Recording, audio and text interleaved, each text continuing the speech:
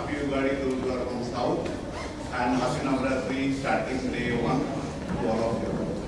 How many of you have started keeping first November? कोई नहीं है? ठीक है.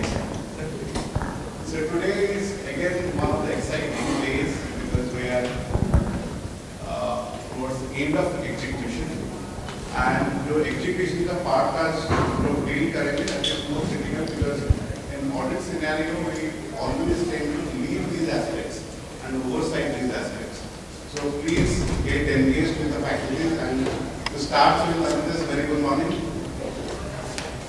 We have Anchal with us today from Delhi with 20 years of experience with 3 big 6 firms, be it Deloitte, EY, and it's been a fantastic trainer with respect to index and assurance, a member of WSB and ISB, and he's been known pan-India for his insightful training. So please do take benefit of him. And today as the structuring of sale, he is there for the full first half today, and tomorrow he will be also with us. So get engaged with him and wishing you a happy learning. And with this, I request office to let's welcome Anchal to the floor. Amit, speak you can good honors. No, after Anchal, Amit is backbone of this division.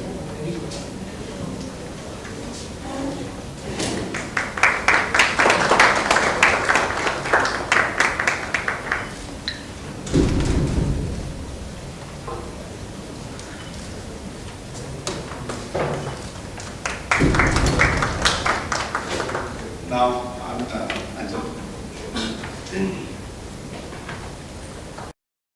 You believe is very important, and that's why you have to go back and replan the thing. Yeah, so this planning, this materiality, all of these things that you do may have to be replanned. So you need to be flexible around it, right? Now, quickly, let's talk about some of the other activities which you covered on day 2, other than this planning materiality. Documentation, okay, what else? Testing the controls. Sorry? Sampling. Sampling, okay, what else? Testing the controls. Testing the controls, okay. Confirmations, very good. So let's talk about documentation. Now, in terms of documentation, can you tell me what do you mean by documentation? Audit evidence. Audit evidence means what? Preparing of the work papers. On the basis of which we formed our opinion and the opinion which we formed. Okay, what else? Maintaining our audit work papers. So what do you mean by maintaining the audit work papers? Means the documentation should be done like that. If the other experienced persons just see that documentation, they understand what we are going through and what results we have found during the audit. What if you don't do that? Then the other person may not find if after some time or after the audit or after the financial year has been end, if someone finds that something is wrong or some documents need to be found. Let's suppose you are able to explain to that other person everything. You have everything in your mind. Then what is the problem? Sir, it should be written. It should be written somewhere. It should be written somewhere. Okay, what if you don't write something? Or what if you don't write? Is it possible for you to write everything when you go to the engagement? Okay, do you have so much time? Let's talk about it practically. Yeah?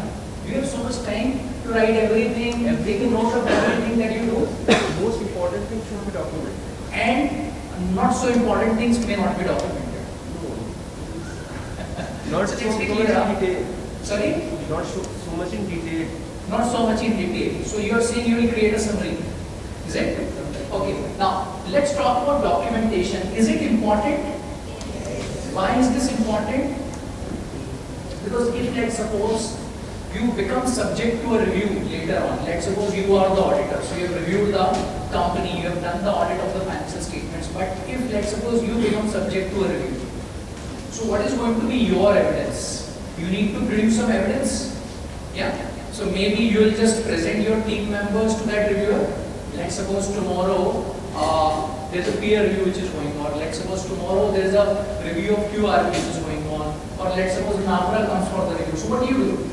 That is where this documentation becomes all the more important. Right? So there is a rule that if something is not documented, that is considered as not done. Okay, so let's suppose you have done the audit thoroughly. There is nothing you have left out. But everything is not documented, so that will be considered as if it's not done. So you keep explaining that doesn't work. Okay, so that's why this documentation is very important. Right? Okay? Yeah. Now, quickly let's touch upon this confirmation also. I think confirmation is a very important procedure. So can you tell me the areas in the financial statements where you believe confirmation is required? Loans, Sorry? Loans, debtors, bank balance, creditors, bank balances, investments. Okay? Is there anything left out? Any area? So printing and stationery expense you will send confirmation. balance sheet item. Terms and conditions. If it is suspicious. Okay? Terms and conditions. What do you mean by that? Terms of loan. Means the loans. Okay? What else? Maybe the balance sheet items are covered in the confirmation. Sorry? Maybe the balance sheet items are covered in the confirmation. No, but which balance sheet items? The Some of balance, those items you have told me. Is there any other item wherein you will go for confirmations generally? I am talking about some of the areas wherein you will go for this confirmation generally. Sorry? Not like the third party. Legal expenses. So in case of legal expenses, what do you obtain? From the legal attorneys, right? In terms of ensuring that all the legal claims are taken care of by the company and they are brought to the knowledge of the auditors, right? Okay, very good. So now, I think with this, we'll just move on to some of the areas for today. And with this confirmation only, I think which is going to be quite relevant for the purposes of our discussion. So I'll just start with this term contingent liability. I think you are familiar with this. There is no financial statement you will generally find without this term contingent liability. So can you help me understand what is a contingent liability? What do you mean by that? it may occur in future or may not occur. Okay. If you can just explain this. What is a contingent liability? For example, some litigation is going on. Okay. The order is making. Right. It may or may not be in our favor. Right. So it is in our favor, so there will be no liability. Right. If it is not in our favor, there will be a liability which Okay. we apply. We have to pay the demand and like whatever. Okay. What else? That will affect the financial statement in a major way, in case the profitability is affected. No, so how will the contingent liability impact the profitability of the company? For example, it is a liability which has to be paid. Right. It is not fixed right now that we have to pay or we don't have to pay. Right. For example, any demand from the government. Yes. For example, some cases there on you. Mm. So notice is issued. Mm. It's not final yet. So Right. in case it may offer, it is a major amount, for example, 5 crores, 10 crores, whatever it is material for the government. Right. So the stakeholder must be aware of it. Okay. Anyone else? Yes. The various contingent liability means any types of liability raised by the concerned department, just like income tax, GST, NCLT, whatever it is. Okay. But against that liability, the company has not acknowledged and accept that liability. Against that liability, company file an appeal, any legal action is taken on that. That's why that liabilities depend on the future events that occur or not occur and how many occur. This is the types of contingent liability. Okay. Very good. Anyone else? Yes. A potential liability which may or not Okay. Which may not hold true at times. Is it? sorry, I'm saying which may not hold true in terms of its outcome, in terms of the obligation on the part of the company. Is it? that's right, yeah. It's like a possible obligation that may arise depending on a future uncertain event. Correct. Very good. So now, in terms of contingent liability, so if you look at the requirements of the accounting standard as well. So can you tell me which accounting standard deals with this? I'm not talking about auditing standard, I'm talking about accounting standard right now. 29. AS 29. Okay, so AS 29 defines what are contingent liabilities, correct? So generally, as a part of our audit procedure, there is an analysis which an auditor is supposed to do. PPR analysis. You heard about it? It's generally called as PPR analysis, wherein you assess three things: probable, possible, remote. Okay, so that's how you need to put it.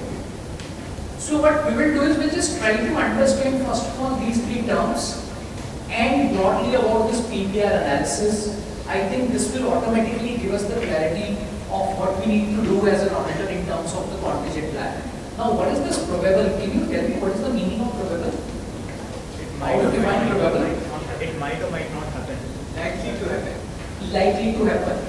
Probable means something which has higher chances of occurrence.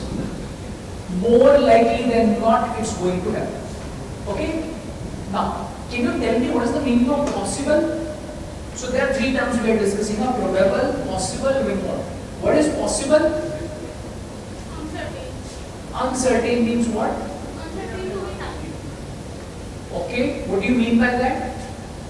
Currently it is not defined whether or whether not it happens. Okay, so when it comes to probable, you may say that the chances of happening of that event or the chances of occurrence are what?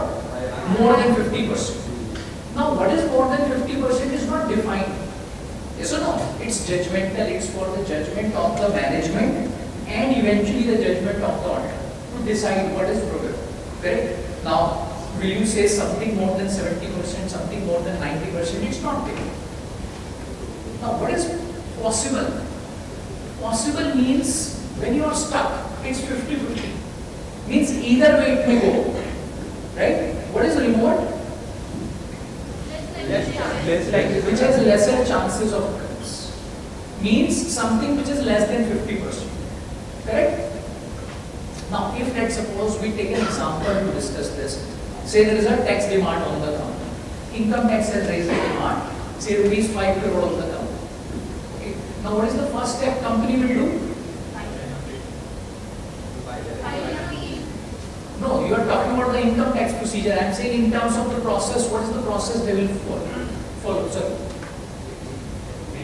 So they will discuss with their in-house tax team, their tax experts, or maybe they will have some external tax experts. That's what they will do. Yeah, they will get into the assessment of this matter. Why this demand has come? What is the legality? What are the merits of the case? Yes or no? That's what the company will do every time. Yes? Now, in some of the cases, the tax experts will say that there are high chances that if the company disputes this demand, the company will lose the case. Yes or no? Yeah? So that means there are greater than 50% chances you are going to lose. Means high chances. Correct? So that's the first thing company will do. They will get into this assessment. They will have discussions. They may be taking some opinions. Now again, depending on the matter which is involved. How complex is that and what are the technicalities which are involved in that matter. Yes? Now in case the chances are higher and if the company believes no, the company is going to lose. So what should they do in such a case? Provide. They should provide for that. Means a provision should be created. Yes or no? Means they need to recognize that in the financial statements. So in case it is probable, what do you do as a management? You provide that. Yes or no?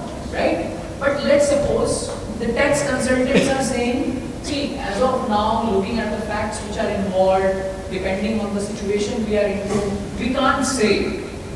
Okay, it may go either way. You may lose, you may win. As of now, it's sort of 50-50. Okay? Yeah? So what do you call that situation as? It's a possible thing. Now in case it's possible, what should the company do? Should they go in for a provision? Tell me. What do they do? They should only give a disclosure. They will not provide, they will not recognize. And what do you call this disclosure as? Contingent liability. Yes or no? That's what we call a contingent liability, right? Which is not recognized in the financial statements. Does it have any P&L impact? No. But it may have some impact in the future which we don't know. So it's only disclosed in the financial statements, right? And what if it's remote? What if the consultants say that there are great chances of you winning the case? What do you do as a company?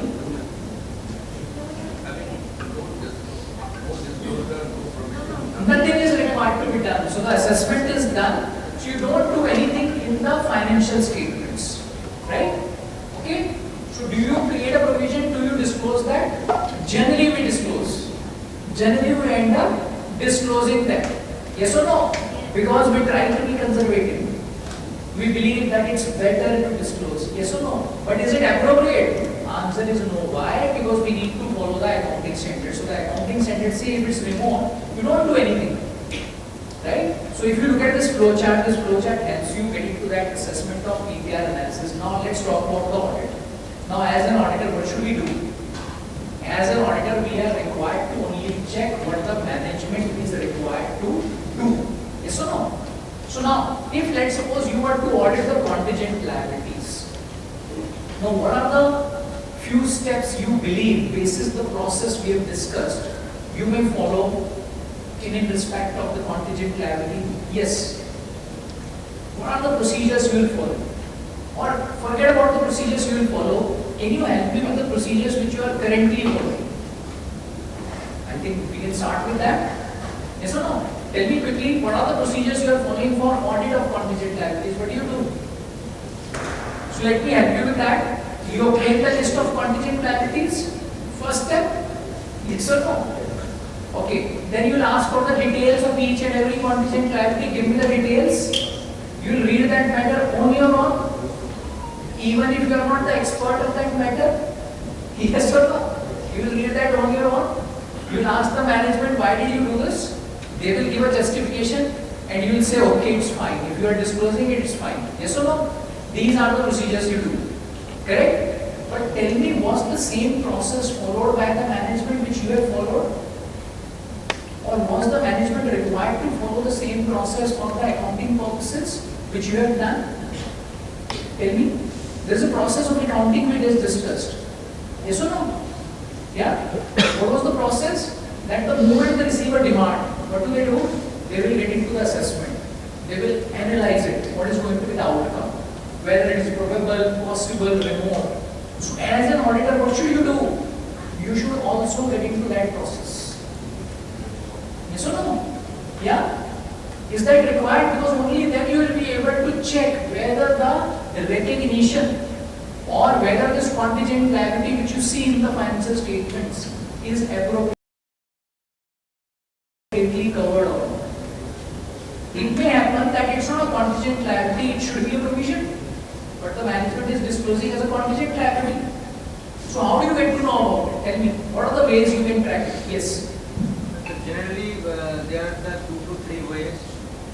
Contingent liability regarding income tax, then go to the IT portal and verify that total the pending cases are there. And second thing is GST also there in the GST portal. And third one is any cases under the NCLT. And go to the portal and they in the portal directly show that total cases are pending, just like High Court, Supreme Court and NCLT are there.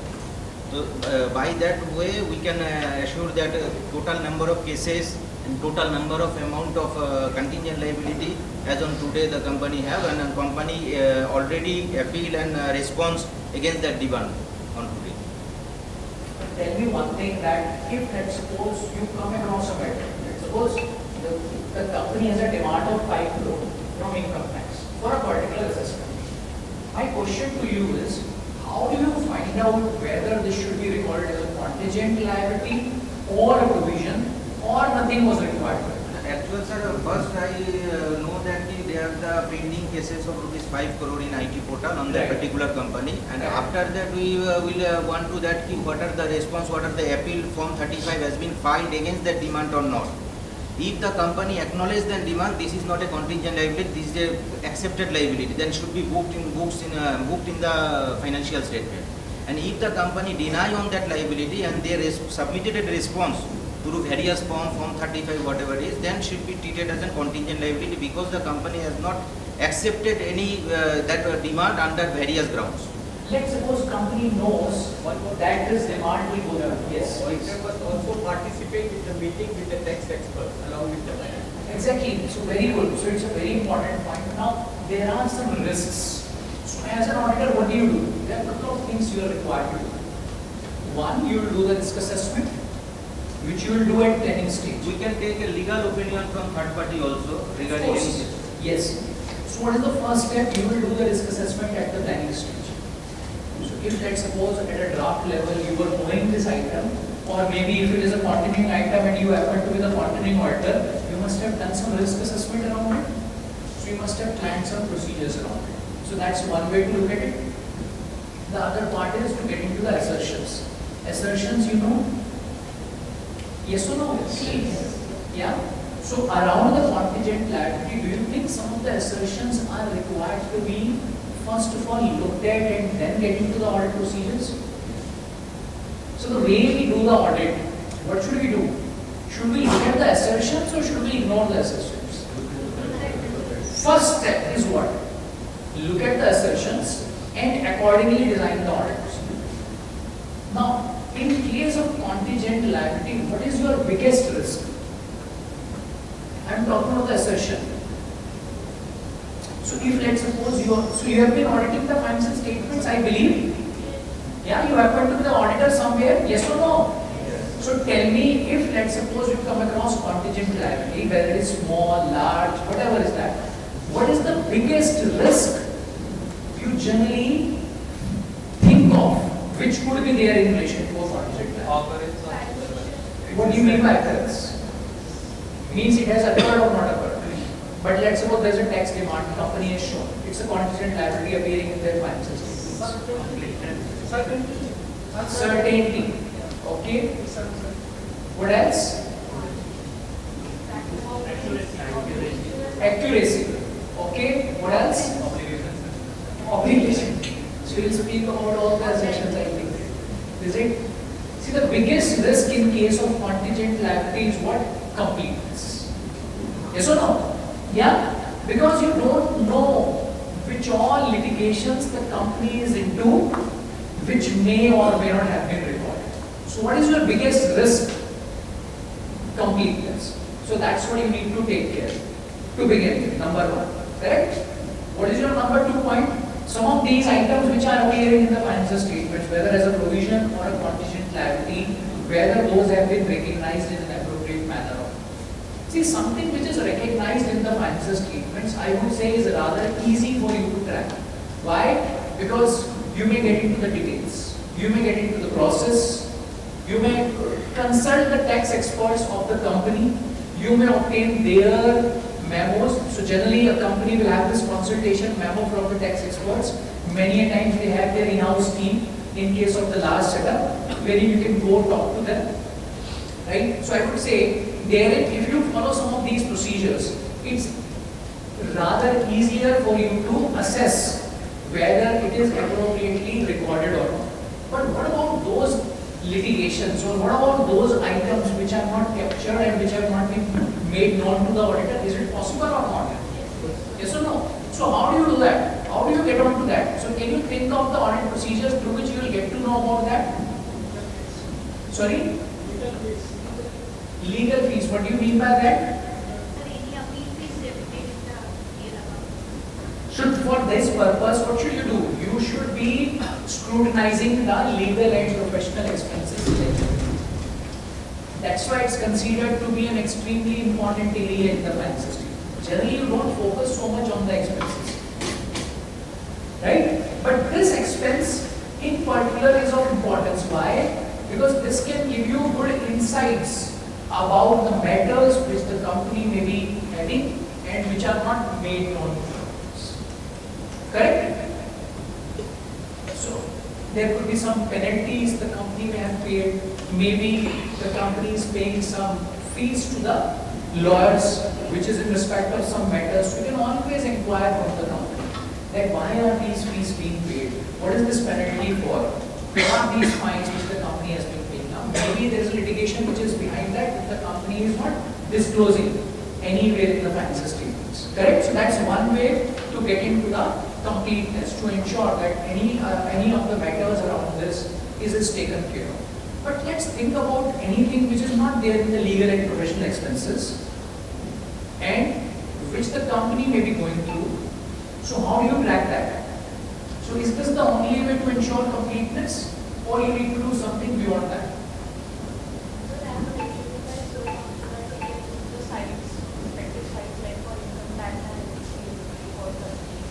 Maybe you have just noticed for this and you have not yet implemented.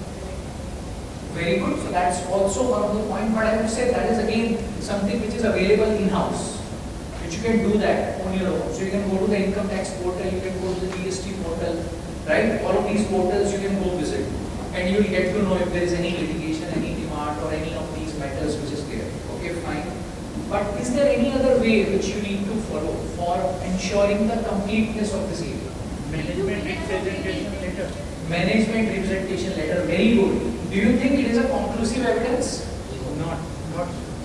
Not so. For our assurance, Sorry? as the auditor, for our assurance, it is a audit evidence for So my. let's suppose I happen to be the CFO of a company and you have a concern as an auditor.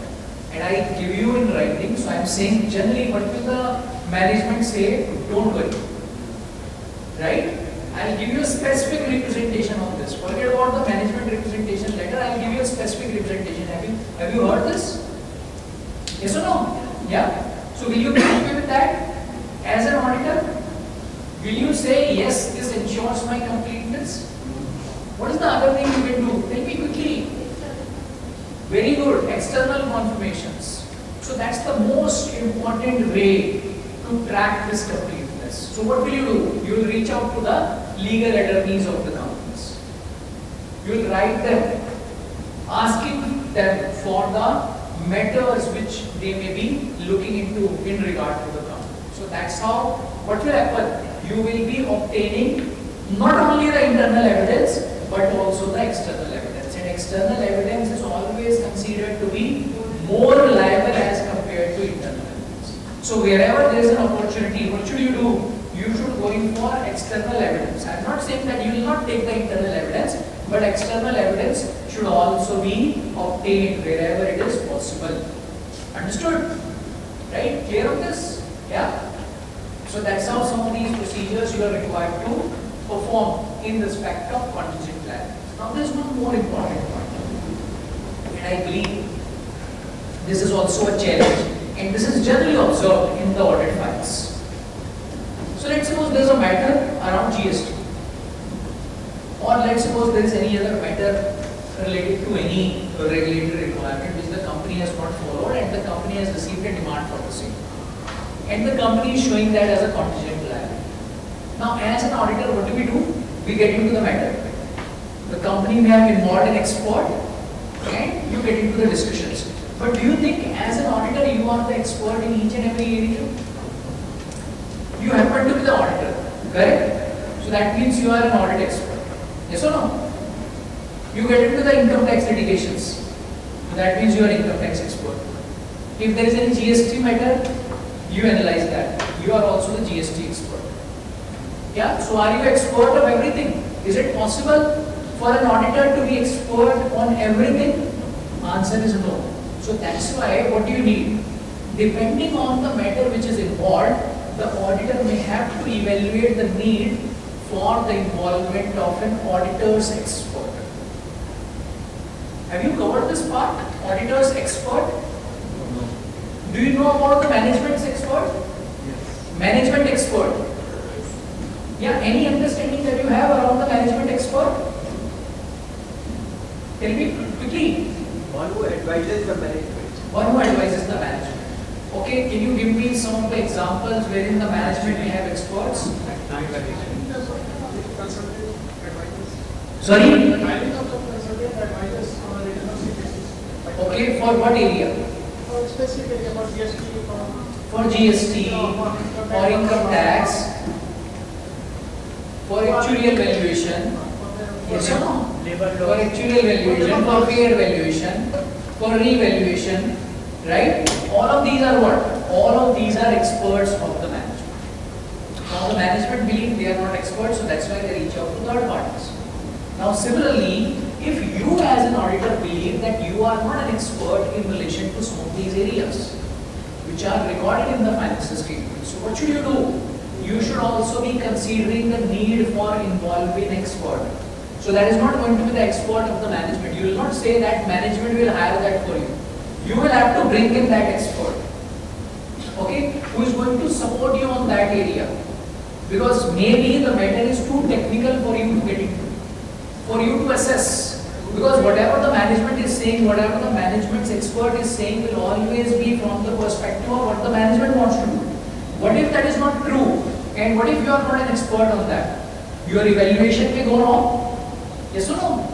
Yeah, so that's where what you need. You need the involvement of an expert from your side as well. Now that again is not mandatory in each and every situation. This is again judgmental. Auditor needs to decide that what are those areas wherein they will need to have an expert in this. Okay? Right? Now we have auditing standard on the use of management's expert. Are you aware of that? So there is a dedicated auditing standard which gives the guidance on how to deal with the expert of the management. Similarly, there is a separate auditing standard which gives you the guidance on how to, where to involve the expert of the audit. Right? Right? Yeah? So, of course, we'll also touch upon that maybe a bit more in detail as we move further.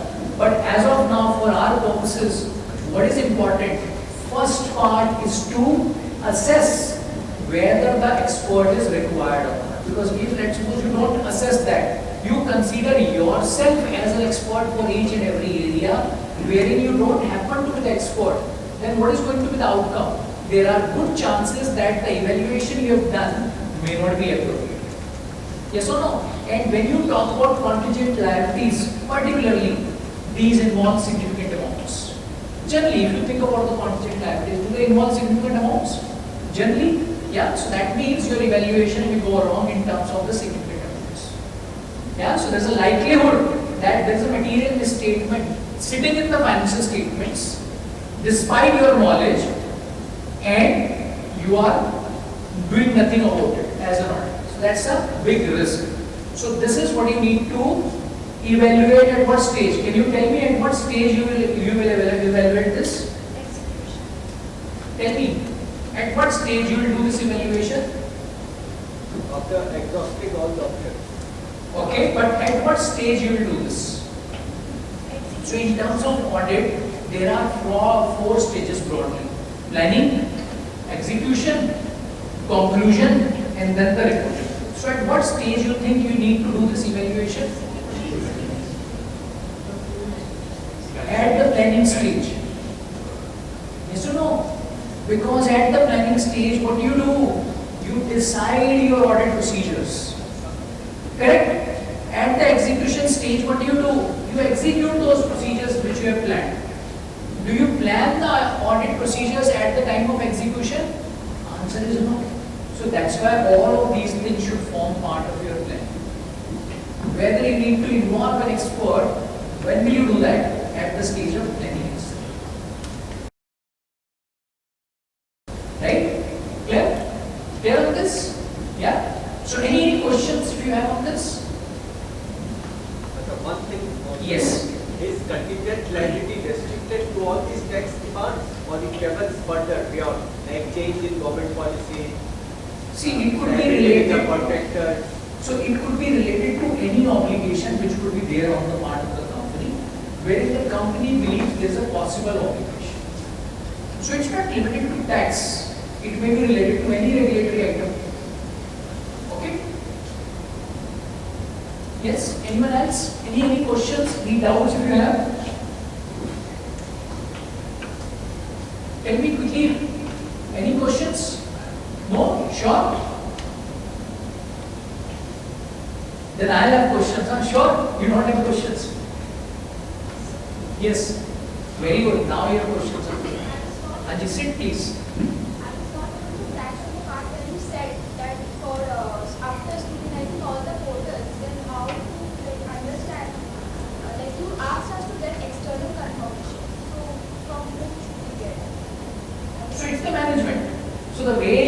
follow the external confirmation procedure for any other item, the same way you will do this for this legal part also. So as a process, what do?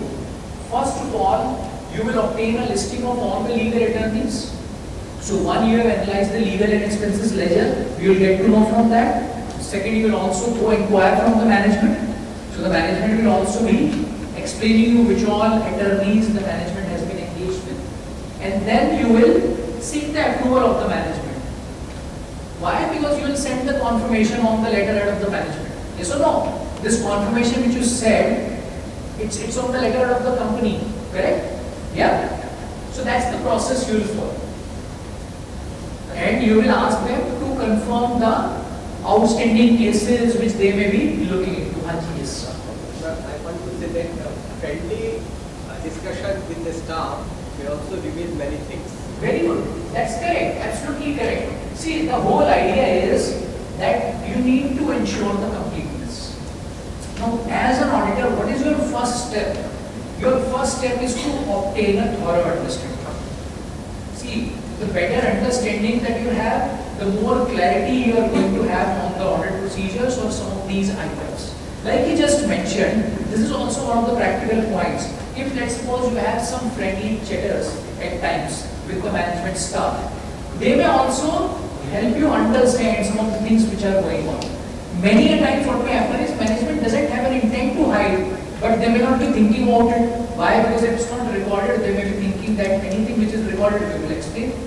What if they miss out on that part? So that's where your discussions, your inquiries also play a very important role. And that is always going to be a step for an auditor. Not only in respect of this area, but also in respect of each and every area.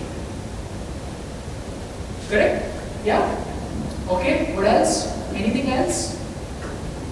Any questions on this? Yes.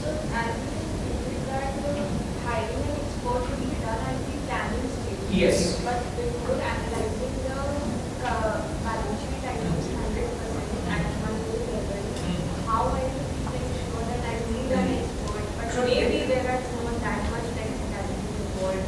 A court order will be sufficient for me to read it out and read and interpret the. So I think that's a very valid point she has made. Have you got the query? Yeah. So she is saying that you mentioned that this involvement of an expert should be done at the planning stage.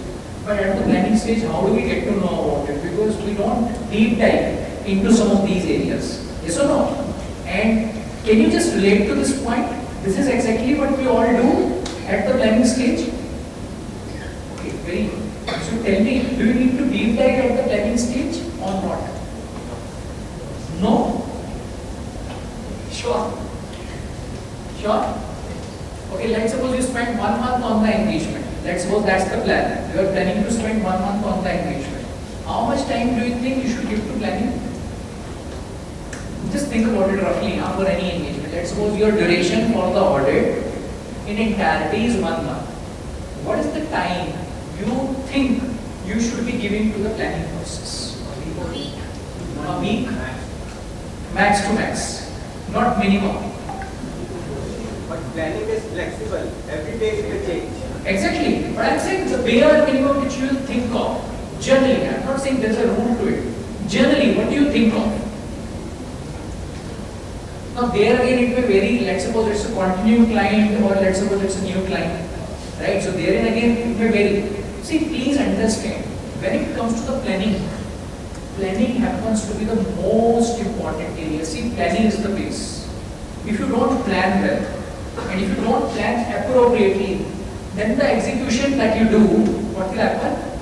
You may either do that in an inefficient manner, that may become ineffective, or you may come across challenges at the time of execution like she just mentioned. Because you have not done this at the time of planning, so that's why what will you do? You will be sort of planning that during the execution stage. So ideally, what should you do? You should ensure that each and every such area, which is of any importance to you as an auditor, is taken care of at the planning stage. So that's why a significant time of the entire audit process should always be devoted to planning. The more and more time that you spend on the planning, the lesser you will be required to spend on the execution generally. Okay. Now, there are a couple of points, or you can say there are a couple of situations you may have. One, maybe at the time of planning you were not aware of this matter. Why? Because generally you have this draft set of financial statements, the management didn't tell you about it. See, therein this point is understood because you didn't know about it at the planning stage, you got to know about it at the execution stage, so that's why you are planning it at the point when you get to know about it. But what if this information was available to you? What if this information you have obtained at the time of planning stage? So that means that is something you have missed out at the time of planning, which is not appropriate. Okay? So planning is something where you need to deep dive. How do you do the risk assessment if you don't deep dive? Tell me. Understanding of the entity. Do you think it is important? Yes or no? So what do you mean by understanding of the entity? You just read the name of the company, check the turnover and the profit, what is the business, that's it? No. You need to obtain a thorough understanding of the company. Yeah? Clear on this? Because the deeper you understand the company, the deeper you understand the business, the more appropriate your audit procedures are going to be. Because please understand the situation. If you don't know about the company, if you don't know about the process, how will you plan the audit procedure? For example, if you don't know there is a contingent liability or there is a tax demand, will you be able to plan the audit procedure? Will you be able to plan that I can work on this or I need an expert to work on this? Will you be able to plan? No. So that's where you need the understanding. So can you now understand the importance of planning? Yes or no? Yeah. So audit as a process is interlinked. This planning, execution, conclusion, all of these are interlinked to each other. And of course, this keeps changing at every point of time depending on the information that you come across, which you may not be knowing in the past periods at times. But when it comes to a continuing engagement, I think therein the information is generally available to governments. They know about it. Generally they know about it. Or if you do the management inquiries in an appropriate manner at the planning stage, the management will inform you about all of these things. Until unless there is something which they are not informed, which you will get to know maybe through the external confirmations or maybe through the checking of these portals, etc. At times management is not even aware of that. So you go and tell them that, see, look at the portal, there is a tax demand which is there. Yes or no? It happens. Correct? Right? Okay. Anything else on this contingent liability? In subsequent years, but there is no contingent liability, then loan has to be repaid in the event. So if you believe that there is a contingent liability, the company which has shown, say in the financial year 25-26, let's suppose next year, you have done this re-evaluation. It is judgmental, so you will re-evaluate every year. Management has done that, you have also done that. If you believe no, it's going to be removed. So what do? You take it out. You take it out. Yeah. But your assessment has to be there. Now for this assessment, now please understand contingent liability is what? It's nothing but a kind of estimate. Your judgment is involved. In fact, a significant judgment is involved.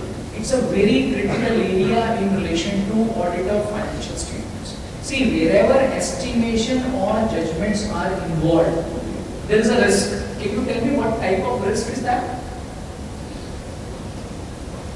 Tell me. Manipulation is possible. Yes or no? Manipulation is possible. Because wherever the judgment is involved, wherein the answer is not right or wrong, you need to apply your judgment when it comes to a contingent liability. Okay? So maybe there is a thin line between recording a provision and disclosing a contingent liability.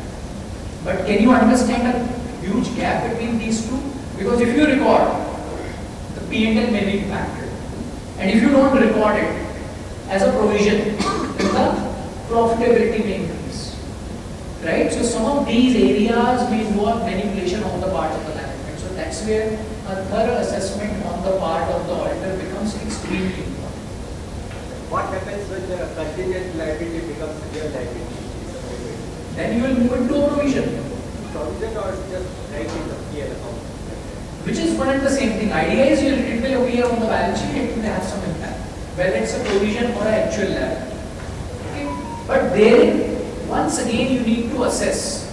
If let's suppose you are moving something from a contingent Why was it not done in the previous year? A question may arise. Was there an error which the company had made in the previous years? Yes or no? Yeah. So that sort of assessment you are required at every point of time, and you need to be careful about it. Because that will put a question mark on the audit procedures as well. Because that could be an error. So how do you take care of that error? Means your evaluation or at times your audit assessment has not been done in an appropriate way, which will put a question mark on the audit itself. Correct? Clear? Yeah? Any questions on this? No? Sure? Right? Okay, so then I think you have got some material around some of the topics for today. Do you have access to that? You can just quickly open the document around the contingent liability. I don't want you to work on this, but at least you can just quickly flip through that.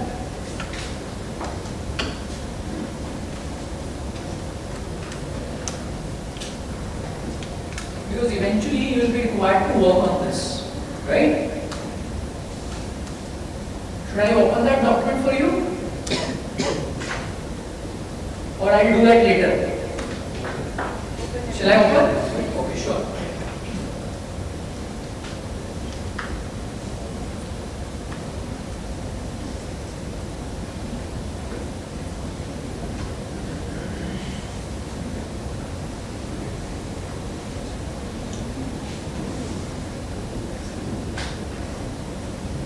Okay, so if you look at this file, now in this file, what do you find? We have this small document which talks about the contingent liabilities. So first of all, what do you do? First of all, you will give the nature, means you will give the explanation of what this item is. Then the management procedure. Now, do you understand what is going to be the management procedure for this? What is the process they will follow? Yes or no? Then, movement in the contingent liabilities. So some of the liabilities may move to provisions, some of them may be contingent, in some of the cases amount may have changed, so what are the reasons for that? So that is something you need to track. Correct? Clear? So I think it's a brief document, but on the top of it, I would request you to add some of the procedures that we have discussed today. So can you now quickly tell me what are the procedures you will add here? Tell me, as an auditor, external confirmations, very important. For what assertion? Completeness. What is the other thing you will do? Assessment of the matter, whether it should be a contingent liability or something else, right? Which you may do on your own, wherein you may involve the expert of the management, or you may involve the expert from your side. Correct? Right? Okay. Next, I think we can now move on to another very important area, and that is about using the work of internal auditor. So as an auditor, as a statutory auditor, so we are not moving on to internal audit. As a statutory auditor, to begin with, if you just help me understand, if let's suppose company has this internal audit process going on, let's suppose they have an internal audit, and let's suppose internal auditor is looking into some areas, say procurement, internal auditor is looking, right? And let's suppose litigations, he is looking into. Let's suppose payroll. So these are the three areas company has assigned. So generally, what will the company do? Each year or each quarter, company will designate some areas to be covered by the internal audit. And in case of some of the small companies, medium-sized companies, internal auditor may be covering everything. Yeah. So tell me one thing. If let's suppose internal auditor is already reviewing some of the areas,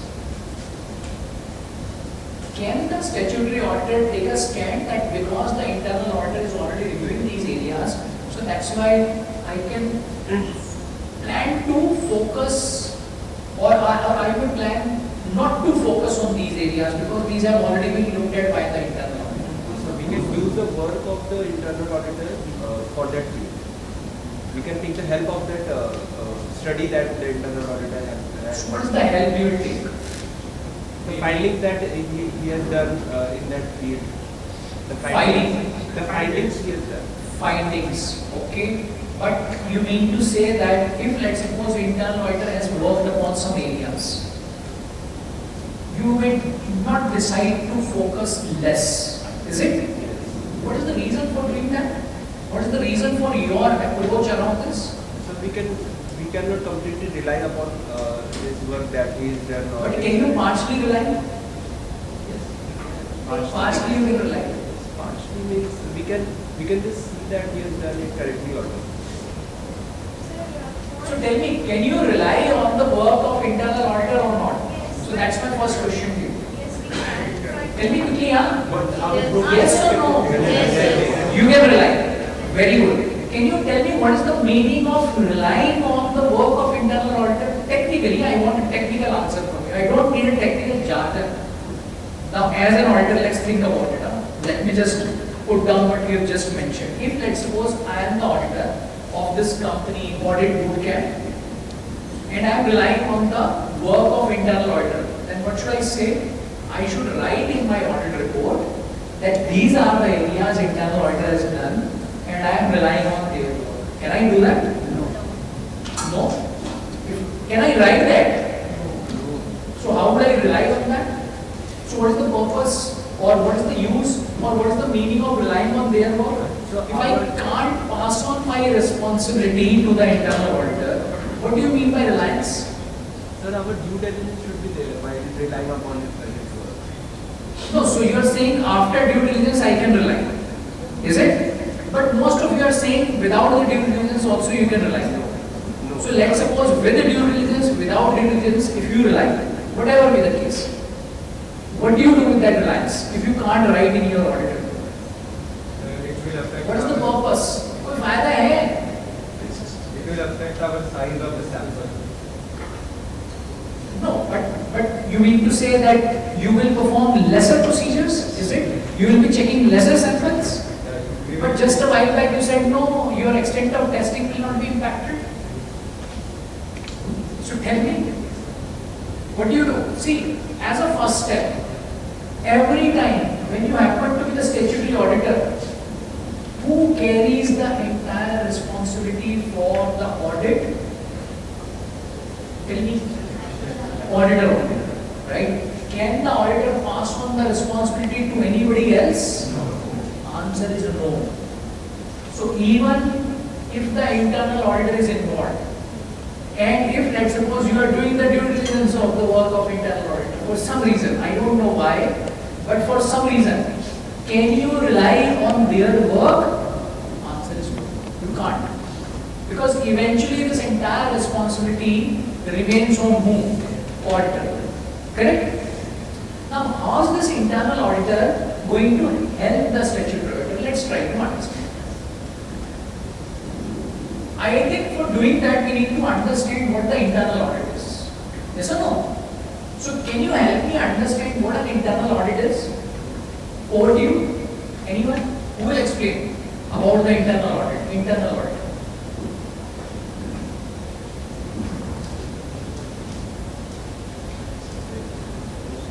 Yes, tell me.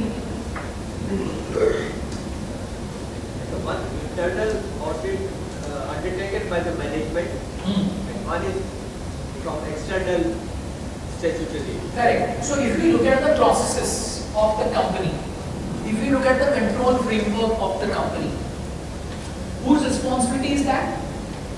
Management, board of directors. And for doing that, board of directors or the company or the TCWG may be engaging the internal auditor. Now, internal auditor again could be of two types. One is which is in-house, which is internal auditor, and second is wherein a third party is hired, which is external internal auditor. Correct? Now, what is the role played by the internal auditor? He is supporting the management in terms of review with the processes. So basically, he is nothing but a kind of reviewer. Reviewer in terms of the processes, the control framework which is there,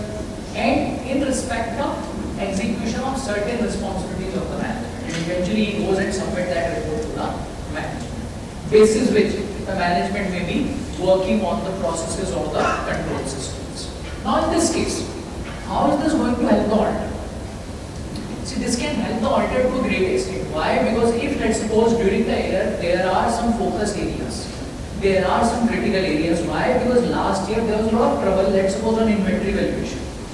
Let's suppose payroll was a concern for the audit team. There were a lot of errors. In terms of the process, the controls were missing.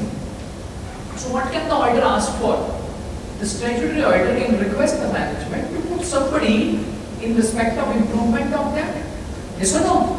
Yeah, that's where the management will be engaging the internal auditor. That's where the management may ask the internal auditor to focus more on those areas.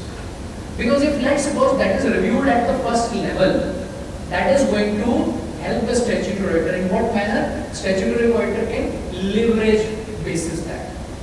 Idea is what? He can leverage basis that. Yes or no? Correct? So some of the findings which the internal auditor will have can always be looked at by the statutory auditor. He may decide to deep dive in some of the areas which the internal auditor has looked into, again basis the findings of the internal auditor.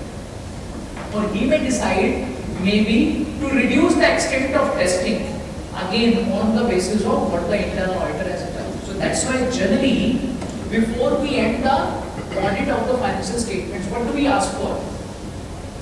Reports of the internal auditors. Do we ask for that or not? Right? Now tell me one thing, when you talk about the internal auditor is involved in the processes of the company. So he is reviewing the process of the company. But as an auditor, what is going to be our scoping area? Anything which impacts the financial report. Yes or no? Can we say the similar thing for the internal auditor? No. Because if there is anything related to the operations which may not have any impact on the financial statements, we may be looking into it.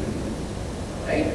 So that's why when we get into the internal audit reports, what do we focus? Anything which may have any financial impact on the financial statements, that is going to be our focus area. Right?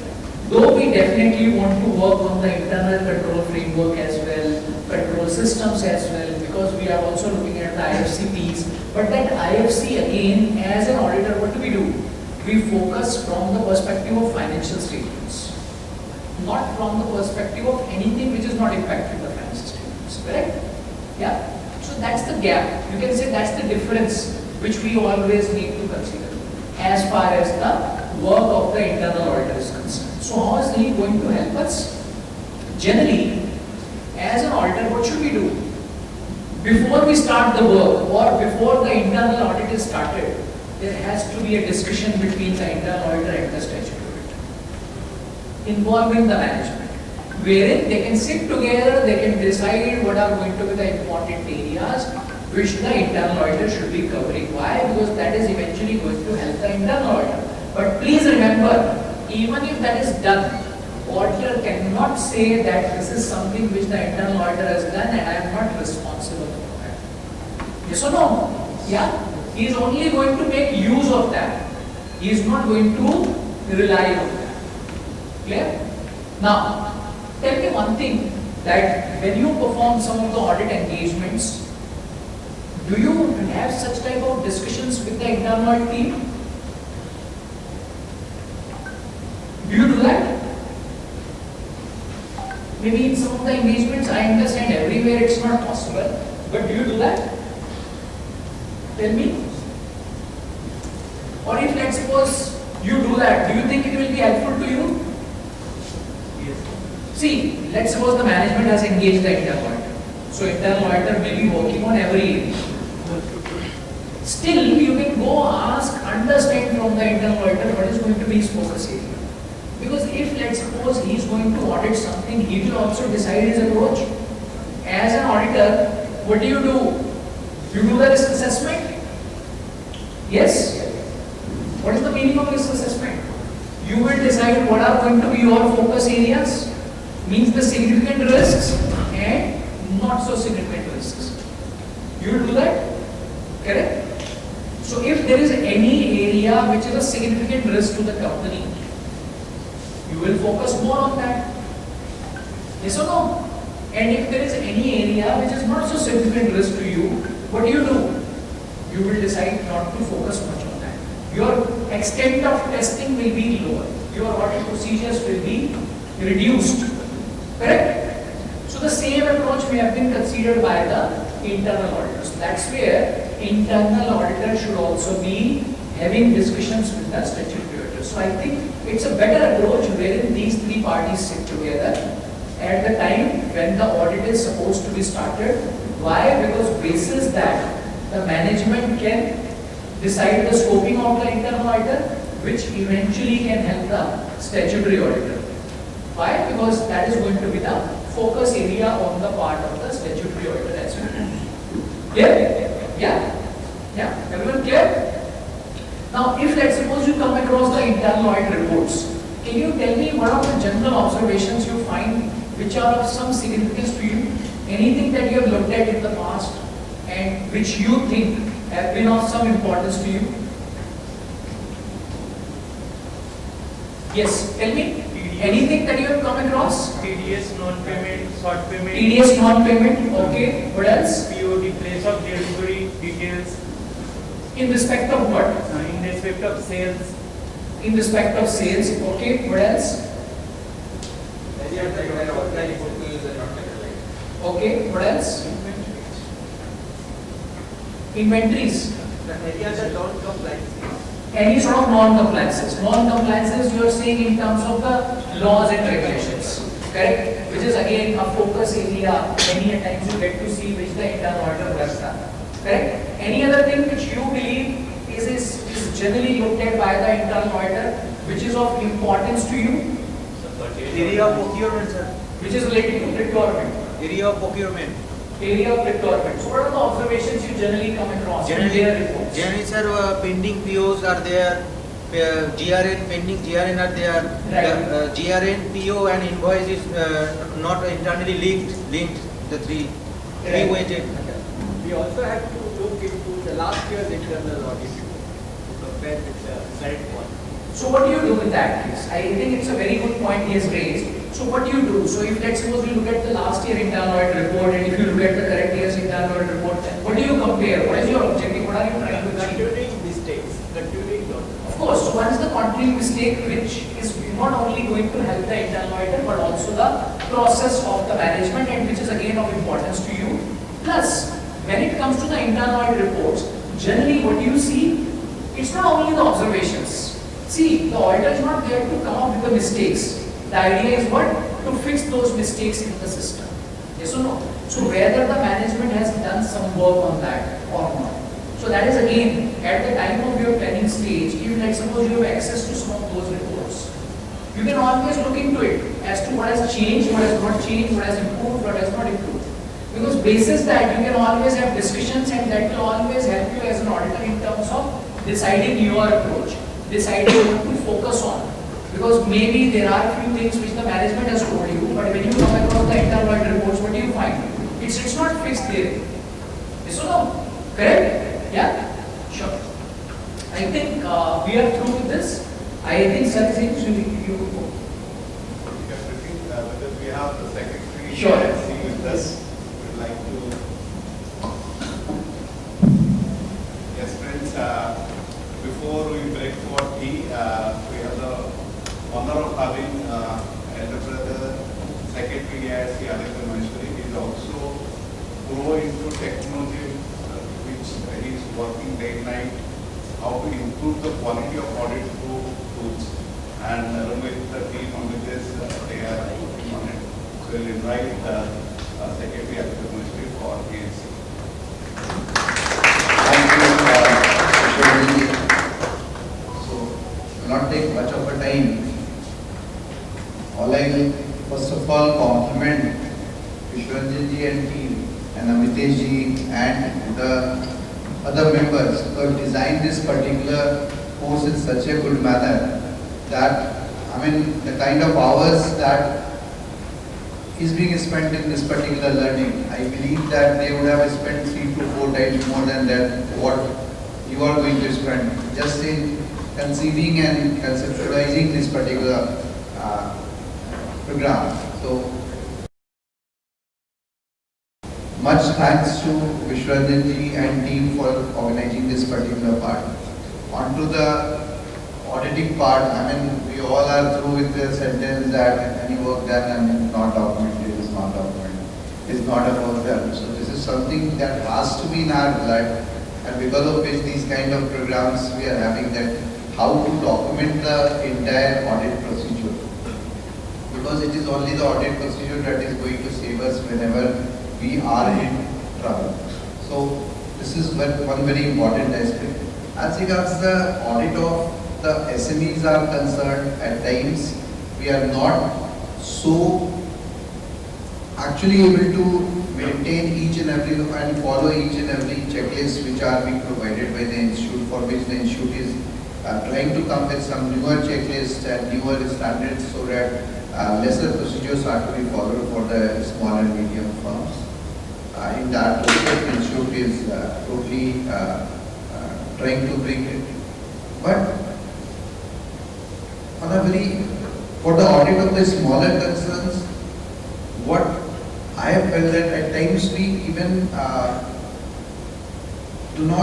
we miss out in email etiquettes, whom to send, whom to CC, at times whom to BCC.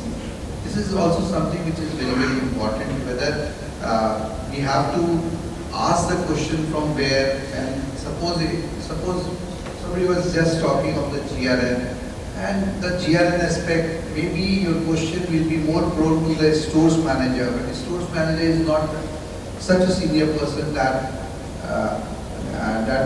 will be able to handle the kind of query which an auditor may ask. So in that particular scenario, should we only ask it from the stores manager, or should we write it to the senior persons also? So at the time of the planning stage, at the time of the documentation stage, we need to take note of the email etiquettes that we need to follow through.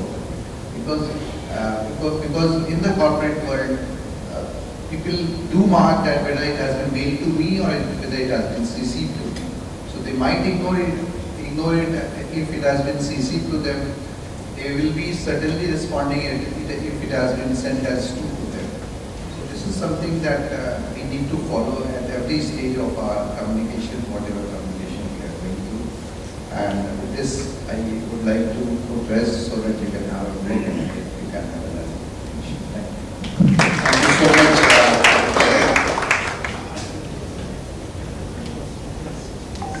So we'll take a quick break for tea and coffee and again come back to the class. Thank you so much.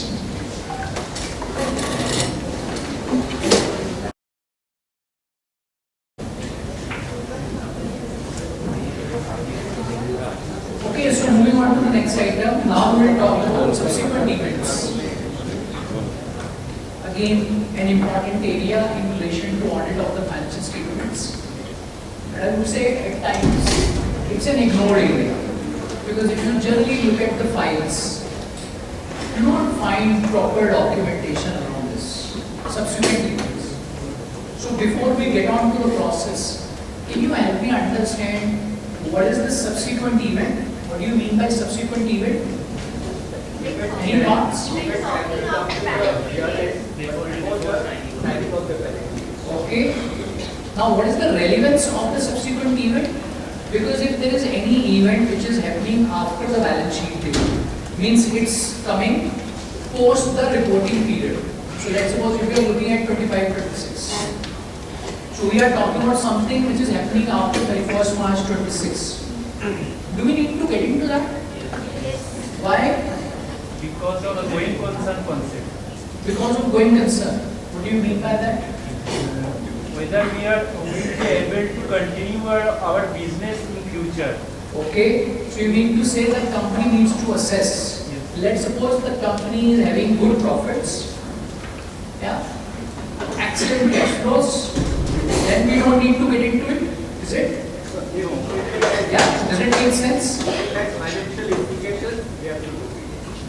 What do you mean by that? Say, if the phone or anything gets burnt by fire. Right. Huge amounts is lost, destroyed. Right. Like policy changes. Okay. So I think before we get on to the auditing standard, we can talk about accounting standard here.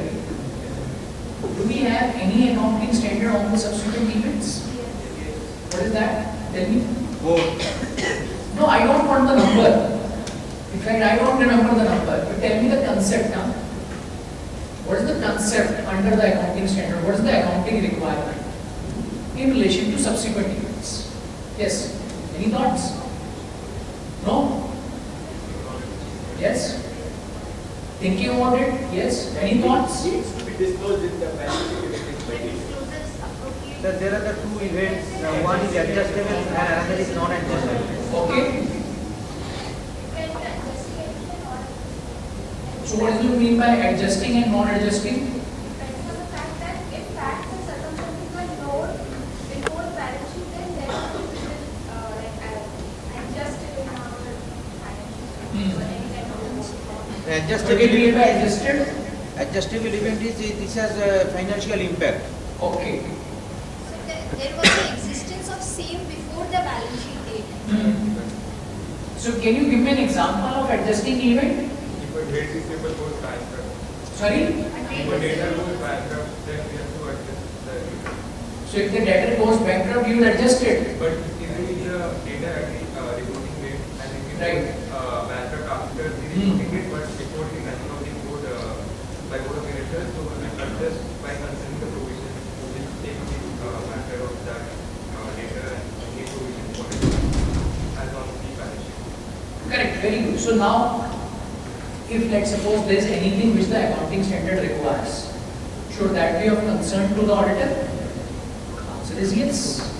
Yes or no? Because if the accounting is required to be done in relation to any event which occurs after the balance sheet date, management will be required to record that in the financial statements for the reporting year itself. So as an auditor, what do you need to do? You need to ensure whether it's been done or not. That's your job, yes or no? What else are you checking? You are checking whether the management has done what was required to be done or not. Okay. So the first thing is, you will focus on this adjusting or non-adjusting events. But tell me one thing, that if let's suppose you understand about adjusting event, non-adjusting event, how do you get into that? How do you check? How do you verify that? What are the procedures you will follow to find out these adjusting or non-adjusting events? Some conditions need to be existing on the balance sheet date. Then Tell me the audit procedure. I have understood the concept, which you have nicely explained. Now tell me the audit procedure. Now I have moved on to the auditing standard. So we also have an auditing standard on this. So tell me what is the audit procedures you will follow for the subsequent events in relation to adjusting and non-adjusting events both. So tell me what is going to be your concern as an auditor. Forget about the procedure. Let's suppose if you are the auditor of the company, what is going to be your concern in relation to this area? Tell me what is the risk you will have. Any risk? So risk assessment you do or not do? so that transition, So what is the risk assessment you will do? the transition was not related to that financial year, and it was considered in that financial year even if it was not. So you mean to say that there may be some events which have occurred after the balance sheet date, But it which could be adjusting in nature, but those have not been recorded by the company in the financial statements of reporting year. Yes or no? It's a possibility. It's a risk. Yes or no? Yeah. So when do you assess that? At the time of risk assessment. Correct? Similarly, there could be an event which is non-adjusting in nature. Now, what is the accounting treatment of non-adjusting events? Do you record that in the financial statements of the reporting year? No, you disclose it. So at least a disclosure is required. Yeah, so maybe a disclosure for that event has not been given by the company. So it's a risk. Yeah, so to begin with, what do? You do the risk assessment, so it's a risk, you have assessed. Now just think about the audit procedures which you may follow to take care of this risk. Just think about it. How will you be able to address to the risk. What are the procedures you can do? Very good. So what is the first step you will do? Inquiries. That's a very important step. Now who do you inquire is again very important. Do you go and inquire the accountant? Management. That's what you do most of the time. Yes or no? Right? So who do you need to inquire? Tell me. That is again a very important part. So the inquiries are good, but you need to understand where do you go where are your inquiries directed. Correct? So who should you inquire for this? TCWG, straight away you go meet the directors. Then? Sorry? So, of course, you go to the department. So, let's suppose this is the department, it's the sales department. So, you go meet anybody. So, it's the sales department of a company. Around 80 persons are sitting there. So, tell me, where do you go? Who do you meet? CFO. Very good. See, it's the management that you need to discuss. Of course, I'm not saying that you will not discuss, inquire with the accountant or the finance team. Of course, you will do that. But it's important to engage the management, to have those inquiries from the management. Okay? The senior level has to get involved in terms of the inquiries that you make. Your inquiries should not be limited to the accountant. Generally, what do you do when you start the audit, when you end the audit, there is only one person you are interacting with. Who is that? Accountant. That's it? Yes or no? But how do you know that accountant understands each and everything? Maybe he doesn't know about some of the things. Will he be able to tell you? Idea is not to hide. But if he doesn't know anything, he will be able to tell you. No. Maybe the management knows about it. The accountant doesn't know. So it's important you go ask them. Okay? Right? So inquiries is one. What else will you do? Let's suppose you have done the inquiries and they are saying there is nothing. Now what do you do? What is the next step? What is the other procedure you will follow? Review minutes of meeting. Sorry? Next year accounts can be reviewed or. But for the current year accounts are not prepared. How will you go ask them for the next year? Do you get the accounts for the current year? No. Till the time you don't sign off, your accounts are not ready. Yes or no? So you are saying trial balance or maybe the books of accounts you will review. So what do you look into that? Quarterly statement review. Means what do you review? Everything. If it has effect. Correct, very good. So it's a very important procedure which is called as review of the books of accounts for the subsequent period. Now what is going to be that subsequent period? Let's suppose 31st May is the date when the financial statements will be approved. So from 1st April to 31st May, you need to pick up the ledgers which you believe are important for your purposes, which you need to review. Now what is going to be your review? Does it mean it's a full-blown audit? So does it mean that instead of auditing 12 months, now you will be auditing 14 months? The answer is no. So that is what you need to assess. That will again be dependent on your understanding of the business, your understanding of the entity, as to which all areas are going to be the one that you focus on in terms of this review for the subsequent period. Okay, what are the ledgers? So it's all about ledger scrutiny largely. So it's not about testing of each and every information there. It's about the ledger scrutiny, wherein you are trying to look at something which may be belonging to the reporting year, but which has not been covered by the company. And you are again looking at the significant items. Yes or no? Because if you talk about some of these adjusting items, so you will be focusing only on the significant items. It's not about each and every transaction that you need to look into. Correct? Other than this, what else do you think is possible on the part of the auditor to look into? To take care of this? So you have done the inquiries, okay, you have done the scrutiny for the subsequent period. What is the other thing you can do?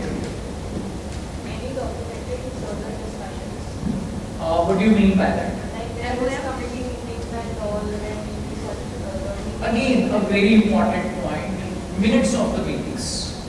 That will also give a good insight to the auditor in respect of some of the developments which may have occurred.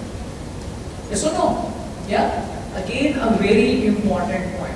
So So if you go through the minutes of the meetings which have taken place during that period, you will come to know about those important events, because generally these are documented. So on the top of your inquiries, on the top of these discussions that you do, you should also be going through some of these important minutes, right? Yeah, so that's how you will be able to ensure that some of these events which have taken place are taken care of. And of course, then you will check whether those are recorded in an appropriate manner or not as per the requirements of accounting standards. So now, we have talked about a period from 31st March to 31st May. 31st May happens to be the date when the audit report is signed off. Okay. Now let's suppose if there is any fact which comes to the knowledge of the auditor after the report is issued pertaining to the reporting year. Do you think as an auditor you need to look into it? Will that form part of your subsequent events procedure or maybe the consideration for the subsequent events?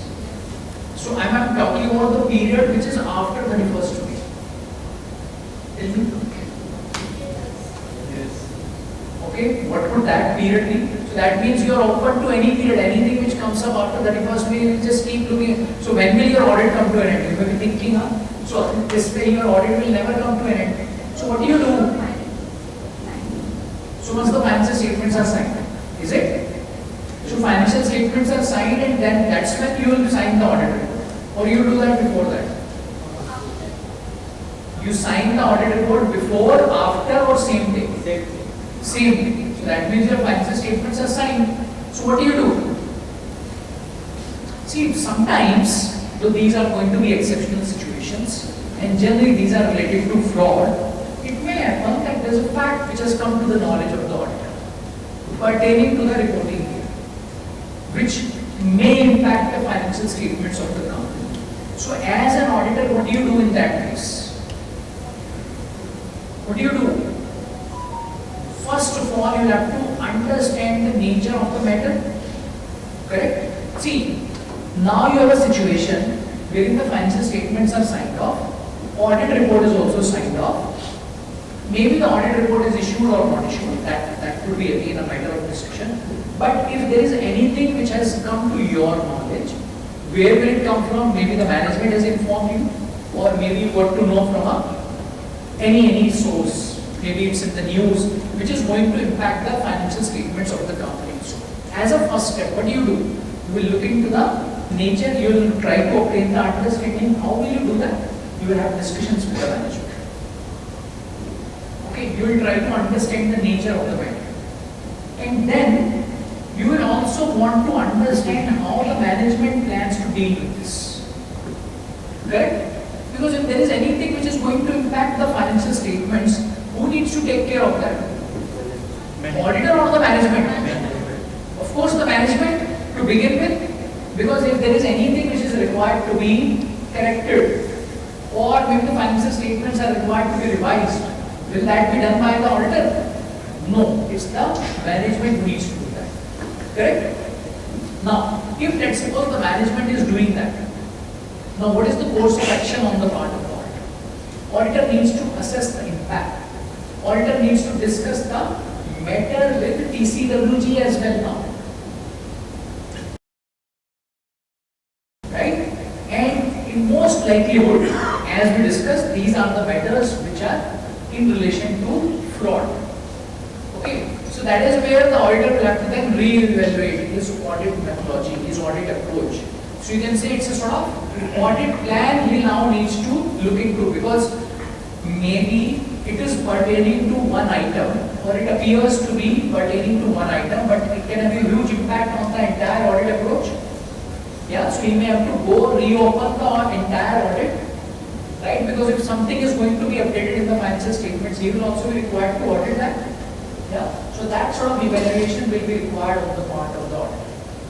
Now, while this process is going on, management is doing the assessment, auditor is doing the assessment, how do you deal with the stakeholders? Because there is a set of financial statements and there is a set of audit report which may have reached the stakeholders in the meantime. Possible or not possible? Yeah. So that's where it's the responsibility of the management to reach out to them. That there is an update or maybe there is some development basis which something new is going to come up. Yes or no? That's important. Otherwise, what will happen? They will be relying on that statement. They will be relying on that information. Will that be appropriate? Answer is no, and that is also the responsibility of the auditor. Why? Because his audit report is also available to the stakeholders. They are also placing reliance on that. If the management doesn't plan to do this, it's the responsibility of the auditor to get this done, or maybe to do that. Because eventually what will happen? Now he will be amending his audit report. He will be coming up with another audit report. And if he comes up with another audit report, let's suppose he does the procedures and financial statements are revised, what will he do? He will be issuing the revised audit report. So in the revised audit report, he needs to make a reference for this. Because actually, there are two audit reports which are available now. So the stakeholder may not know about it. So that's why it becomes the responsibility of the auditor to EOM, to other matter paragraph, to inform them that this is something which they don't need to rely on. This is something which they need to consider. And generally, these are the matters, as I told you, which relate to the fraud, which may have taken place in relation to the company. Okay, for example, ILFS. Remember ILFS? So there was a revision of the financial statements. The financial statements were over, and this entire audit was required to be sort of redone. Because the financial statements will be revised and the audit will also have to be done. Okay, so these are some of the, you can say, extreme situations which you generally don't come across. But as far as the first period is concerned, from your 31st March, means the balance sheet date, up to the date the financial statements are approved, it's a very common period. And that is where this significant consideration is required. Now tell me one thing, do you document the audit of the subsequent period ever? Do you document that? You don't do that. But do you think it's important? Yes, it's important. Can you ignore that? Can you say that this is immaterial, hence we will ignore this? Answer is no. See, up to the date audit report is not signed, if there is any development, it is the responsibility of the auditor to take care of that. Can the auditor say that this was not informed to me or this doesn't pertain to my period, so that's why I have not looked at it? No. So that's why please understand, this is a very important part of the financial statements, which may or may not have been recorded by the company. So that's why it's the responsibility of the auditor to ensure that some of these procedures are done. Anybody who is doing the component audit in terms of the group reporting, generally, when the group audits are going on, okay, when the consolidated financial statements are prepared, some of these component auditors are involved in the audit of the components. Anybody who is working on the component audit? No one? No? Okay. No worries. See, when you do this component audit, therein it's a very common process. Because till the time this audit is not completed, what will the group auditor ask from the component auditor? That any subsequent event which has taken place, have you looked at it? So generally there is a checklist which the group auditor will ask the component auditor to comment upon, to look into any developments, which the group auditor can take care of at the consolidated level. Okay? The same process is required to be followed by any auditor in relation to the financial statements. Understood? Clear on this? Everyone? Yeah? Any questions on this? So can you summarize for me some of the procedures that you will now follow for the audit of the subsequent event? Who will do that? Yes, quickly, can you summarize the audit procedures? Yes. Tell me. What are some of the procedures you will follow for audit of subsequent events?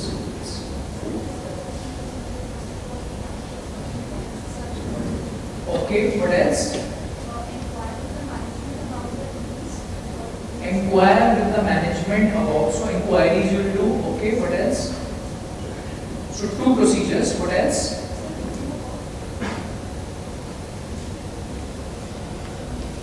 Yes, just press it. Now it works. Perfect. Yes. Review of books of accounts for the subsequent period. So how do you do that?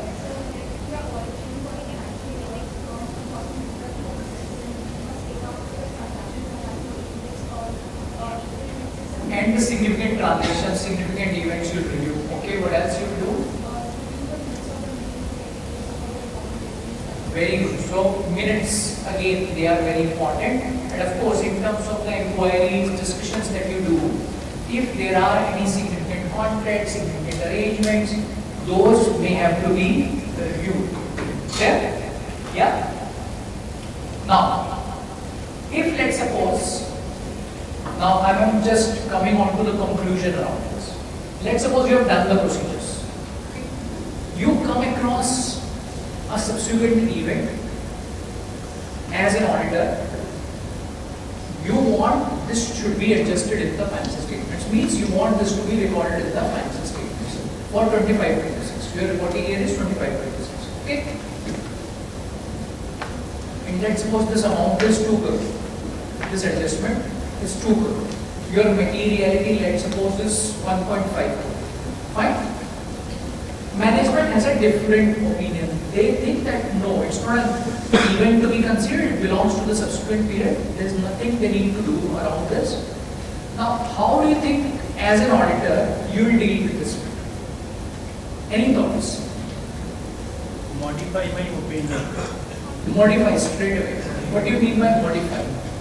You will twist the opinion. What do you mean by modify?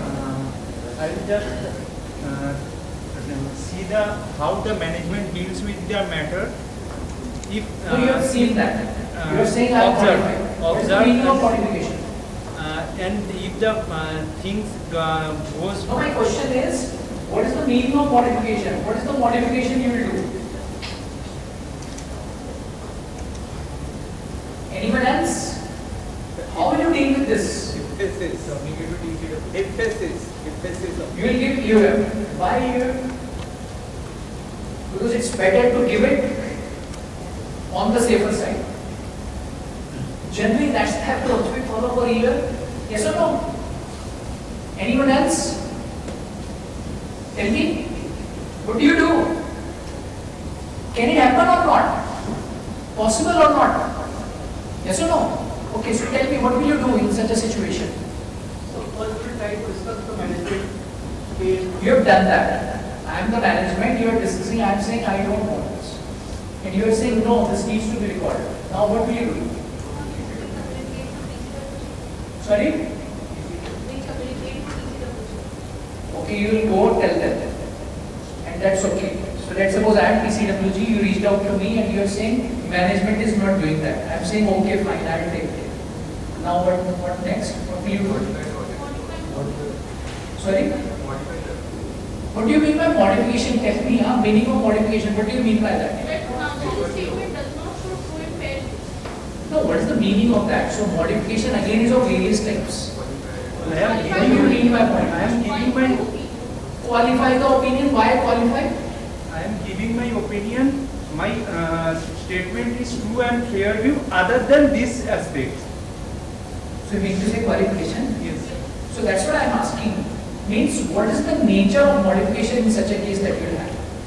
See, the point is, will you be considering this as a misstatement or not? Is it an error? Yes or no? So can we say that because it pertains to the subsequent period, so that's why it should not be considered as an error? Can we say that? Answer is no. Why? Because there is a non-compliance of accounting standard. Correct? So if there is a non-compliance of accounting standard which is resulting in a misstatement and which is material, so what do? You will modify. And in the given case, considering the amount that we are discussing, it appears to be a case of qualification. Correct? Yes or no? Right? So can you take a plea that because it pertains to a subsequent period, so that's why we can just ignore it? Answer is no. See, any type of misstatement will be dealt in a similar way. The way you will deal it, whether it pertains to the event which has taken place during the reporting year or after the reporting year. It's one and the same. Okay? Now, one more question from this. Let's suppose you come across any non-adjusting event. So I'm talking about non-adjusting event, right? What do you do in case of non-adjusting event? Disclose. Now you want a disclosure for that in the financial statement for 25-26. Once again, the amount involved is 2 crore. Your materiality is 1.5 crore. Okay? Now here again the management has the same problem. Management is saying, I don't want to disclose. But you as an auditor want this to be disclosed. So in this case, what will you do? Tell me. What will you do? Yes. Any thoughts? What will you do? Tell me. What do you do? Sorry? Modify. Modify means what? Qualify? Why qualify? If it is material but not pervasive, will do a qualified opinion. If it is also pervasive in nature, impacting all the items. So do you agree? He is saying I am qualified. Only disclose in other matter paragraph. You will disclose in other matter paragraph. Why? Because the same has not been disclosed by the management, and from my perspective it is So material. tell me one thing, will you consider this to be a misstatement or not? Tell me, will you consider this to be a misstatement or not? Tell me quickly, yes or no? Or you are still thinking about it? If you are thinking, let me know you are thinking about it. Is it a misstatement or not? Misstatement. Yes or no? Yes? Now again the same point. If there is a misstatement and that is material, what do? You keep thinking? You keep thinking? Which you have been doing all this while? What do? You will qualify. Right? The question is that it's about a disclosure. It's not about a accounting entry which is required to be passed. But is this disclosure a misstatement? Answer is yes. Is it a requirement of the accounting standard? Answer is yes.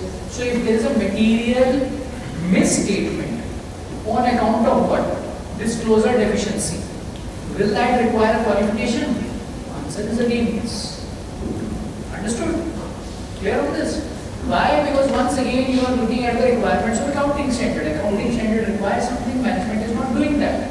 So what do? Same approach you have to follow. Clear? Yeah? Everyone clear? Any questions around this? Very quickly, any questions? Anji. Say if you are an auditor of a holding company, and by going through the audited reports of the subsidiary, Right. you find the apparent. So who is auditing the subsidiary? You are auditing the subsidiary or Say another I am auditor? auditing the subsidiary, you are the auditor of holding. Okay. And the audited balance sheet, in the audited balance sheet of the subsidiary, apparently found that there is a mistake. So what will be your responsibility? Because I have given a clean report. So is there any responsibility on your part or not? So how do I get to know there is a mistake? So I as the group auditor, how do I get to know there is a mistake? Yes. So while going through the books, you came to know, say, the test of the No, so why would I go through the books? Now, why consolidating the books of when you go through the year You are saying there is an apparent mistake. yeah, So why did the component auditor didn't look into it? that I don't know. मतलब कि that as a holding company auditor, you don't know why he didn't report that. But you are seeing that say 50-50 test has been not taken care of, and it must qualify for an NBFC, and the component auditor have not given that. So in that case, what will you do? So as a group auditor, I will reach out to the component auditor. I'll ask him. He will say, yeah, I missed it, or Then I'll ask him to rectify the auditor. As a first. Okay. If he says no, I will not do that, and if I know it's a material misstatement at a group level, not at the component level, at a group level, then I consider that for my reporting purposes. At the subsidiary level, it is a misstatement, but not at the group level. So if it's not material at the group level, I will not care. It doesn't bother me, because I'm concerned with my material, not the materiality of the component. Okay, because I am going to sign off on the financial statements of the group.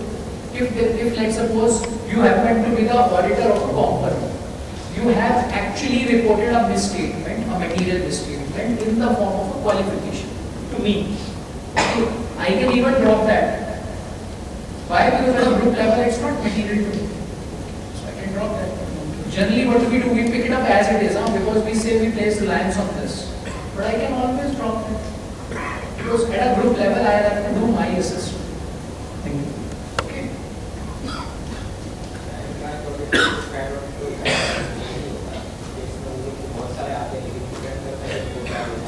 Correct, because at a group level, the group auditor is required to do their assessment in terms of the material.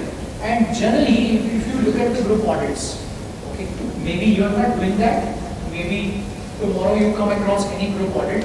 So generally, when it comes to the group audit, the materiality is passed on by the group auditor to the component, which is relevant for their component. But the group auditor always considers the materiality at a group level, not at the component. Okay, and of course, if you talk about the misstatement, please remember we are not talking about single misstatement. It's about a single or an accumulation. Both of them are required. Yes or no? Yeah?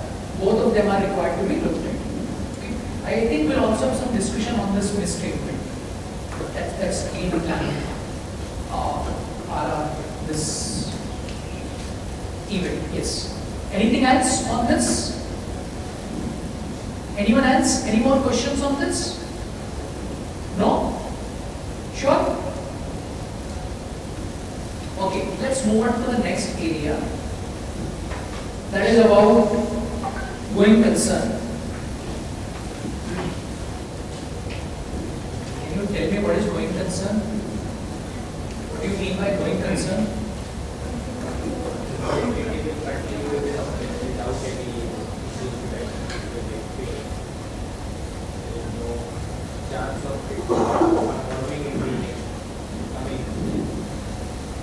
Okay, anyone else? What do you mean by going concern? Business is likely to continue its operations and not liquidate. Business will be continuing. It's likely to continue its operations and not liquidate. Not Liquidate. liquidate. Okay, anyone else? What do you mean by going concern? Quickly, going concern. You know, you don't know. The company is carrying the activities in the normal course of business. Okay. Anyone else? Yes. Entity's ability to continue business for a foreseeable period. For the foreseeable. What do you mean by foreseeable future? Very long time. What do you mean by very long time? We need to define. In the next 12 months. In the next 12 months. In the next 12 months. That's foreseeable future. And that's very long time, is it? 12 months or more. So what do you mean by more? How? Here again, tell me quickly, going concern is a fundamental accounting assumption. Yes or no? Yeah. Tell me, if you know, tell me what is going concern. I'm not talking about the audit requirement as of now. I'm talking about the accounting requirement to begin with. Yes. It assumes that anything which is happening will not compel or force the company to shut down. For example, some IT thing has cropped up, some company which is in IT, and their work has been totally overtaken, or their USP has been overtaken by the new thing. So when you are auditing it, then you can assume that since it is now available for very cheap price or something, so the concern is maybe it will be able to continue or not, it is a questionable thing. So in that case, your assumption will fail. Okay. So now, if you look at this going concern, see, in terms of the going concern, what is the assumption? Assumption is that the company will continue to operate, means it will be able to continue to run its business. And when we talk about business, does it mean profitable? No, not necessarily. So maybe the company is into losses. Okay. The idea is what it should be able to continue. Now the question arises, what period is that? Of course, you will always want to run the company for a long period of time, but as per the requirements of this standard, you will be looking at least 12 months. Okay? That's the bare minimum period you will require. From which date? When you say at least 12 months, where do you check this period from? From the date you sign off the financial statements? Yes or no? From the audit report date? From the balance, what do you mean by balance sheet date? The day when you sign the balance sheet.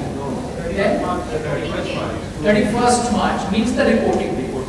Okay? Means from the reporting date, at least 12 months, company should be able to run. Okay? If you get the comfort, then you are good to go. Otherwise, what is the concern?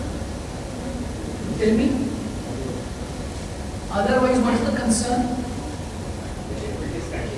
It will discontinue. So what does it mean? So what does it mean? The company will be able to pay off its debt or not? No, if let's suppose the company is not able to run, say for next 12 months, say we are on 31st March 26, and you believe company will be able to continue up to 31st December 26. It will not be able to go beyond that. In which case, you will say, no, going concern doesn't hold true. Okay. Now, what is the concern in that case as an auditor? So we have to inform the stakeholders. So let's suppose you inform the stakeholders, so how does it help? Possible responsibility to because we are looking for the stakeholders also. So you mean to say I need to give a disclosure. So that's how you'll inform or you'll write letters to stakeholders. So we have to report in our audit report. So you're saying I'll give this in my audit report. Yes. That this company will continue up to 31st December 26. Okay, that's a note you will give in the audit report. Under which section? So under audit report, unfortunately, we have defined sections. Okay, do we not have the liberty to bring in any other section? Something which the management has in terms of disclosure. So how do you do that? Tell me, anyone? See, the concern is, if let's suppose, yes. Right.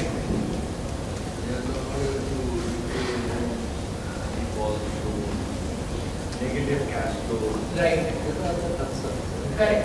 No, but I'm saying in terms of those concerns, if you believe they will not be able to go beyond 31st December 26, so what is going to happen then? I said one more thing, the accounting and auditing standards will not apply, both of them. Why? It will apply as if it is an ongoing concern.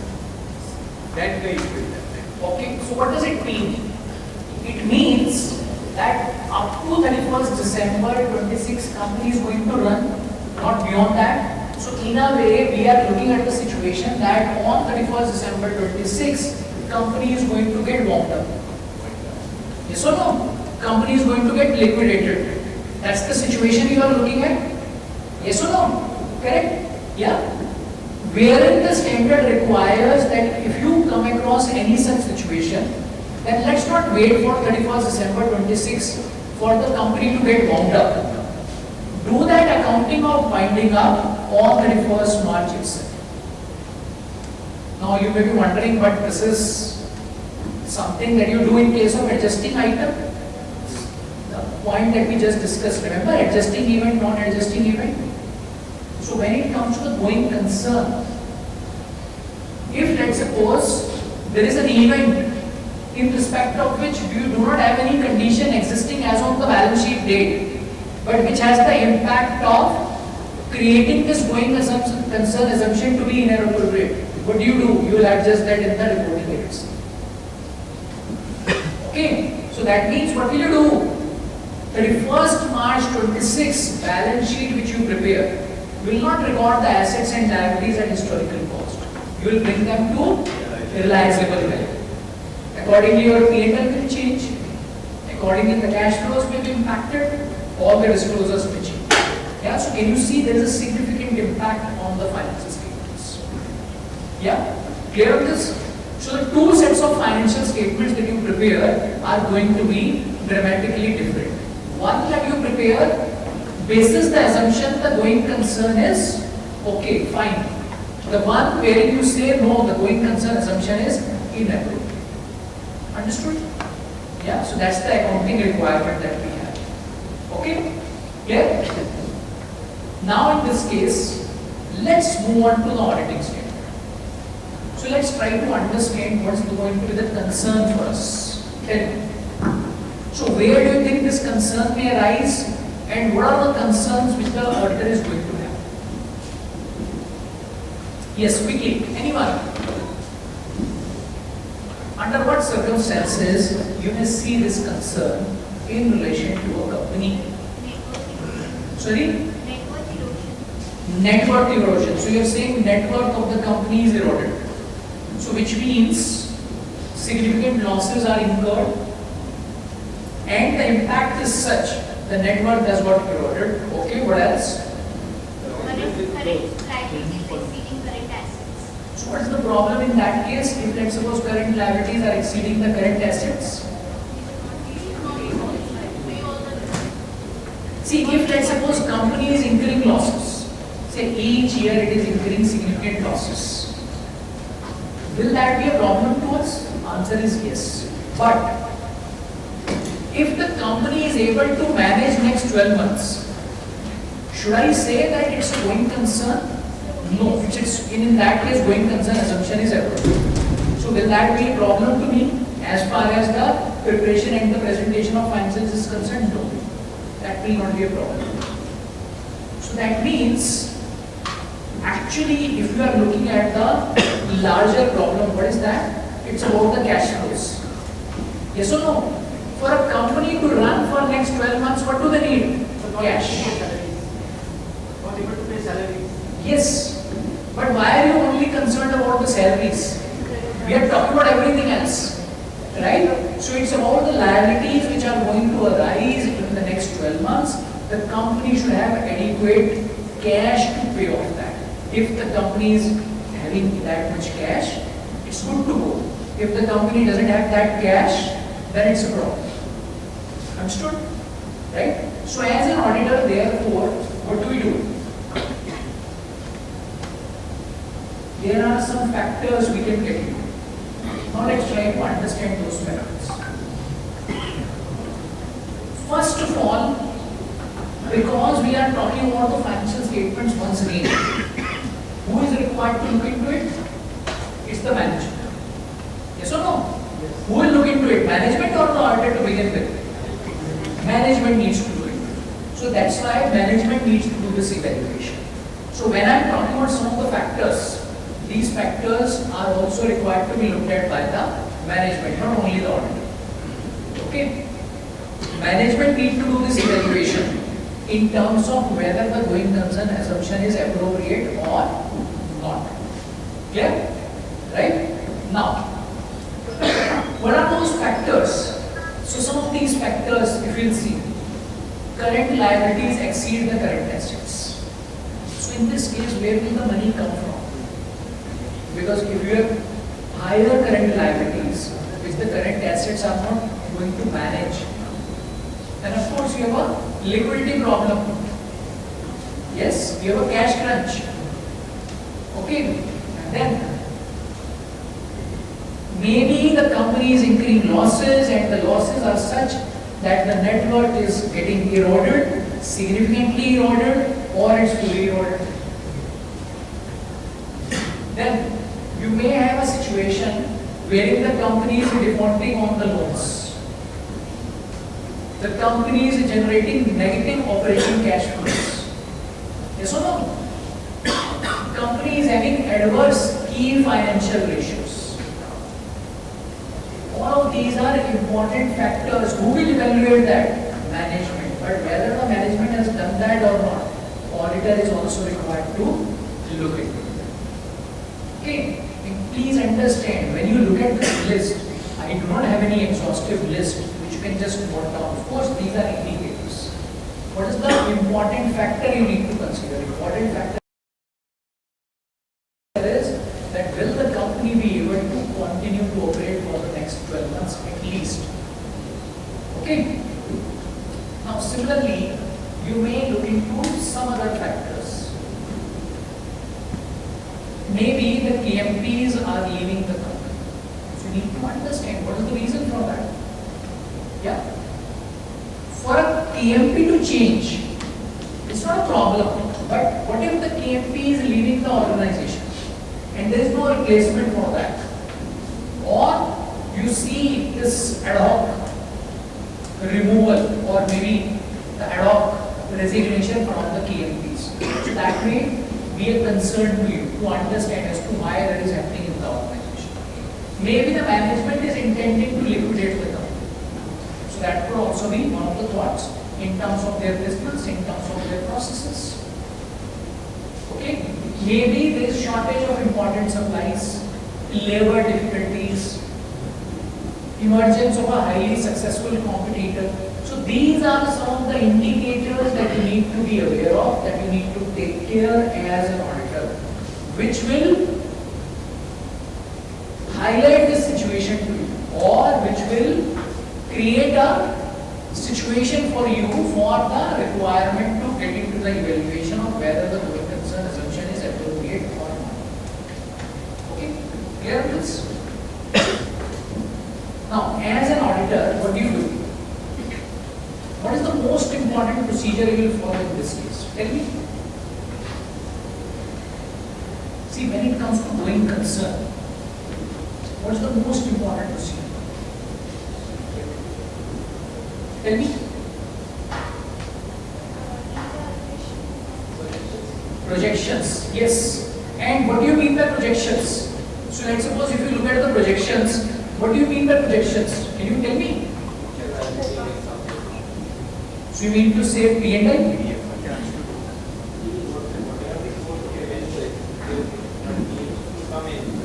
So what do you mean by that? You will prepare a P&L for the next 10 years?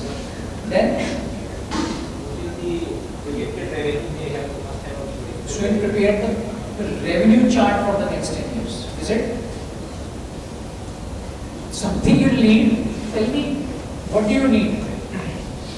Cash flow statement. Cash flow statement. Income, expenses, and what will be the profit in the foreseeable future. No, so are you talking about the profitability or are you talking about the cash flows? Both. We will check the both in profit in as well as But what is going to be more important to you? cash flow. Cash flow. Why? Because that is the biggest concern. So that's why when you look at the projections, what are the projections you are required to look into? Cash flow projections. Yeah, because that's a concern area. Yes or no? You want the cash flows to be in place, because if the cash flows, if let's suppose company has a profitability, but they don't have the cash flows, will they be able to survive? No. Eventually, cash is what they need to run the company.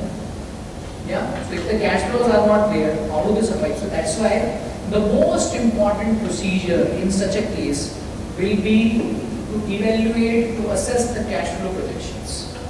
Now tell me, what do you do? How do you do? Let's suppose if you ask for the cash flow projections, it's very simple. Yes or no? Yeah, you are all using laptop today. Management also uses that. And there's a Excel file. You open the document, you prepare the cash flow. It's so easy. Can you do that or not? We will check the assumption and what the future they are seeing. What are the income area they are meaning to say that which area from which they are pulling their cash. That's so that means when you obtain the cash flow projections, now generally as an auditor, what do? We are happy to obtain that Excel file and we are happy to only check the arithmetical accuracy. Means we'll just check the formula. Formulas are fine, calculation is fine, and we are good to go. But will that be appropriate? Answer is no. Why? Because till the time we don't get into the assumptions basis which those projections have been prepared. whether those are appropriate or not. What is the use of that document? So what is going to be the first step? First of all, when you look at the projections, it should be at least the board approved. Means somebody at the higher level must have looked into it, who is taking the ownership of that. Who is that somebody? It has to be approved by the board of directors. Because if, let's suppose, the CFO is saying, I will give you the projections. Does it work? Answer is no. It doesn't work. Okay? So it has to be approved by the board of directors, at least. And even then, if let's suppose that is approved by the board of directors, will you accept it as an auditor?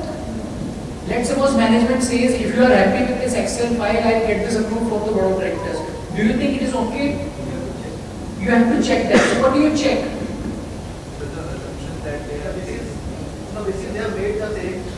So that means the assumptions. See, when you are talking about the projections, what does it mean?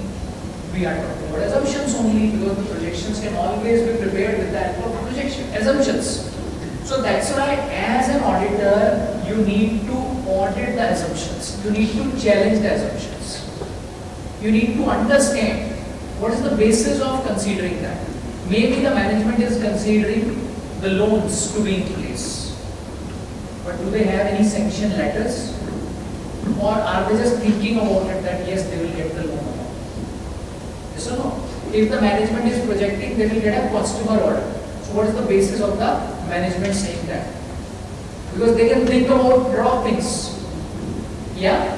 They can always dream about it. And the same dreams could be passed on to that Excel file which can be produced to you. But is that of any use? Answer is no. That doesn't work. So that's why it's very, very important that you audit that projection. Why? Because this is extremely important area. See, in the recent past, if you come across a lot of companies, when you see the company is getting into IBC, do you see that? Quite significantly, you see the loans getting structured or restructured. Why is that so? Because of this problem. Right? So that's why it's a very, very important area, a very significant concern. If at all you come across any of those indicators. Right? Clear on this? Understood? Yeah? Now, let's talk about the reporting requirement in this case. Now, sometimes what may happen is that the going concern assumption you find is appropriate. But still, there could be material uncertainty in relation to this going concern. Now, in that case, what is required to be done on the part of the auditor? Any thoughts on this? Okay, so let me just bring it down to the first part. Say there is a company wherein you believe going concern assumption is inappropriate. Okay, I am talking about going concern assumption. That is inappropriate. And the company is saying, okay, don't worry. Management says, don't worry, I will give a disclosure for this in the manager's statements. As an auditor, how will you deal with that? Tell me. As an auditor, how, yes.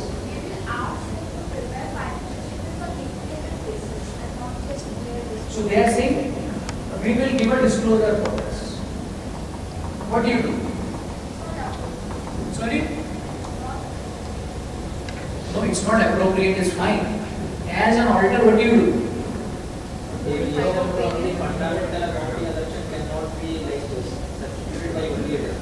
Okay, so as an auditor, what do you do?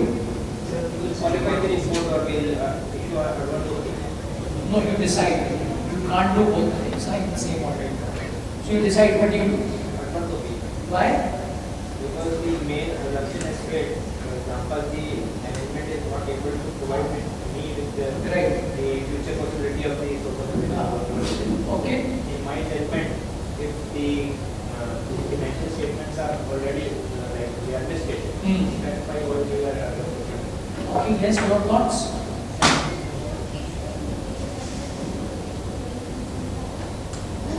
So you're saying you will pick up this para, you will give a note in the para, in the audit report or the financial statements? In the audit report. What about financial statements? We will not do anything. Sorry?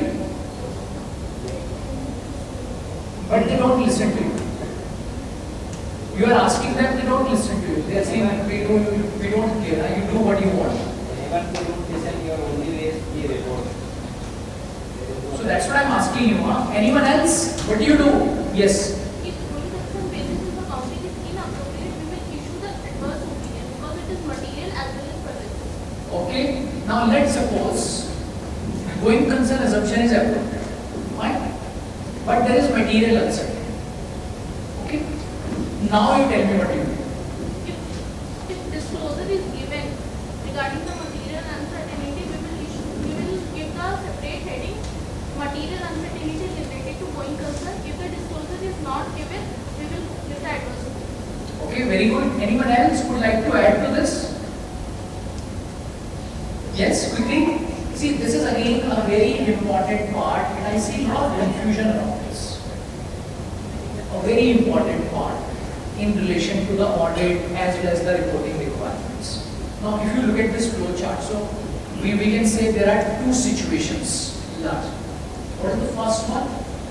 When the going concern assumption is inappropriate. Now, in this case, when the going concern assumption is inappropriate, what is required to be done? Entire balance sheet needs to be brought at realization. Correct? If the management is not doing that, is it a misstatement? No doubt.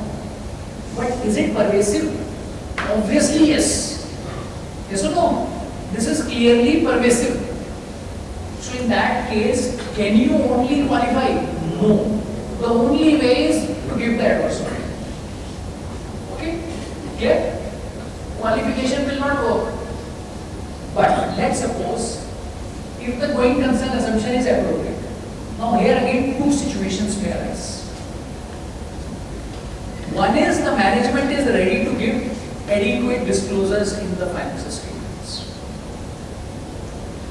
So if you are satisfied that the management is giving appropriate, adequate disclosures in the financial statements, what will you do? What will you do? You will just highlight that. Similar to what you do in case of EIRC. In case of EIRC, what do? You just highlight what is there in the financial statements. What is your objective? You want to tell the stakeholders that please make sure you read this. That's what you call as EIRC. So the same, so it's a kind of EIRC only. It's a EIRC by a different name. So you are just highlighting that part. Okay? But can we say there is a misstatement in the financial statements? No, there is no misstatement. There is no misstatement. Correct? Yeah? In this case, there is no misstatement. And that's why auditor is not giving any sort of modification. Clear? And that is again, he will specify that this is not a modification. You should not be considering this to be a modification.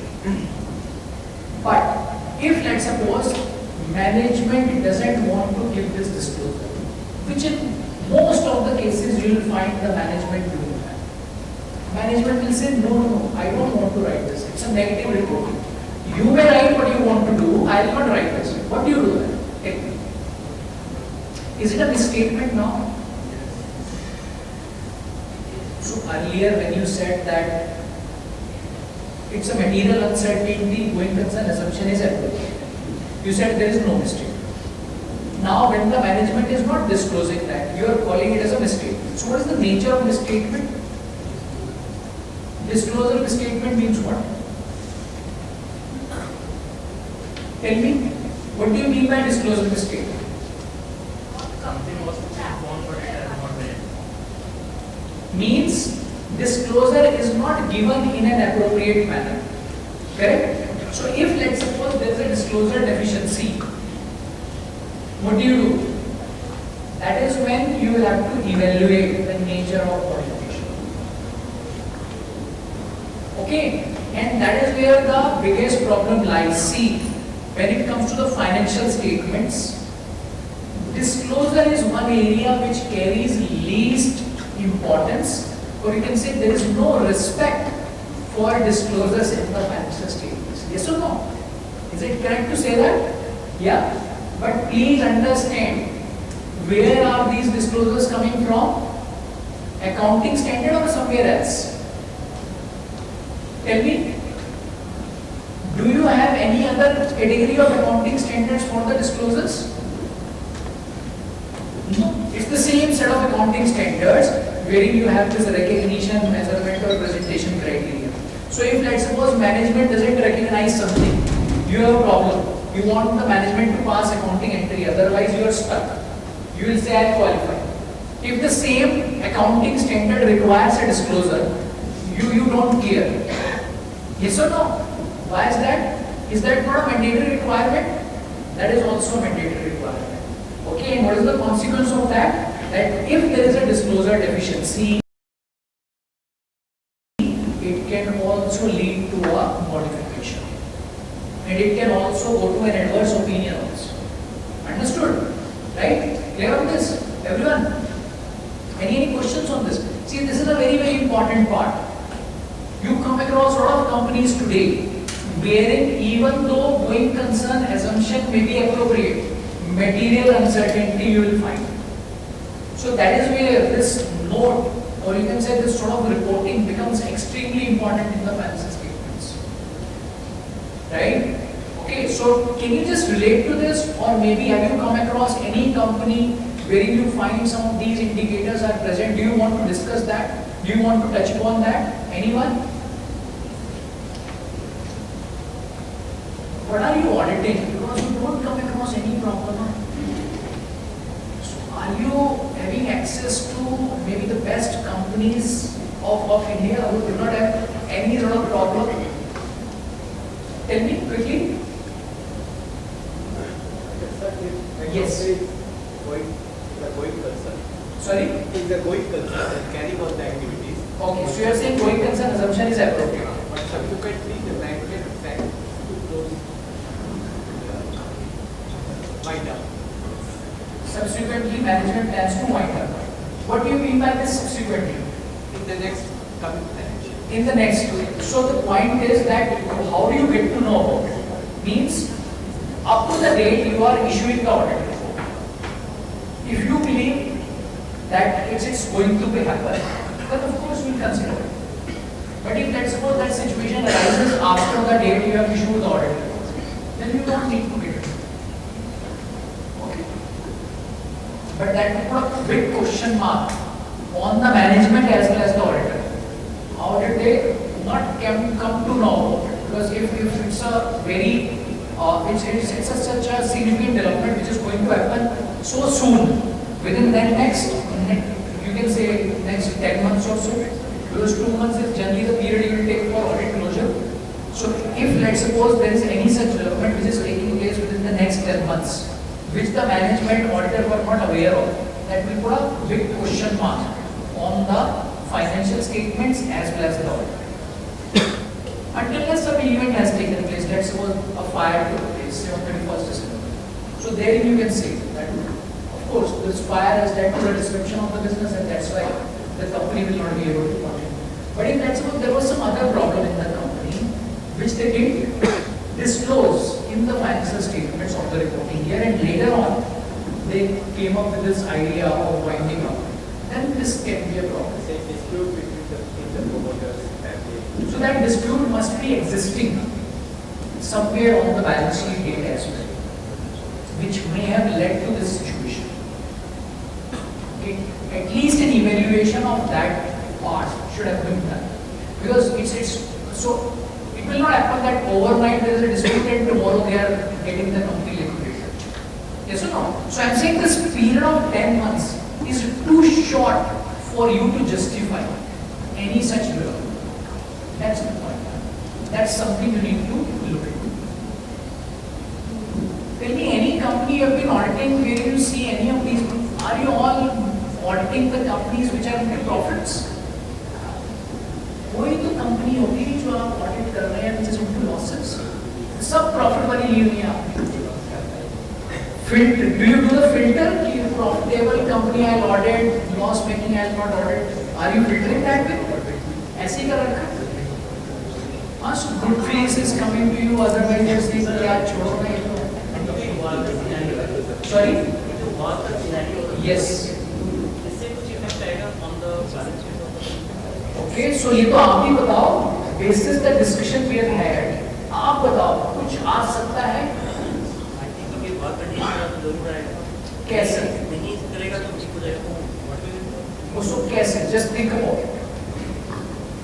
I think a very nice point is shared, or maybe somebody would like to continue on the point he has just shared. Yes. Passive impact, inflation, food cost going up, interest cost going up, Right. funding issues, oil, everything. Total. So as an auditor, how does it impact you?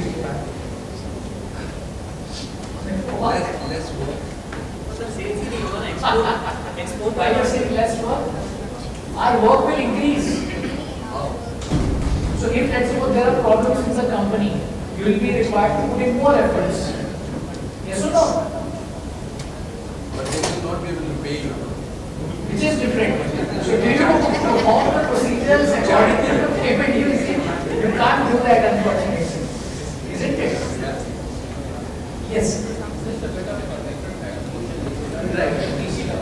Yes. Very practical case which we are currently dealing is a case of management dashboard. Right. Wherein due to some unscrupulous activity by one of the directors, he has increased his shareholding. Okay.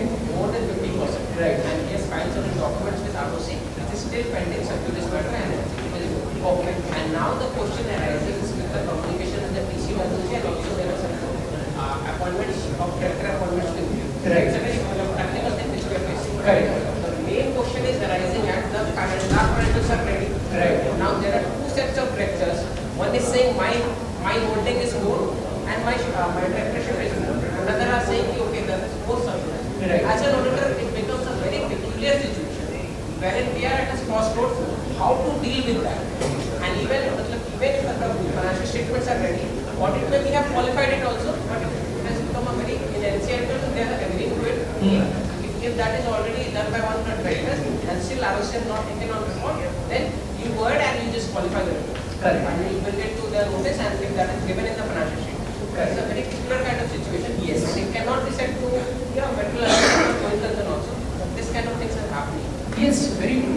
Because ECWG identifies very correct, exactly. Because in this case, if you look at the directors, so you will be looking at the designated directors as per ROC records, or do you go behind that?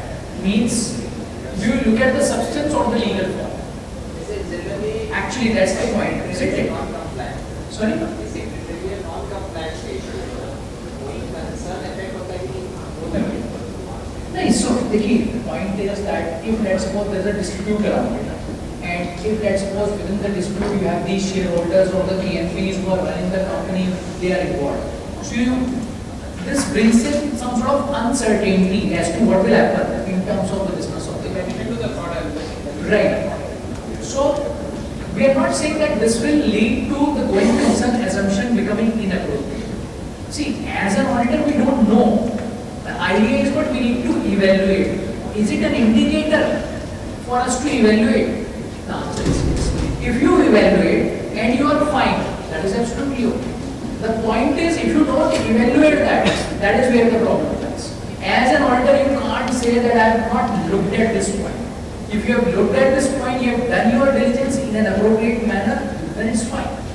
Okay, so that is your audit objective. Understood? Now, coming back to the point which you just mentioned. So if you talk about this war, this uncertain scenario which is going on, so if you look at these companies which are dominantly into exports, which are impacted, okay, so there again, you need to look into their business projections. Means how is this going to impact their business? Are they getting into a situation for some reason that they will not be able to continue as a going concern? Which, let's suppose, is not going to happen. But are you looking at a material uncertainty or not? Which can possibly be there. So that's where you may be required to include this material uncertainty, MUGC. This is very commonly called as MUGC panel. Okay, so that is again one of the factors depending on the business that the company is into. The environment the company is facing. And forget about this war. Prior to that, because of this tariff which was going on, a lot of industries got impacted. Their business, their profitability has got impacted. Their sales have come down significantly. Their margins have dropped significantly. Okay, all of these factors are very, very important for the evaluation. Okay, but please remember, as an auditor, evaluation is important. So idea is not that every time you will have this situation of going concern becoming inappropriate, but evaluation is something which is clear. Clear with this, everyone? Yeah. Any questions? Any doubts? If you have. Sir. Yes. You have said that if my company is liquidated in 31st December 2026, then I should wrap up all the adjustment entry at the end 31st March 2026. So if I know before the date I am signing on that 31st December 26 company is going to get liquidated, in such a case I do that adjustment on 31st March 26 itself.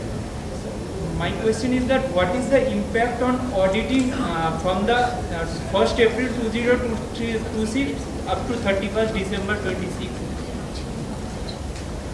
I don't understand. Sir, is it possible to wrap up all the entries as on 31st March?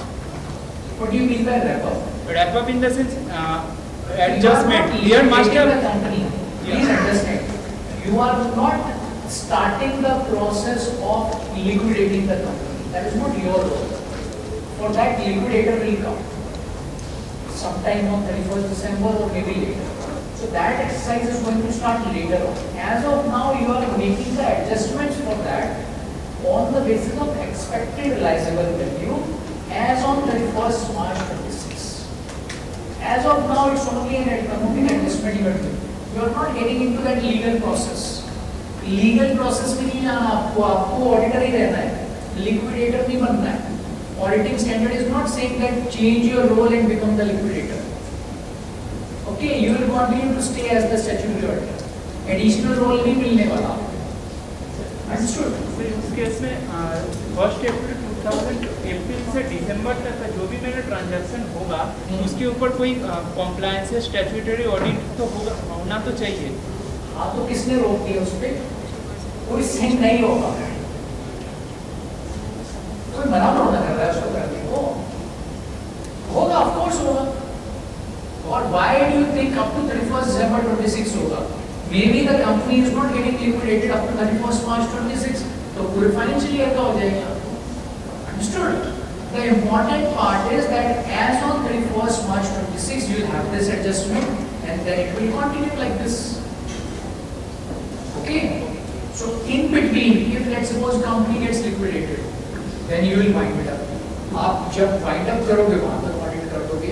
If let's suppose it continues, then till the time it will continue, you will keep doing the same thing. You will keep adjusting the values.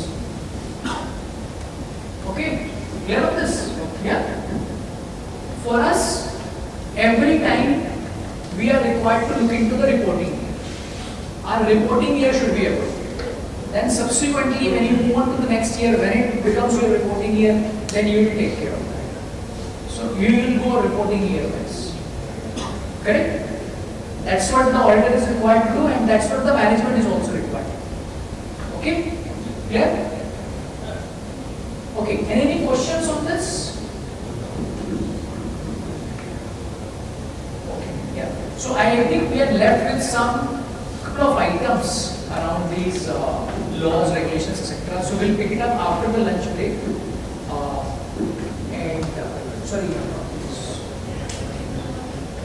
So some items, so maybe we can pick it up tomorrow. Yeah, so what we will do is, so we are left with a couple of items in relation to laws, regulations, etc. So what we will do is, we'll pick up those items tomorrow. And in relation to the other topic that we'll do, during that time we'll also pick up this course material which you have. Okay, because you'll have to just fill that, perform the procedures, or maybe do the documentation. Okay, so that part will move into that. Okay, yeah, sure.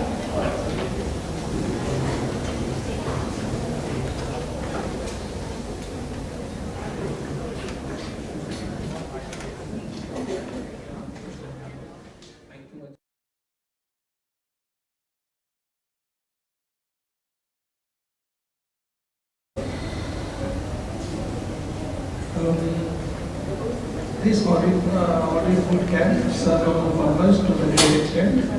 As a practitioners here, a lot of things are there which we need to brush up. And under this can, at least I could understand what are the papers, how to file is, and how to maintain the files for audit working papers for documentation in the new era. As because in the last 25 years there are a lot of changes. And we are maintaining the working paper file, permanent working paper file, and the clients working file every year. But now the things have changed. Now the risk-based audit, there are different parameters for sampling. And for sampling itself, it is a scientific tool, and the scientific methods we have to identify. Previously, we are doing all these on the random basis.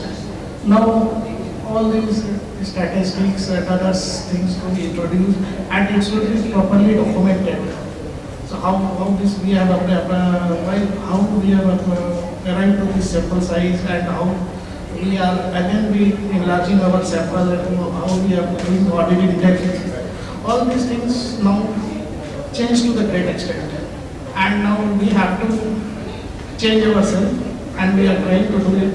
And this is the basic purpose of myself at least to come here and attend these sessions, and it's very grateful.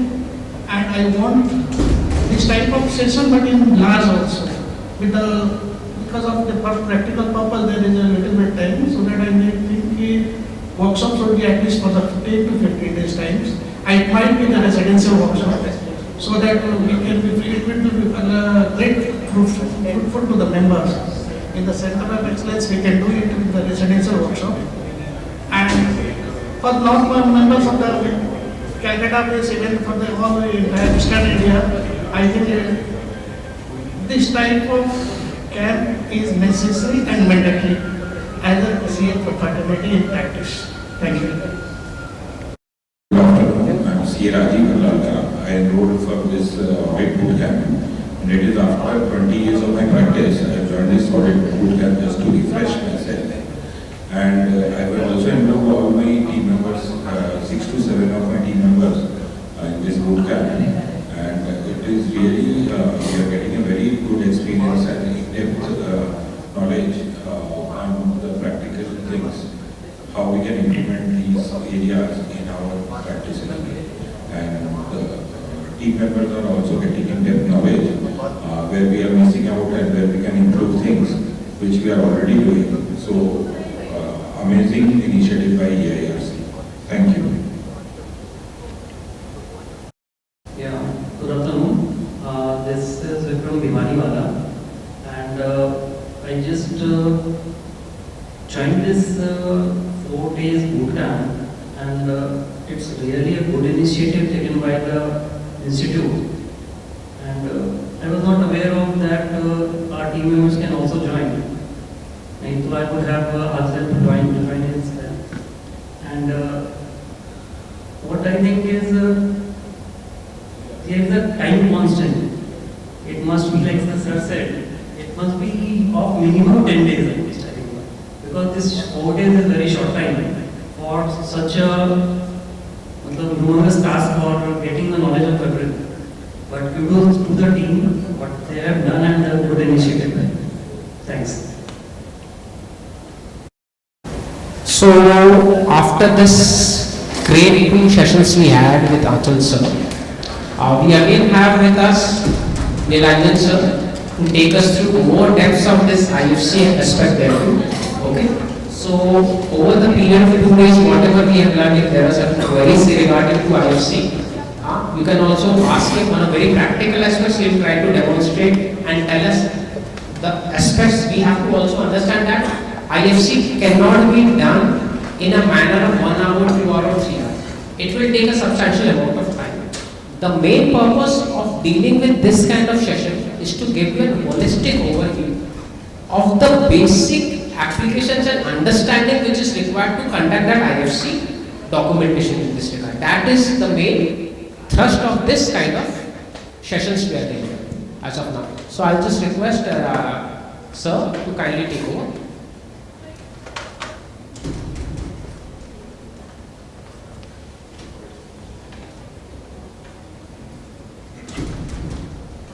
Okay.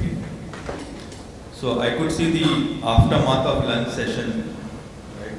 Empty chairs, drooling eyes. Now the best part of after lunch sessions is that answers are generally correct. Right? Especially by people who had rights. So जिन्होंने भी had rights, they tend to give correct answers. So I was noting few of you, right, who are having rights. Yeah. Okay. So what did Achal tell you guys about internal controls? Quick recap. Something on internal controls? Nothing? Okay, what did he talk about? Going concern. Okay.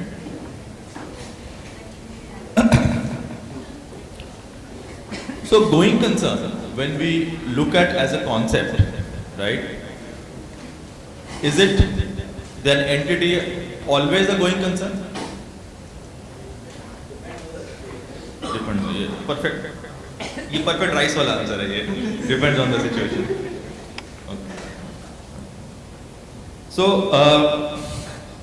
yeah, it does depend on the situation. But I think what he would have also told you that going concern by concept is an assumption. You assume an entity to be a going concern, and practically, if you would look at any standard accounting or auditing, they don't define what is going concern, right? They define when an entity is not a going concern. So they say that generally an entity is assumed to be a going concern unless you decide to close, cease operation, something. There is no alternative or something like that. So per se there is no definition of going concern. It is defined negatively. Okay? If I were to take a cue from that and talk about internal controls. Internal controls, we have a definition. Okay? It is there under the Companies Act 2013 what they mean by internal controls. Okay? But that definition is not just about financial reporting, but internal controls in general. Okay? If you would have noted, that definition is also mentioned somewhere in the director's responsibilities section. It is not there under the auditor's kind of responsibility section. So there is something called as COSO, we all know. It's a framework very commonly used in the US. It was established by the SOX, right? There were three intelligent American people who had this concept of testing for internal controls. There was a commission called Tradeway Commission, which coined these concepts. Why I'm saying all this? Because our version of Indian internal controls, especially which has come from the ICAI, is highly influenced from that guide. Okay? So if you would look at that guidance note closely, there are certain paragraphs which are in italics. Okay? Reason they are italics because they are verbatim reproduction of that versions of COSO. Okay? The guidance note was issued somewhere in 2014-15, wherein 25 COSO has been revised. Okay? Or SOX has been revised in that context. But we're still using that version. So I want to make that thing absolutely clear. But ultimately, the framework remains the same, right? Somebody who would have been a bit more familiar, there is something called as COSO Cube, right? Which will tell you 4 or 5 corners of a particular, box or a cube. But ultimately, the way we discussed about numbers yesterday, we are going to talk about controls, right? And when you talk about controls, it is not very different from how you normally audit a number. Okay? You have planning. Planning will also include understanding the entity, risk assessment. You move to execution. You have control testing. You have sampling, and at the end you have a report or a completion stage. Similar in case of an audit of internal controls. Okay? But what changes is that instead of auditing a number, you are auditing certain controls. You are not auditing every control. You are auditing certain controls. Okay? So here also you are filtering out something, right? Something which is not that material, or a financial caption which is not material. For example, share capital, right? Classic case. Cash on hand, classic case. May not be a material item for you. If it is not material, then probably we will not even test the controls around that. So I am saying there is a very high degree of overlap between the way we audit a number versus the way we audit internal controls. Okay? There is a bit of a misconception that internal controls is just ticking off RCMs. Right? We know RCMs, risk control matrix. Okay? और ये बनाता कौन है? Who prepares? क्या बात कर रहे हो? सही में? Are you sure? Okay. Good. Is this from those who did not have rice? Okay. No, but absolutely. So just like for financial statement, management prepares financial statements. For IFC, they should have to prepare internal controls matrix. Okay. So the way we would opine on a trial balance, RCM is like a trial balance in the overall controls and everything. But ultimately, what does it do? Okay, can somebody tell us what does that thing do? If I am so much okay with the numbers and everything, मेरे को controls क्यों check करना है? Or rather, what benefit? Somebody used the word, additional convenience or additional comfort, right? Somebody used that term yesterday. What is that comfort that somebody can get through a control if my numbers are anyway okay? I don't think a majority in this room would have modified their internal controls report. I don't think so. But अगर मेरा financial statements का report से ठीक है, internal control लेके मैं करूँगा क्या? Why should I? Why is it that ministry has imposed this on us? Any thoughts? Any guesses? Lord, forget thoughts. I know it's after lunch, so stress level might be high. But any guesses? To prevent future errors. Okay? Okay? Sorry? Financial discipline. Okay? चलो भाई ये 2 रो ने तो बोल दिया, अभी ये 2 रो बचे हैं. अजी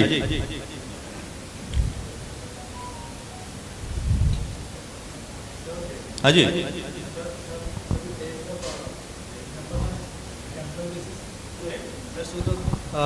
If we check the controls, we will get an additional comfort that the samples you have not checked, that are also okay.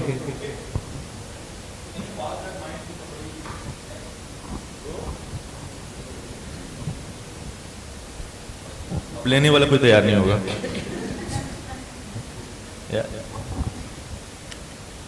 So let me exempt this row. And it all boils down to a very famous or infamous business failure which happened in the US, known as the Enron, right? So I don't want to go into too much about that, but ultimately what everybody felt, that the focus of everyone is on numbers. जैसे हम लोग आज भी audit में करते हैं, we spend significant amount of time on the first 4 or 5 pages, which is audit opinion on true and fair view of financial statements.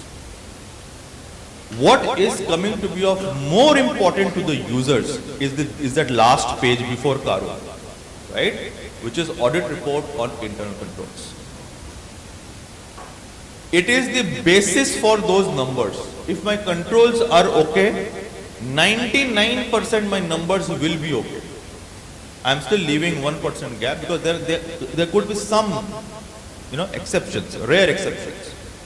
But people felt, why are we focusing so much on numbers? We should also be knowing whether the controls behind the generation of those numbers are okay. So that is what internal control is. Okay? Everything has to link to the financial statements.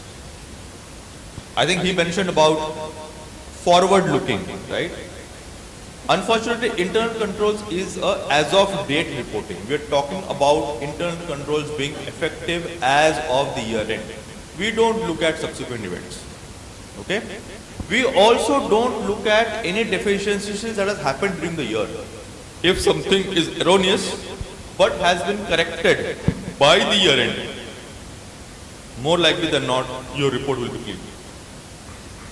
So I'm repeating, internal control reporting is as of date reporting. You may have errors, material errors or material weaknesses in your internal controls, but if you are able to correct it by the year end, your report will be clean.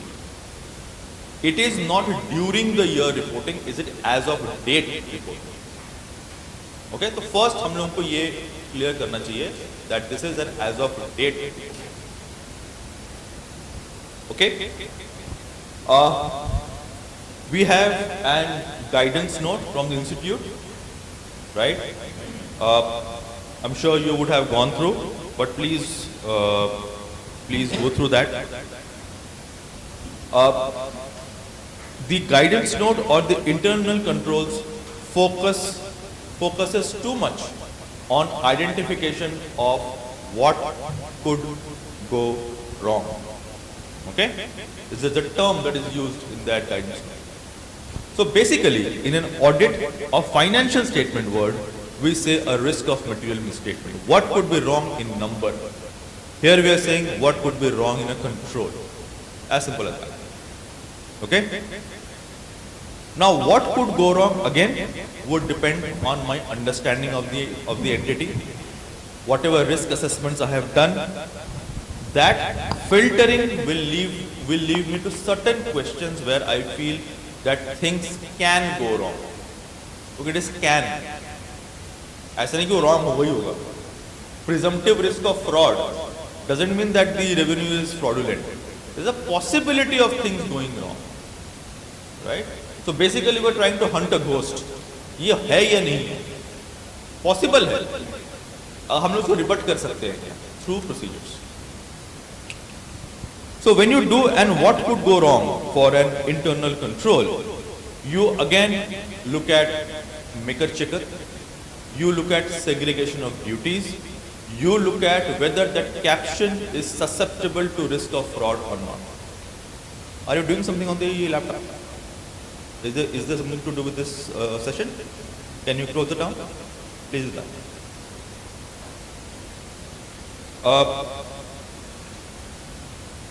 Yeah. So internal controls is to look at what could go wrong on a particular caption, right? So let's talk about revenue, because I think one of the topic that is there in that list is revenue.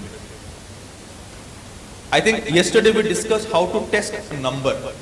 Now we are going to now take a step back how to look at the internal controls for that number. So let's take a simple example that it's a manufacturing entity, it sells goods, revenue is recognized when the goods passes through my factory gate. It's an X works kind of a terms. Okay. Now I have to add one or two aspects for you to note. I have taken and so I arrange the carrier. It is X works. But I arrange the carrier. Let's say I am supplying to Tata Motors. he will not send somebody to pick it up. So बोले कि भाई तुम को भेज देना. So I have arranged. Okay. Now उनका एक और कंडीशन है कि आपने भेज तो दिया है मेरे को, लेकिन जब तक ये जो आपका पार्ट है ना, जब तक मेरे व्हीकल में लगता नहीं है और व्हीकल चलता नहीं है, तब तक मैं आपको पेमेंट नहीं करूँगा. Okay? So let's assume on this simple scenario of revenue recognition, क्या क्या controls होने चाहिए मेरे पास to say that my revenue as of March 26 is appropriate? Top 3. I can, sorry, there are 4 rows. If we can have 4 responses, there can be multiple controls, but each row, if you could guess or tell me what could be some controls that you believe is necessary to recognize E and C of revenue, existence and completeness of revenue for March 26. क्या हो सकते हैं वो controls? Let's start from this one.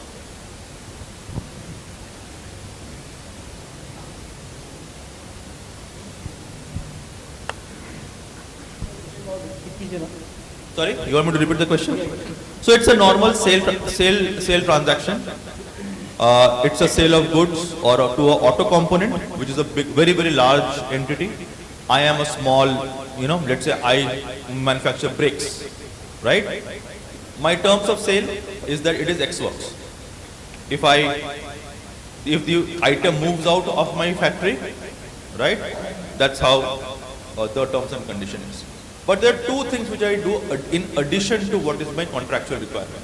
One is I arrange the carrier, which is basically जो freight, जो transporter है, वो मैं करता हूँ arrange. दूसरा, वो ब्रेक के पैसे टाटा मोटर्स तभी देगा जब वो गाड़ी चलेगी.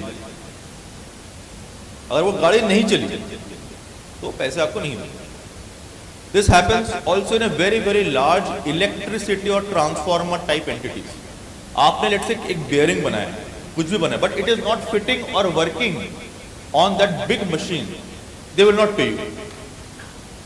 सो लेट्स से दैट ये एक सिंपल टाइप ऑफ कंडीशन है. आपके हिसाब से controls, let's say top 3 controls क्या होने चाहिए आपके हिसाब से to recognise accurate revenue, completeness and existence of revenue? कुछ भी, I mean whatever comes to your mind.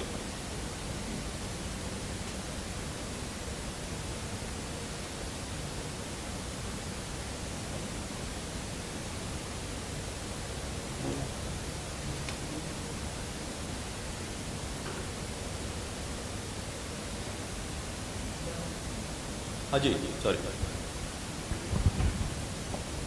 Confirmation process to receive from Tata Motors that the brake is working, to control check that the goods received by the Tata Motors have been verified and installed, so that it can be mapped how much is still pending to be accepted by the Tata Motors.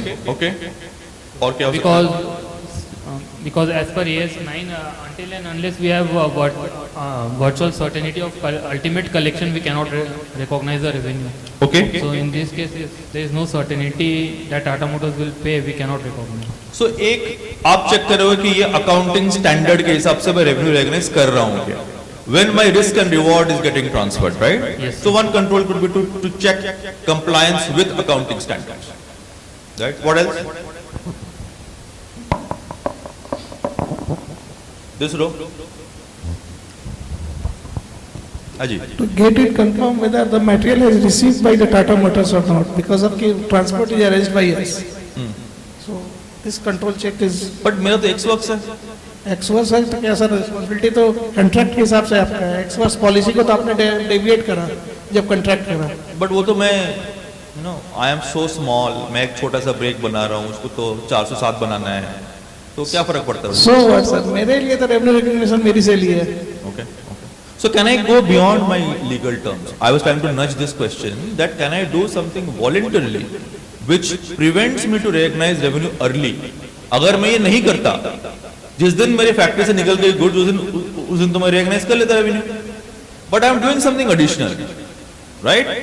For whatever compulsion. I may be a very small player, But right? the inherited risk transfer is on my head now, in this case. Insurance service, installation service, okay? Let's say I give, okay?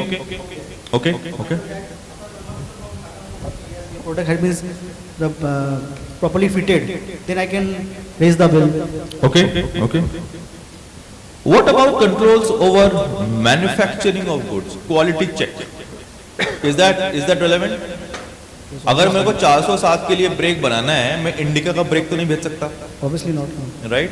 So should that, as an auditor, we should check quality norms meet हुए हैं क्या? I'm asking. I'm not giving an answer. I'm asking. Should that be a check for you to look at, or any auditor to look at, a quality control norms? Yes, sir. Yes, we should.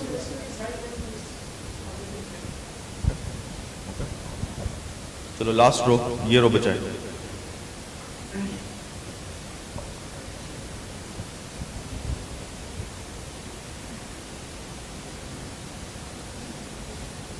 You shifted from last row. Is it? Okay. नए नायाब तरीके. No, I'm just picking. Don't get me wrong. Okay. Haji, this row.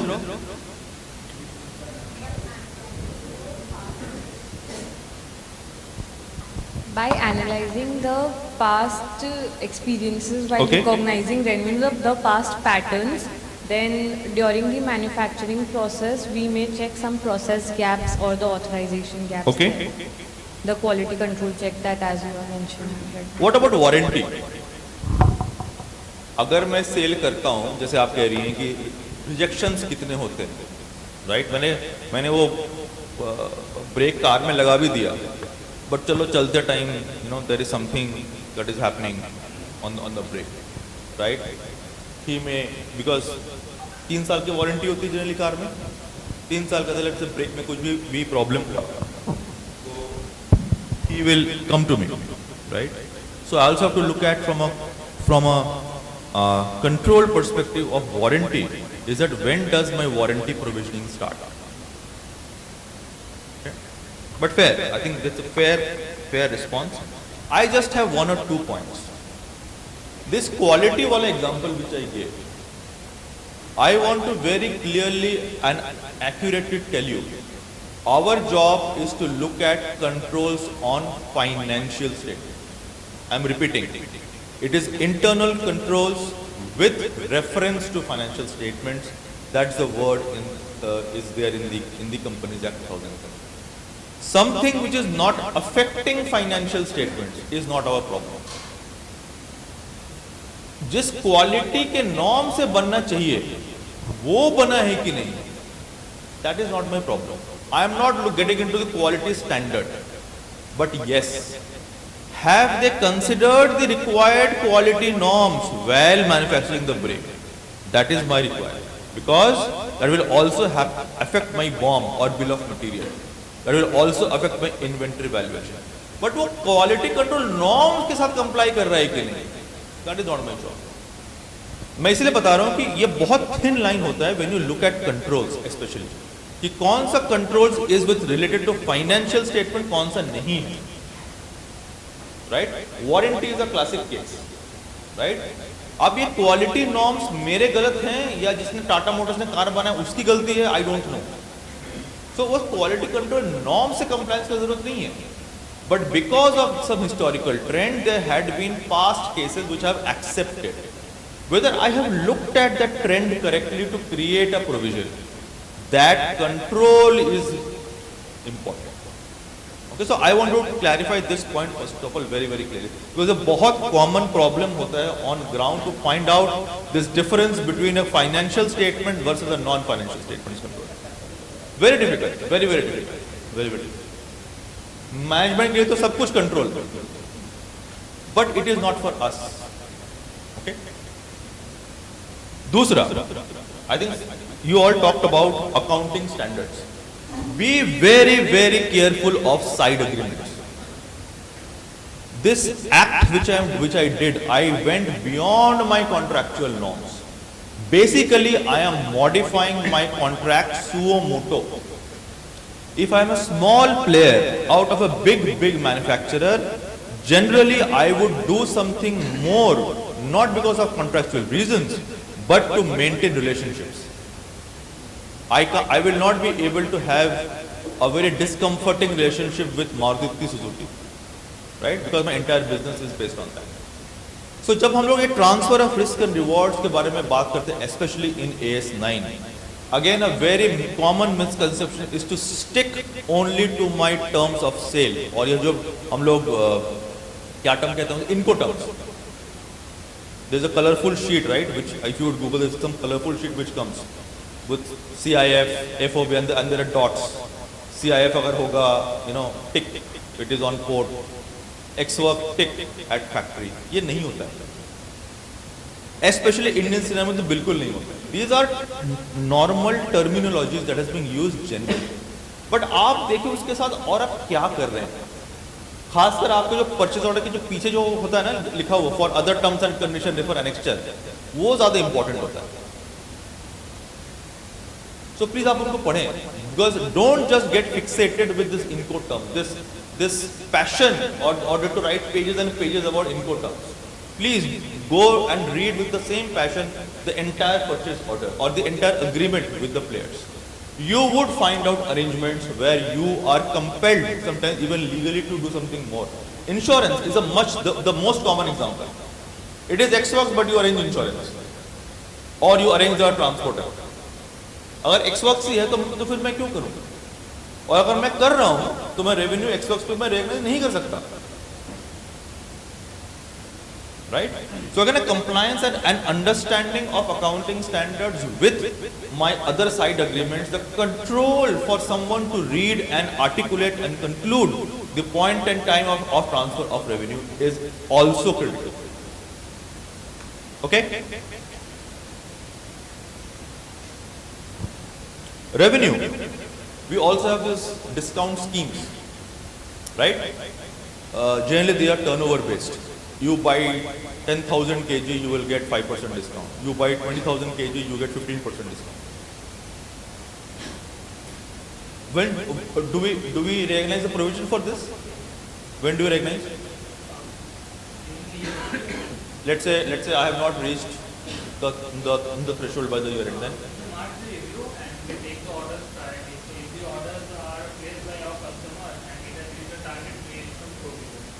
Okay. So I want to talk a bit of this estimation process also, because more and more the financial statements are becoming estimate based, right? Any big estimate that you could recall that has come in the current year? Any big estimation? Labor code, right? Is someone following labor code development? 16th March 2026. There is again a new set of FAQs which the Ministry of Labour has issued. Okay? New clarifications about that 50% level threshold. New clarification about computation of gratuity. Right? So again, what is the control which the entity has to look at this estimation process? Right? Let's pick up discounts. Right? First, what is the control? How does somebody control that Mr. X or Mr. Y, who is the customer, has breached or has become qualified for these schemes? There has to be a tagging, right? Product wise, they will tag, right? Again, for those controls, whether there is a proper segregation of duty, is there a maker and checker, right? Is there somebody who is overriding that? Is there somebody, who is giving out of turn discounts, cash discounts? काफी common है. You pay me 10 days before, you will get 2% discount. Is that part of turnover discount, or is that a part of finance expense in my P&L? What is the control for someone to bifurcate? Okay. Turnover discounts, again, from a estimation, big problem, right? Especially today, when you're seeing the rupee versus dollar going down and down. The person beside you is sleeping or is awake? Awake? बाहर जाना है? पानी P के आना है? You want to drink some water?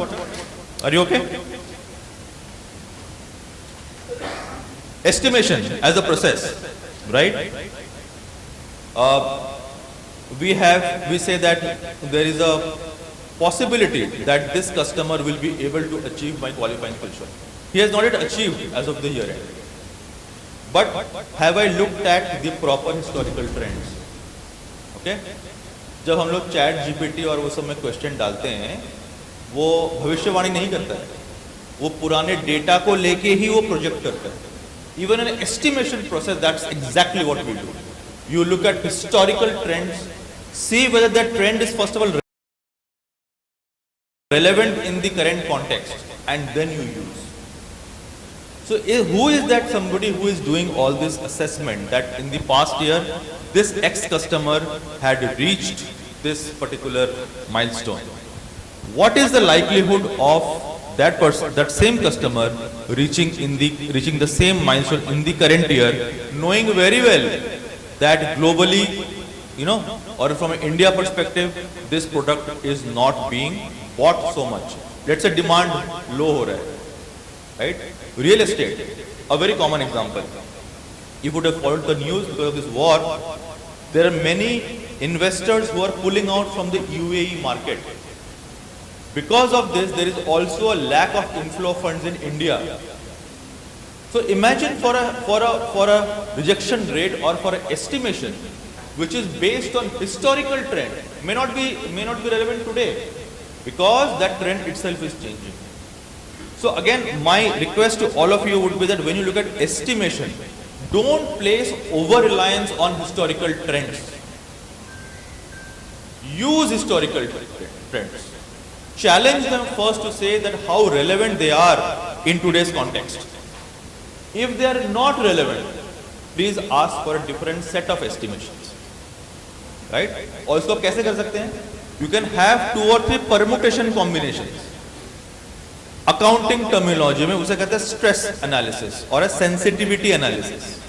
आप 3-4 possible outcome निकालते हैं कि अगर ये एक criteria change हुआ तो क्या होगा, ये criteria change हुआ तो क्या होगा.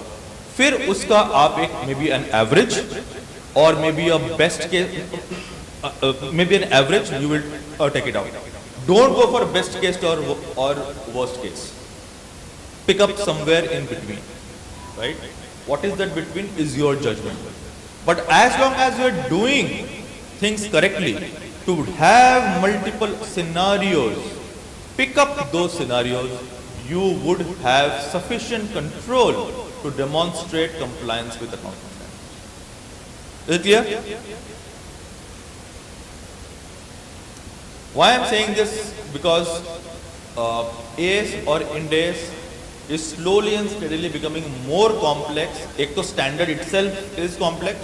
Now the environment in which we are working is also getting complex.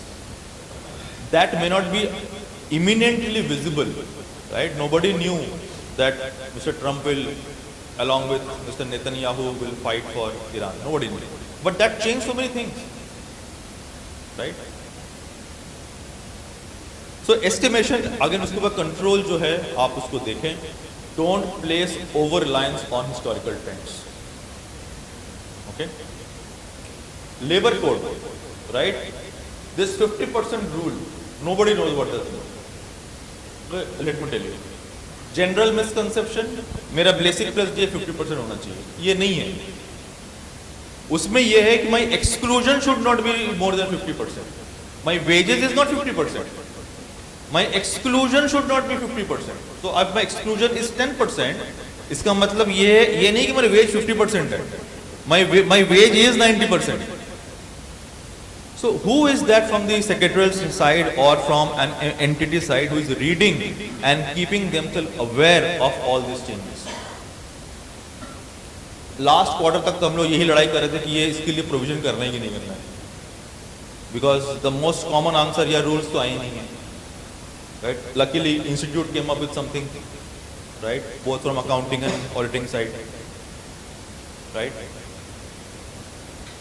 So again, आप अगर देखो, the point which I'm trying to make is that probably all these would be seeming to be very common for many of you. But what I'm trying to say is that change the perspective. Possibly we would have interacted with them from checking accuracy of numbers. Now we are trying to also look at accuracy of control that is leading to a number. Secretarial auditor से जब आप बात करते हैं, you also look at minutes of the meeting, right? That is also a control, whether the meeting is happening 4 times in every calendar year. अगर वो नहीं है, right? तो क्या उसने extension लिया है? Is there something that they have done to, from a non-compliance with the laws and regulations? So my only request to all of you is that you shift your perspective from number to controls. I think it is not a complicated area. It is not a very rocket science kind of thing. It is only to change the perspective, right? Another item which I could see that has been allocated to me was PPE, property, plant and equipment. Okay? Capital versus revenue, classic debate. Income Tax Act came in 1961, now it is migrating to 2025. Still the debate is there, capital versus revenue. Every time you read a judgment, some other judgment would come, right? Institute will have multiple opinions, ESC opinions on capital versus revenue. Standards are changed. पहले AS10 था, अभी क्या है? AS16 है, right? Index 1. Oh, Index 16. Thank you. So that is also changed. But ultimately, this capital versus revenue debate, we are not saying that we would have all the right answers. But what is the control which the entity has put in place to put their point of view, right? Let's say there is a big plant which I am setting up, right? First, that we see that it's a beautiful new plant that has come up, right? But if I know that plant is only going to cater to one particular location or one particular jurisdiction, my useful life cannot be 30 years as per Schedule 2. Okay? What is it that somebody is making a comparison to say that this is what is required under Schedule 2? This is how I would have assessed on a technical basis, and this is my useful life. Buildings, by default Schedule 2. यार कौन लिखेगा note में? मैं समझाऊँ फिर auditor को कि Schedule 2 में ये था, टेक्निकल एनालिसिस में ये था, वो और फिर वो हर साल आके मेरे से मांगेगा. मैं इसको लिखे देता हूँ Schedule 2, right? बट उसमें जब आप एक जजमेंट और एस्टिमेशन ले रहे हैं, तो से दैट मैंने असेस किया है और मैं कंक्लूड कर रहा हूँ that Schedule 2 useful life is okay. आप जब इस कंट्रोल को भी देखते हैं, right? A very important feature, and if you would look at that guidance note also, is the competence of the person who is looking at it, right? तो जैसे हम लोग कॉम्पिटेंस का बात करें, जनरली जो ब्लैक हेयर वाले होते हैं उनको दिखता है कि वो ग्रे हेयर वाले जो हैं थोड़ा सा ज़्यादा समझदार है. ऐसा नहीं है. Competence also means how experienced you are, right? और एक्सपीरियंस का मतलब सिर्फ ये नहीं है कि आपके बाल बस सफ़ेद हो रहे हैं. एक्सपीरियंस का मतलब ये भी है कि आपने कितने डिफिकल्ट सिनारियोज देखे, कितने सेक्टर्स पे आपने काम किया है.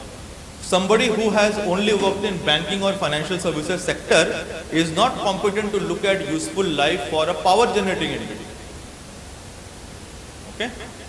आपके internal controls में criterias भी होते हैं कि ये जो person है जो approve कर रहे हैं, whether he or she is competent enough, right? If not, then obviously we'll say that the control is weak. There is a deficiency. There might be other mitigating control.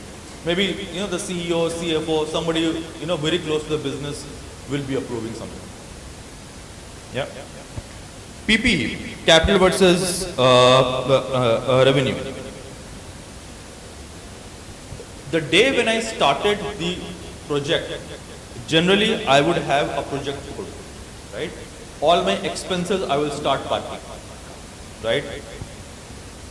Electricity, wages and salaries, direct installment of material, raw material, auditor's fee, consultants fee, all fees. The moment there is a code, all expenses goes into that code. Okay?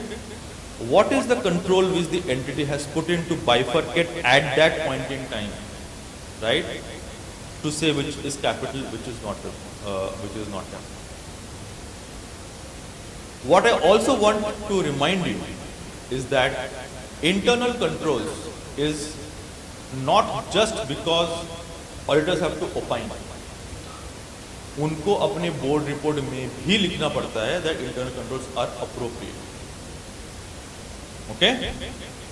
So for some people who would have experience with small set of private companies, there is an exception available for a very small set of private companies where auditors don't have to report to internal controls, but management still. The point which I'm trying to make is that this question that we get very often, कि यार तो आप लिख दो यार, जो आप अपने वर्क पे लिख रहे हो वही मेरा कंट्रोल है, वो नहीं है. आपको अपने कंट्रोल बताने पड़ेंगे. That RCM, revenue versus capital expenditure. According to you, what is revenue and what is capital? वो मेरे को रिपोर्ट करना है नहीं करना, that is my prerogative, right? The way the definition or the threshold for small company has been increased in the current year, हो सकता है private limited companies के लिए भी increase हो जाए. But that doesn't give you a leeway for not to have internal controls. You have to have internal controls, right? And especially on this differentiation of capital versus revenue for a project that is ongoing, significant judgment. मैंने तो auditors remuneration को भी इसमें debate मारते हुए देखा है, right? So ये जो bifurcation है between what is your directly attributable cost, right? आप AS10 या उसके हिसाब से जब आप उसको आप capitalize करते हो, right? How come the salary of a company secretary is attributable to this project? The entire salary is attributable to that project, right? He might be involved in some legal compliances. But is legal compliance relevant for the capitalization of the project? I may understand in the initial phase, right? Let's say आपको National Green Tribunal का approval लेना है. He or she might help you to do some secretarial work. But how come his entire effort is for the project? So company ने क्या control लगाए हैं वहाँ पे to bifurcate that this is what is revenue according to me, company secretary's salary is not part of my project. That probably is a big area of judgment. जहाँ पे ये capitalisation type scenario नहीं है, the challenge which I see most common is useful life. Okay? यार भारतीय Airtel में ना गाड़ियाँ 5 साल तक चलती हैं, हमारे में भी 5 साल तक चलती हैं. Only because somebody else is doing that doesn't mean that my depreciable life is according to them. What is the control that I have put in place to find out that my useful life as of today is appropriate under the accounting standard as well as in the accounting policy which the entity will write? उसको लिखना, you have an obligation to assess the useful life every year. क्या आपने assess किया है कि useful life आज भी 5 साल है या 3 साल है, जो भी, right? So the point which I am trying to make is that complacency or trying to stick to a regulation throughout its life would need to be challenged, and the control around that has to be looked at very closely. Okay, especially in PPE, this is what I see is the more problematic area. I am not getting into impairment because impairment is again a separate debate. Whether a single asset or a single car is a CGU or a car plus the factory is the CGU, that is also a separate area of debate. So it's a bit of a complicated area. But I am saying PPE, capital versus revenue, assessment or reassessment of useful life. How many of you or your client uses leased premises? ये जो हम लोग brokers को पैसे देते हैं जब leasing के लिए, तो क्या करते हैं हम लोग इसको? कैपिटलाइज करते हैं? नहीं करते हैं। ऑपरेटिंग लीज है, फाइनेंस लीज है? लीज लिया है कि दिया है? लिया है। ऑपरेटिंग है, फाइनेंस है? ऑपरेटिंग है। क्यों नहीं किया capitalise?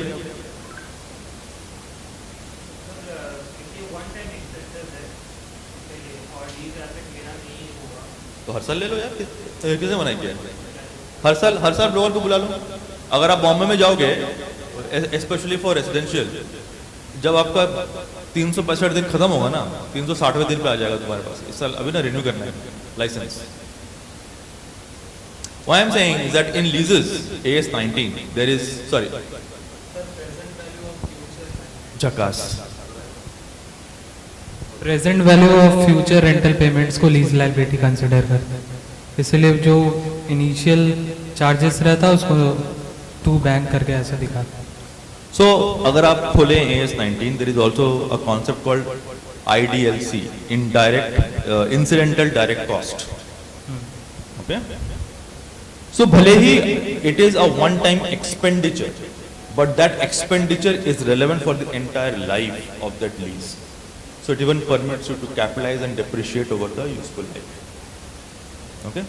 So I'm saying this, and this have also been very clearly articulated in various opinions of the institute, right? Especially the expert advisory committees. So please look at that. The point which I'm trying to make is that you might be looking at of same transaction every year on year, but there are some changes in views. I'm not sure how many of you follow the EIRC opinions which come in the monthly journal of ICAI. पढ़ते हैं कोई हम लोग?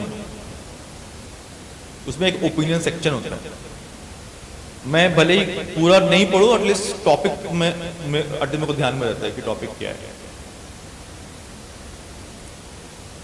Few EIRC opinions जो मैंने इस साल पढ़े हैं, जो और जो मेरे को लगता है सबको पढ़ने चाहिए।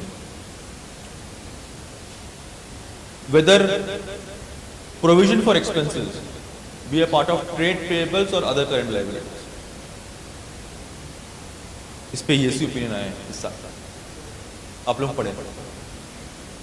जनरली सबका ये होता है कि नहीं मैं इसको ना अदर करंट लायबिलिटीज में लिखा दूंगा। आंसर ये नहीं है, प्लीज आप लोग पढ़ें। So the point which I'm trying to make is that even for repetitive transactions, right, you might have to again go back and relook, especially in these judgmental areas. Okay? Let's talk about some relaxations. Private companies, right? There is a specific exemption for smaller set of private companies. Okay? I think turnover should not be more than 25 crores. And borrowing should not be more than 10 crores at any point in time during the current year. अगर आप इस category में fall करते हैं और अगर company ने अपने एनुअल रिटर्न्स और वो सब टाइमली फाइल किए हैं, then as an auditor you are exempted from reporting on internal controls. There is a MCA circular which came in 2015 or 14 June. Right please अगर आप गूगल करें तो आपको दिख जाएगा। Right, so when you go back and negotiate your fees for March 26, please look at those considerations. It is not just because the fees might get less, not because of that. It also because you might be carrying a very big risk when you're opining on internal controls and the internal control is not proper. Right? So please उसको आप एक बार relook करें इसमें भी। Okay. What else in internal controls? What bothers us more? Anything that bothers us on internal control? Roughly तो internal controls में आपके यही होंगे: maker and checker, segregation of duties, IT. Sorry, we didn't cover technology.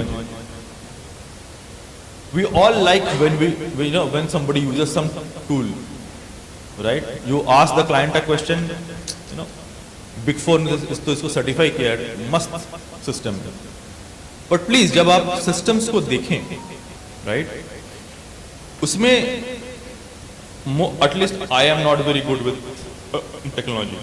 So please seek help and ask help from people who are technologically savvy. Okay?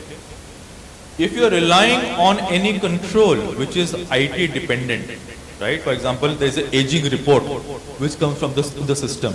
Based on that aging report, I will make a provision. Whether मैंने उसको bucket properly किया है क्या?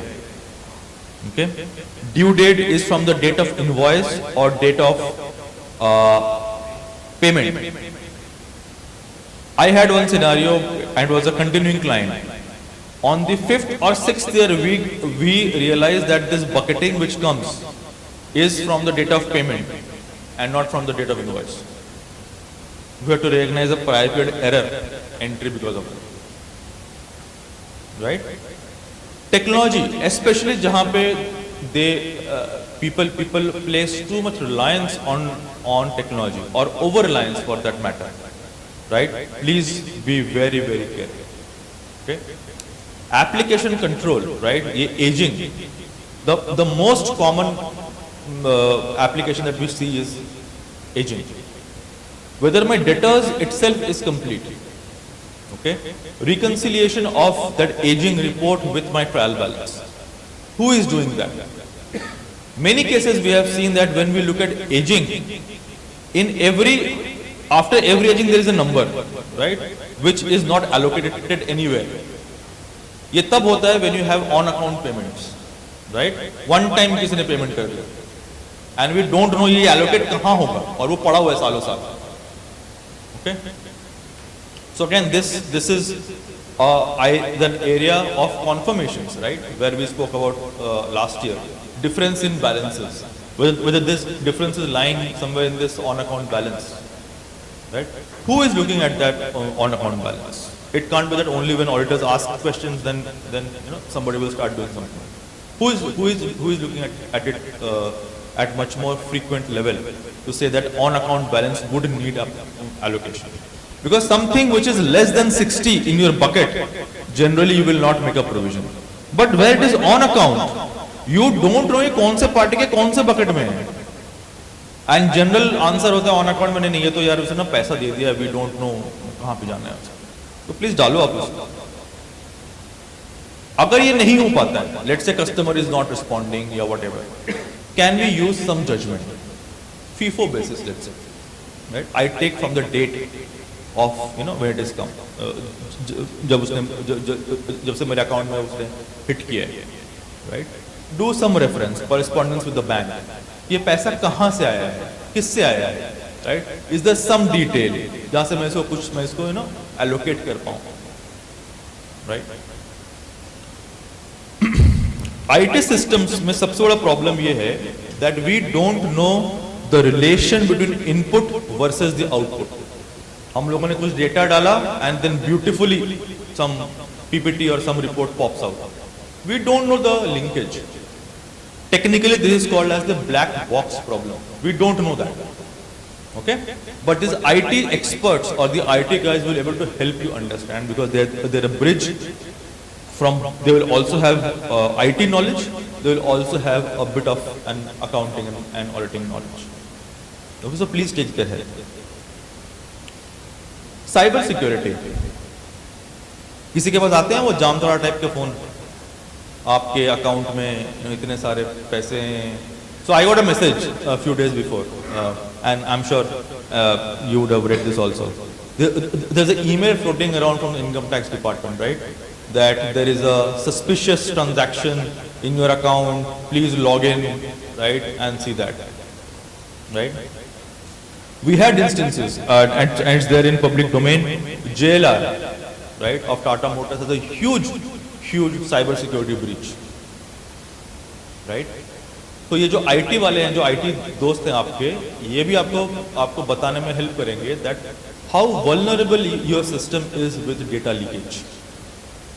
Why is this relevant? Because again, if there is a leakage of personal data, employee के data, you would now be penalized.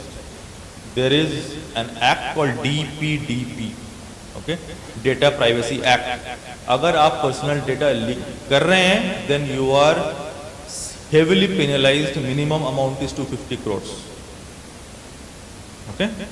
So again, from a control framework perspective, how do people ensure that I'm complying with laws and regulations, especially on the new age laws and regulations? Okay? Generally, this is left to the secretarial team, right? यार कोई तो है, minutes बनाएगा, देखेगा, right? But whether he and she is also equipping himself or herself with all these changes. Okay?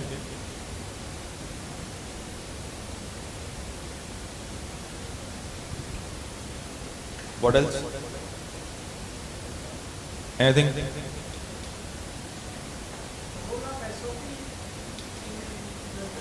Sorry?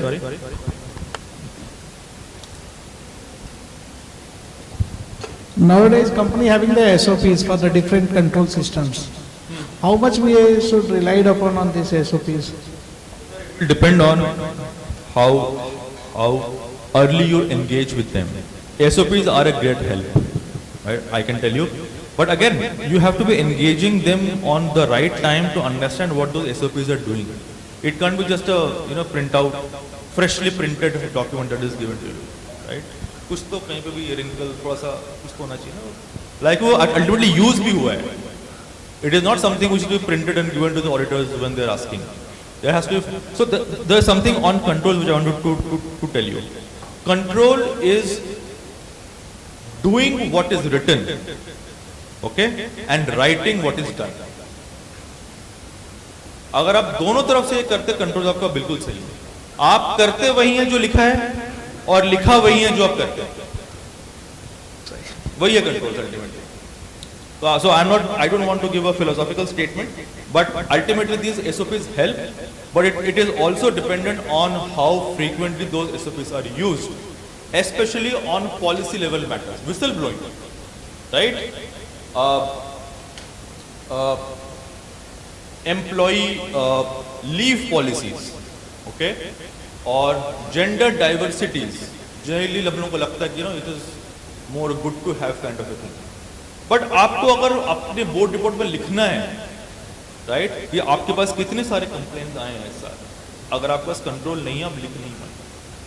Whistle blowing complaints, not because we now have a reporting responsibility under CARO, but we have seen whistle blowing complaints throughout multiple issues. So one instance, a whistle blowing complaint came to us, rather came to one of our clients, is that my salary structure is not right. General. So whistle blowing में अगर आप देखेंगे 2-3 common type of complaints होती हैं. Canteen में ना खाना अच्छा नहीं है, सबसे पहला, और ये 365 दिन में सबसे कॉमन है. दूसरा, ये अप्रेजल टाइम वाला कंप्लेन है. He is not talking to me properly. My boss, he doesn't talk to me properly.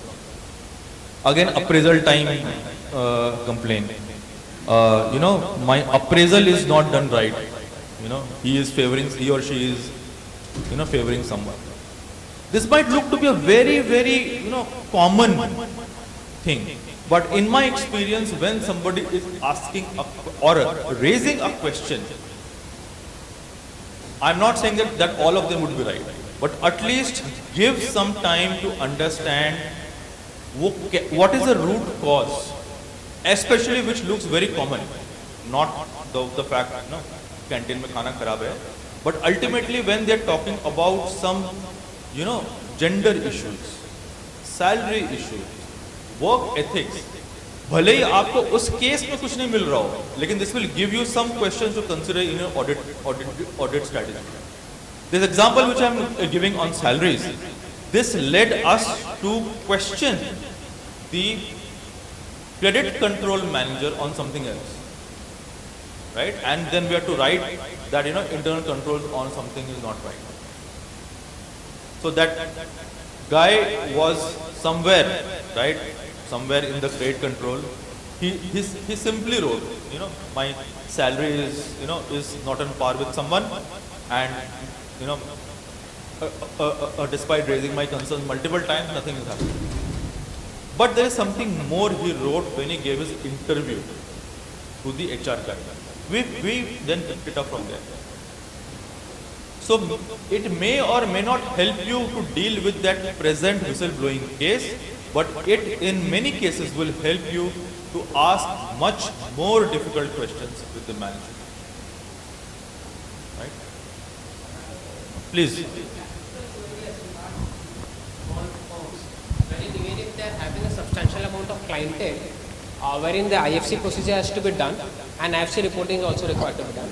But with the limited team size, अब sampling basis regarding the IFC procedure throughout the year तो sir possible नहीं होता है. तो मान लीजिए Q1 में I am doing certain procedures का and then I am relying it. The reliance of control which we call ना, it's a continuous task. But then again sometimes we do ना कि Q1 में ये कर लिया, Q2 में ये कर लिया. Now that becomes a very practical problem कि मान लीजिए Q3 में कुछ ऐसा चीज आ गया जो कि मेरे को Q1 में मैं रिलाई करके निकल गया. Those documentation is also very critical and that is why a lot of places we face a lot of issues there. कि भाई मैंने इसको Q1 में चेक कर लिया था and I am relying on that control and I am going ahead with this कि Q3 में भी ठीक होगा. And sometimes it is found that कि that is not the correct way. So पहले तो मैं ये आपको बताना चाहता हूँ कि other than the ICAI's guidance note on IFC, there is also a technical guide on smaller and less complex companies. कितनों ने पढ़ा है और ये कितनों को पढ़ा है कि ऐसा कुछ डॉक्यूमेंट भी है? सो प्लीज आप पढ़ें. आपने पढ़ा है? Thank you. हाँ, तो ये काफी पुराना है सर, अभी तो नहीं है, ये काफी पुराना है. It is not, I am not talking about less complex standard, I am not talking about that. There is a smaller and less complex company, else I don't know what it is called, smaller and less complex company. अगर आप guidance note पे भी पढ़ेंगे, they have given some reference and they exactly, Amitesh, caters to smaller size entities which are less complex in operation, right? A company, for example, which is only a cost plus entity, right? जिसका काम is only outsourcing. I will get few people from the holding company who will work in India, do some project. My revenue is cost plus my margin. I will bill it. Nothing else. Right? For those entities also, or for smaller type of entities also, the guidance note and this technical guide envisages and acknowledge a much more informal control setup. Her company के लिए we don't need to have a reliance type, control framework. Control framework has to be aligned with the size of this entity. So पहले तो आप उसको please उसको पढ़ें. There are many useful workarounds how you can achieve the same objective without have to spend good amount of money to have your AdSense. But coming to your question, if you are saying that we have done something in Q1 and you want to rely till Q4, the way I would suggest is to spread your sampling. Okay? The way I used to do, let's say for big areas like revenue, and I can give you some workarounds from a listed entity. We know कि पूरे साल में इस company का 1000 crore turnover है. हम लोग हर quarter limited delivery भी करते हैं. तो इमेजिन इन Q4 में आके मैं 500 सैंपल निकालूंगा. वो मेरे लिए भी टेस्ट करना मुश्किल है, कंपनी के लिए भी मुश्किल है. मैं क्या करूंगा, ये जो प्रोसीजर है मैं 4 बार करूंगा साल में. So rather than testing 100 samples in Q1 and then doing enquiry procedures for Q3, which is then questionable, spread your sample over a period of time. चलो ये भी नहीं हो पाता है, तो don't start from Q1, at least start from Q2 onwards, right? तो at least थोड़ा बहुत तो हम लोग पास आए. बट जहाँ पे भी हम लोग ये ब्रेक पॉइंट लेके सैंपल कर रहे हैं, right? Please, the same conditions which I told you. First, ensure that the sample should be clean, should be homogeneous sample, right? वो monthly entries और वो सब जो हटा के आप लोग सैंपल करेंगे.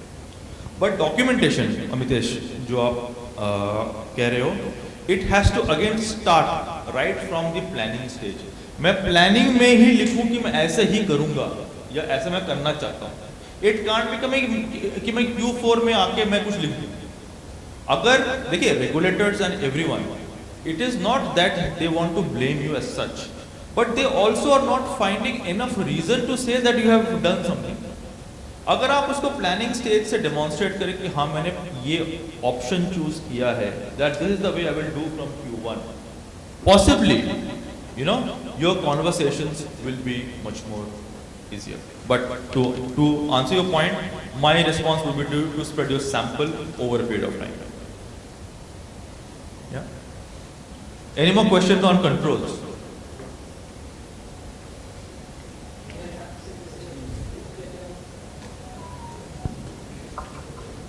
जो टोटल कंट्रोल्स का अगर स्प्रेड करेंगे, फॉर एग्जांपल जैसे एरिया वाइज, जैसे आपने बताया HR साइबर सिक्योरिटी, उसको स्प्रेड करेंगे तो अगर एक क्वार्टर में उसको चेक कर लिया कि हर क्वार्टर में उस एरियाज को चेक करेंगे। फॉर एग्जांपल अगर मैंने cyber security function first quarter में चेक कर लिया और मेरे जो भी सैंपल्स थे उसमें से कुछ नहीं निकला गलत, तो उसके बेसिस पे रिलाई करके अगर आगे चलेंगे तो वो चलेगा। मेरे हिसाब से शायद वो वही पूछ रहे थे और मेरे को भी उसी चीज़ में डाउट है।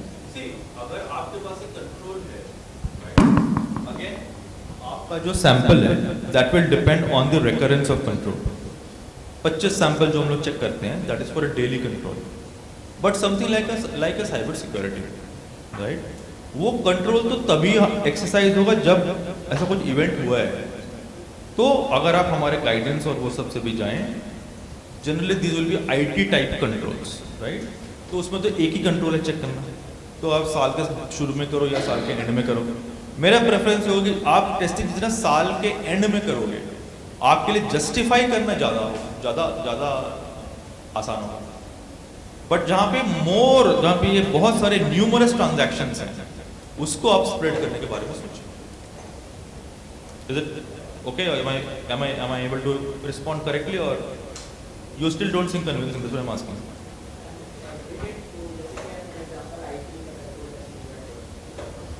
के अंदर में मान लीजिए कि कोई आप रिव्यू कर रहे हैं कोई सैंपल्स लेके, फॉर एग्जांपल, तो जैसे मैं अगर क्वार्टर 1 क्वार्टर 2 में उसको टेस्ट कर रहा हूँ, एक RPA मैट्रिक्स मेरे को है, इसके अंदर में मान लीजिए IT कंट्रोल्स है, IT में कौन सुपरवाइजर होना चाहिए, DOA डेलीगेशन वगैरह सब चेक कर रहे हैं। तो मान लीजिए जिस सैंपल का डेटा आप पीछे से लेंगे, मैंने अगर क्वार्टर 1 में तो मेरे को पहले का डेटा लेना पड़ेगा, तो वहाँ पर अगर कुछ नहीं निकला तो मैं वापस आके Q3 या Q4 में वापस आके उसको चेक करूँगा। मतलब ये से आपने Q1 1 अप्रैल 25 में आपने कोई सैंपल चेक किया, लेट्स से आई एम इन मार्च 2026, आपने बोला कि मस्त बढ़िया है वो सैंपल। स्टैंडर्ड ये भी कहता है कि आप पूछो कि आप for the remaining 364 days whether there had been change in a control framework, और आप कोरॉबोरेट करो। अगर चेंज नहीं है you can always rely on that sample. But what I am trying to tell you, this is more of a theoretical answer. ये आप किसी और के सामने जस्टिफाई करना आपके लिए मुश्किल होगा। तो इसीलिए सैंपल्स जो है, राइट, आप ईयर एंड के जितने पास लोगे आपके लिए जस्टिफाई करना आसान है। अगर आप बोलोगे 364 दिन में के लिए मैंने सिर्फ इंक्वायरीज की है, पूरा सुनने में काफी यार मतलब उसे तो बस पूछा ही है ना, सामने वाले ने क्या जवाब दिया, उसने क्या समझा, नहीं पता अपने को। सो it is one is theoretical answer, which I said it is possible. But is that something you will be able to demonstrate to someone, especially if you're in a difficult, conversation? Then it becomes difficult. So try to pick towards the end of the year. It will be easier for you. Yeah.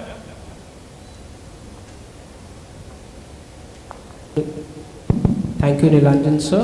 May I have a big round of applause from him? Thank you.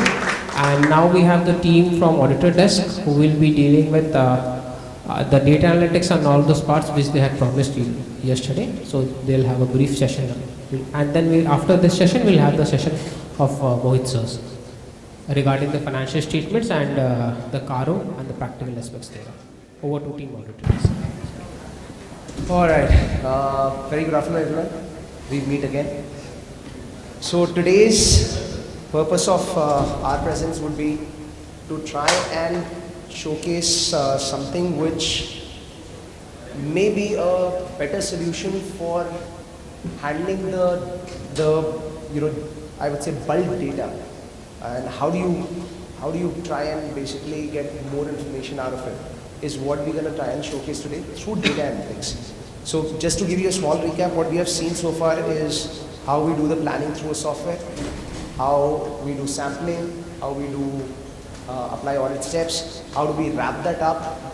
Now in that process, in that middle process which is under performance, while you are taking out your samples and all the data from the sampling size, there is a possibility where you can scale up your sampling to 100%. Now that is what data analytics would do, and we shall be able to show you how simple it will become if you are applying it through a tool.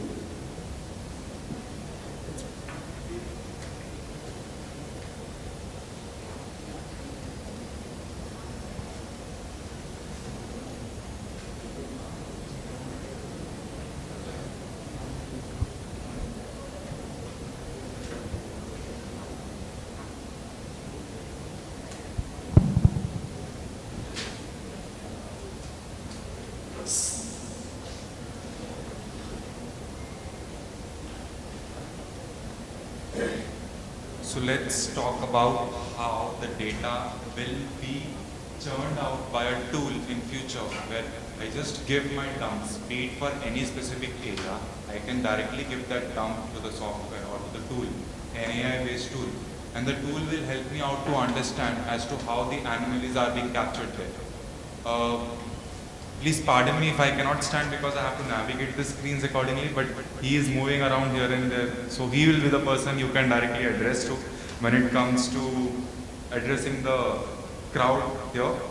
I'll directly take you to the tool. I won't waste much of your time. Yahan pe, when we move into the tool,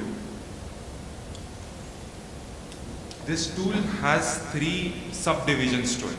एक data analytics का जो मेरा tool है, it should first be AI driven, but AI will always create hallucinations for me. You cannot directly rely on any data that is coming from AI. I want a human intervention there too.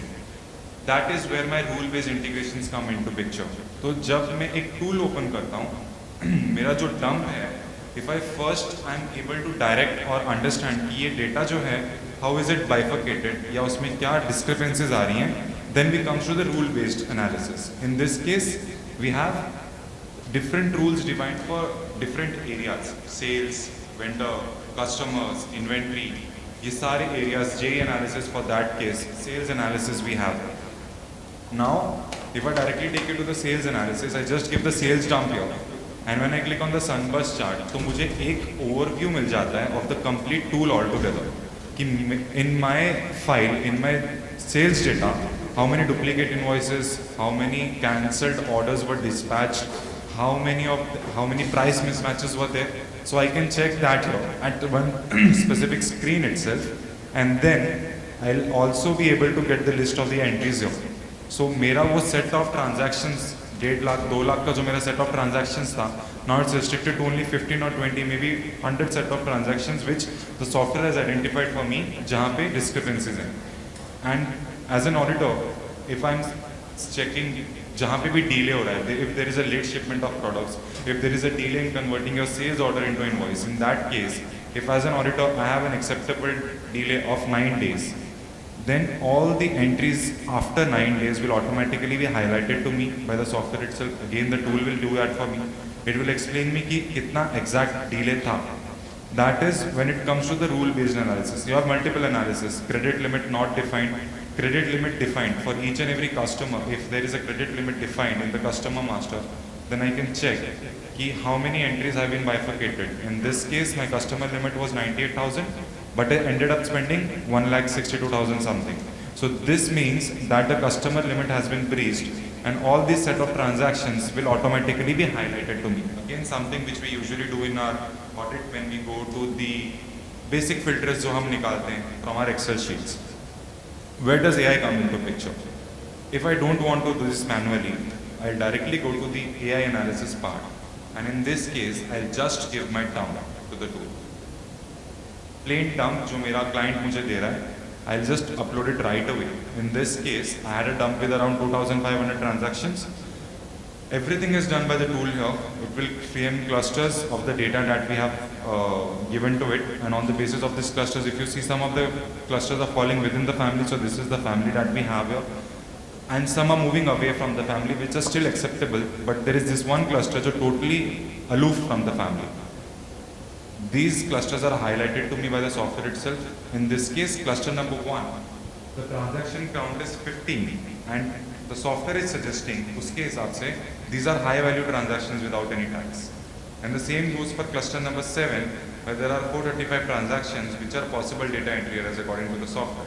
So now I know that out of these 2,500 transactions, as an auditor, I just have to check whether 435 plus 15, 450 transactions pe I'll be checking out why there are discrepancies noted, and then I can accordingly proceed.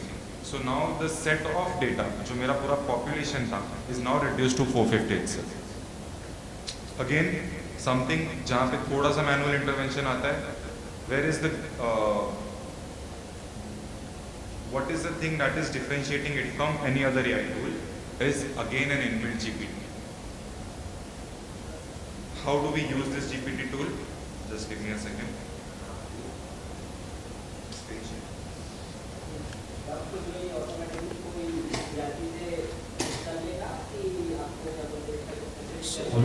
Yes, if your client will give the access, if he is ready to give me the access, which SAP के case में तो नहीं देता है, Tally के case में Tally का access दे देगा वो मुझे, जो होगा access दे देगा. In that case, yes. SAP और Oracle के केस में, because even SAP will not allow me, the clients will not allow me, उस केस में एक manual intervention हो जाता है कि मेरे को manually upload करनी पड़ती है any file, Excel file, JSON file, Notepad में भी कई बार हमारा data आता है, उसको भी directly software आपको structure करके दे देता है in a readable format. So basically आप किसी भी फॉर्मेट में सॉफ्टवेयर के अंदर डेटा डाल सकते हैं,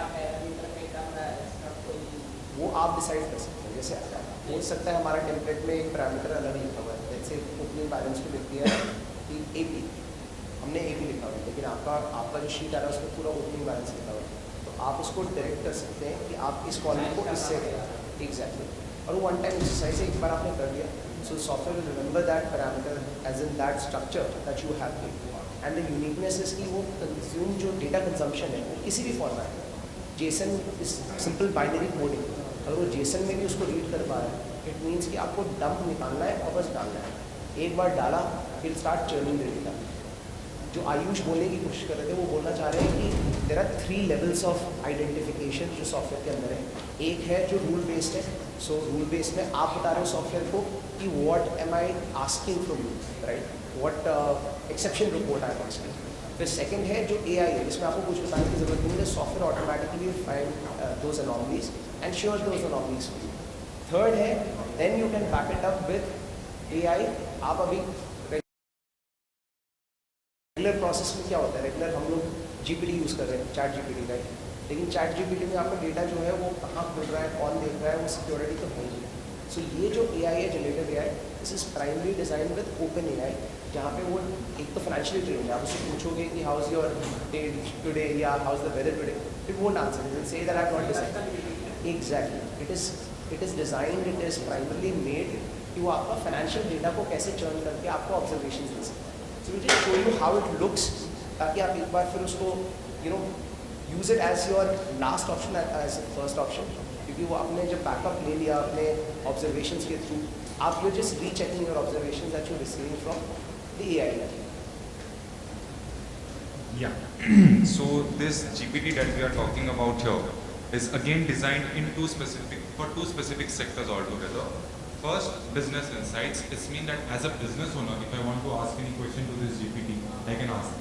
If I am a business owner, I want to understand something that is wrong in my business, depending upon the files that I give it, I can ask it. Second is as an auditor. So when I select this specific option, it means I am asking questions in the form of an auditor.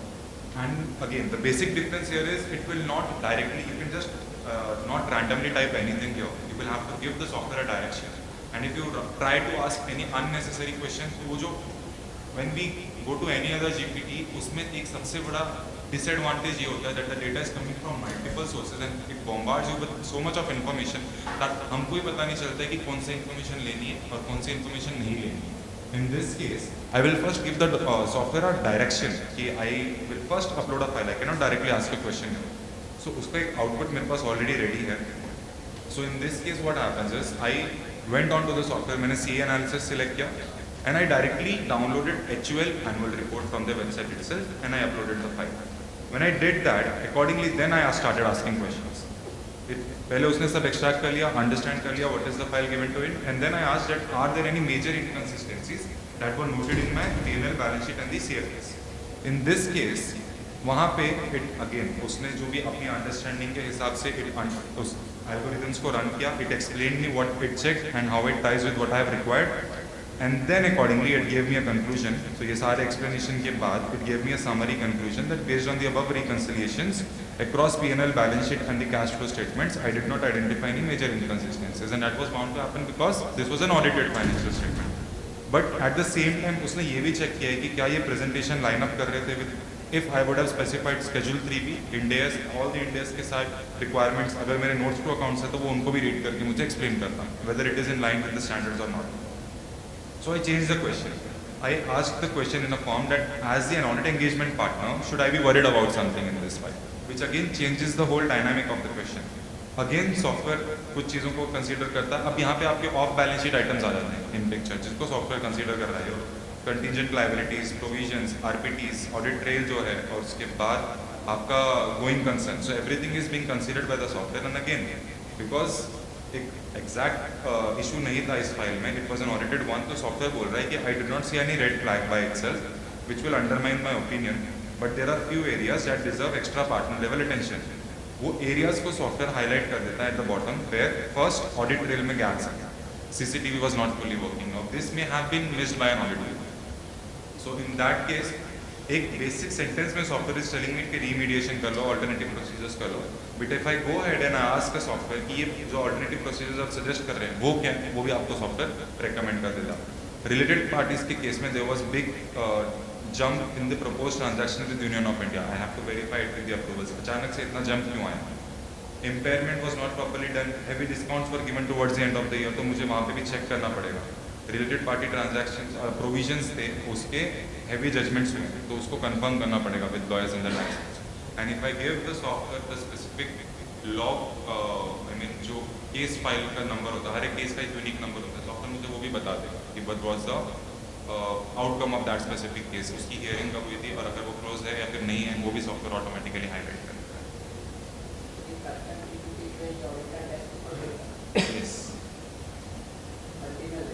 Yes, yes.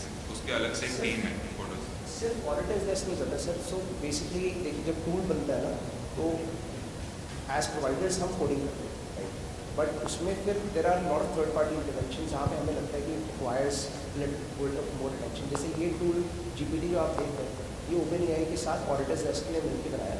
However the entire AI tool as in the entire data analytics tool was actually made by IIT. IIT ने जब ये tool बनाया along with use case from Walmart and Flipkart, उनके chief financial auditor के साथ उन्हें help लेके उसका यूज केस डाल के फिर लॉजिक्स किए. सो पुट इन नटशेल जो भी आप ऑडिट कर रहे हो, उस ऑडिट का अगर लिटरली में कहते हैं ना कि वो to make a mockery out of it is what basically AI does. क्योंकि आपने पूरी मेहनत करी, सारे गाइडेंस फॉलो किए, सब कुछ किया, बट एंड में वो सारा चीज़ जस्ट यहाँ से निकल जाता है. How do you bake it into the actual tool कि आप डेटा एनालिटिक्स यूज़ भी कर लोगे, तब भी ऑडिट तो आपको करना ही पड़ेगा. As per the requirement of the institute आपको प्लानिंग भी करनी पड़ेगी, परफॉर्मेंस में सैम्पलिंग भी करनी पड़ेगी, ऑडिट स्टेप्स भी लगाने पड़ेंगे, स्क्रूटनी भी डालना पड़ेगा, और फिर कंप्लायंसेस भी करना पड़ेगा. तो वो तो आपको मेन टूल पे करना ही पड़ेगा. वो किसी भी मतलब तरीके से there is no way out to bypass that entire process. But what this will do, इसमें से आप ऑब्जर्वेशंस निकालेंगे. अब ज़रूरी तो नहीं सारे ऑब्जर्वेशंस आपके वैलिड, आप उसको इसी टूल पे आप उन ऑब्जर्वेशंस को चेक कर लेंगे, and then you put it in the main tool from where it can actually flow into the actual audit report. एक बार let's go to software. Now under the software, so far we have shown how sampling, how the the performance segment basically works. So we'll show you how now we start wrapping up everything. So under the main performance stage,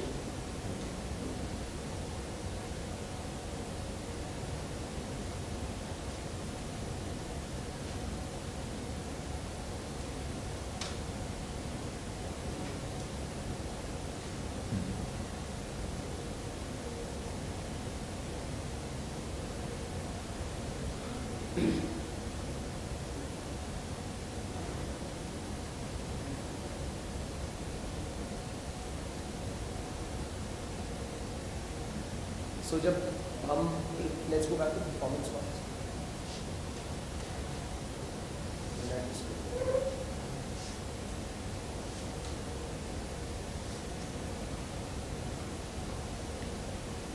so performance में जब एक बार sampling हुई, audit steps लग गए, तो ये add conclusion के बटन्स हाईलाइट हो जाते हैं. Once you do the maker checker sign offs, these add conclusion buttons will get highlighted. You can click on the add conclusion as a reviewer. तो एक मेकर, एक चेकर और एक final engagement partner जो रहते हैं, वो जो चेकर है वो अपने ऑब्जर्वेशंस यहाँ पे डालना स्टार्ट कर देता है. And they define the nature, इधर इट्स सिग्निफिकेंट, मटेरियल और इमटेरियल. वो सारा जो ऑब्जर्वेशंस डला है, let be for TODs, for sampling, अगर डेटा एनालिटिक्स यूज हो तो उसकी ऑब्जर्वेशंस, वो सब एक रैपिड प्रोसीजर डैशबोर्ड में आते हैं under the. So this is how that rapid procedure dashboard looks like. जितने भी ऑब्जर्वेशंस हैं, those observations will get captured here. Each observation can be looked into by the reviewer. उसको पूरा वो finalise कर सकते हैं. And for the partner under reporting, there is a reporting dashboard, which is what we call as a partner dashboard. इसमें वो सारा observations capture हो जाता है.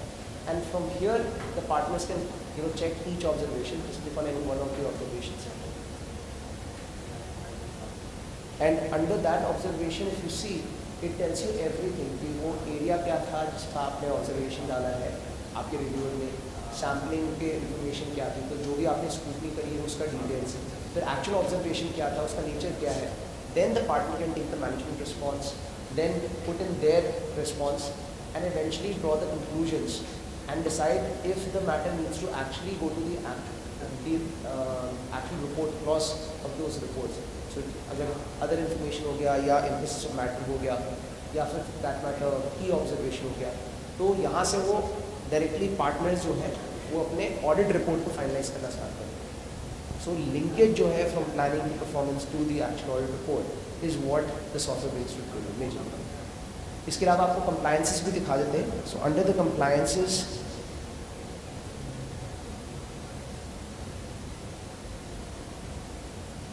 anything under the compliance, let it be SA from SA 200 to 899, Civil ODR, Companies Act, कारो 2020, सबके checklist है. इस ओपन वन में open any one of the checklist.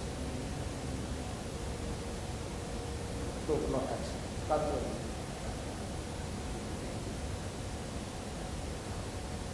So if you see software के अंदर जहाँ जहाँ मैंडेटरी कंप्लायंस है वो तो आपसे वो ऐसे भी करवाता रहेगा ऑन दैट स्क्रीन.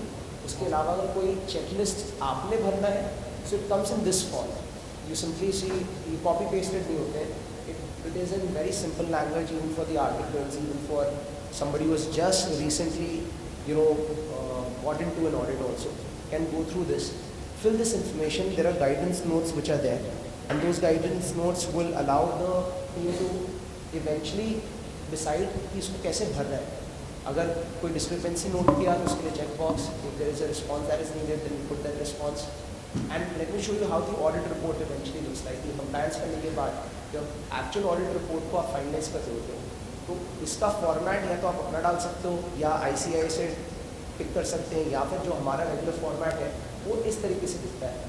पहले वो ओपिनियन बेस्ड होता है. आप ओपिनियन बताओगे कि is it unmodified, clean, disqualified है, एडवर्स है या डिस्क्लेमर है. जो आप ओपिनियन चूज करेंगे उसके बेसिस पे software will give you the content. So it will guide you in every possible direction. Green जो है वो आपसे डेटा जो आपने डाला था वो पुल कर रहा है. उसके अलावा जो ऑरेंज में है, these are the actual suggestions which are there. And जो ब्लू में आएगा, those are the real life scenarios जहाँ पे आप कंक्लूड कर सकते हैं एज मॉडल्स. सो आपका जो पूरा ऑडिट रिपोर्ट है वो भी सॉफ्टवेयर रेडी कर देता है. एंड देन आप उसको डाउनलोड करके, साइन करके सेव कर सकते हैं एंड आर्काइव कर सकते हैं. तो ओवरऑल एक सॉफ्टवेयर में जैसा मैंने बताया, जो मेन पार्ट्स हैं आपके साइन ऑफ्स कैप्चर होने, आपके कंप्लायंस कैप्चर होना, आपका अगर एक ऑडिट का प्रोसेस है उस पूरे वर्क फ्लो को कैप्चर करना, वो डिफरेंट फेजेस में सॉफ्टवेयर उसको very neatly it brings everything together so that आपसे कुछ मिस ना हो एट एनी डिफरेंट लेवल. अगर वो आप मैनुअली कर रहे हैं तो मैनुअली में there is obviously a room for improvement की. कोई चीज़ मिस हो गई तो वो it can go unnoticed, but in case of a software it can't. अब मैं आपको बताता हूँ why. So the reason is that the software has a diagnostic report in it. So it runs the diagnostic report as a completeness check. तो हर एक screen जो आपने जिस पे काम किया है वो सॉफ्टवेयर उसको रन थ्रू करेगा कि उस पर डॉक्यूमेंटेशन हुई है या नहीं, कंप्लायंस अगर भरा है तो पूरा भरा है या नहीं, या फिर लेट्स से कि कोई फाइल डाली थी तो वो फाइल पे साइन ऑफ हुआ है या नहीं, तो वो सॉफ्टवेयर ही कर रहा है, आपको कुछ नहीं करना पड़ रहा है. पार्टनर्स के लिए ये बहुत बड़ा एडवांटेज हो जाता है, तो ये पार्टनर्स को eventually as I said it's a fire and forget system. तो जब पार्टनर्स ने अपना बेस सेट कर दिया कि ये मेरा ऑडिट ये इस स्केल पे होना चाहिए, ये चीज़ें उसके अंदर होनी चाहिए, उसके बाद they can leave it on the maker checker and eventually उनके पास जब रैपिड प्रोसीजर से सारे डिटेल्स आएंगे वो अपना तब काम स्टार्ट करेंगे एंड एंड में they will run through this diagnostic report. If everything goes clean, सब ग्रीन हो जाता है. जैसे इसमें 240 वैलिडेशन इशूज़ है, हर जगह जहाँ जहाँ रेड है वो आपको वैलिडेशन इशू बताता चला जाएगा क्या क्या प्रॉब्लम्स है.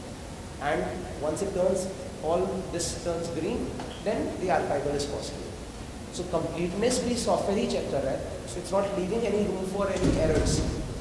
और that's the reason that not just auditors desk, any kind of a software becomes very critical if we are looking at the overall goal of having a complete audit person. Any questions, anything that I can add as a value from my side, please? जी sir, Tally Zoho is absolutely automated. उसमें plugin दे देते हैं हम आपको, उससे आप audit start कर सकते हैं and you put all that data on the yeah, absolutely.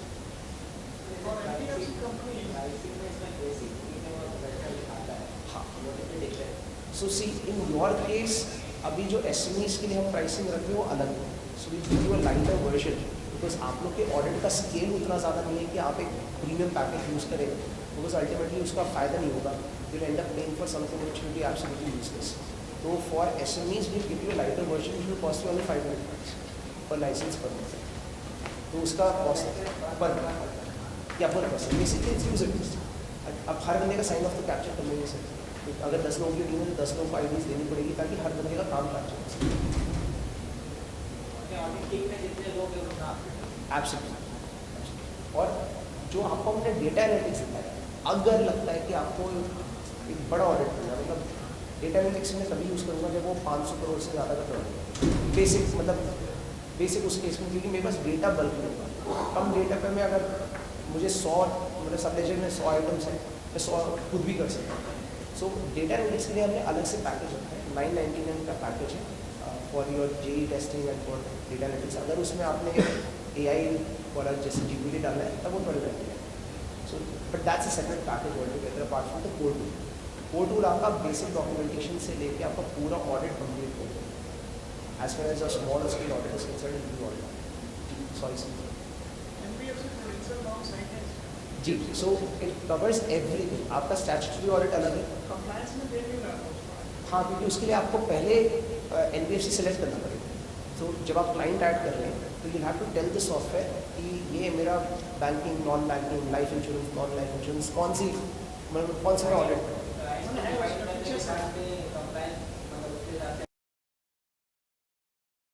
Absolutely. Content फिर वहीं से एडजस्ट होना स्टार्ट करेगा. जैसे आपने लिस्टेड सेलेक्ट किया तो लिस्टेड का कंटेंट अलग होगा, अनलिस्टेड अलग कंटेंट, DDCs का कंटेंट अलग. सर मैन्युफैक्चरिंग कंटेंट अभी डिफाइंड नहीं है क्योंकि वो इंटरनल ऑडिट में हमने 7 एरियाज जो इंस्टीट्यूट की गाइडलाइंस है इंटरनल ऑडिट के अलग है, तो इंटरनल ऑडिट का उसमें डिफाइन किया हुआ है.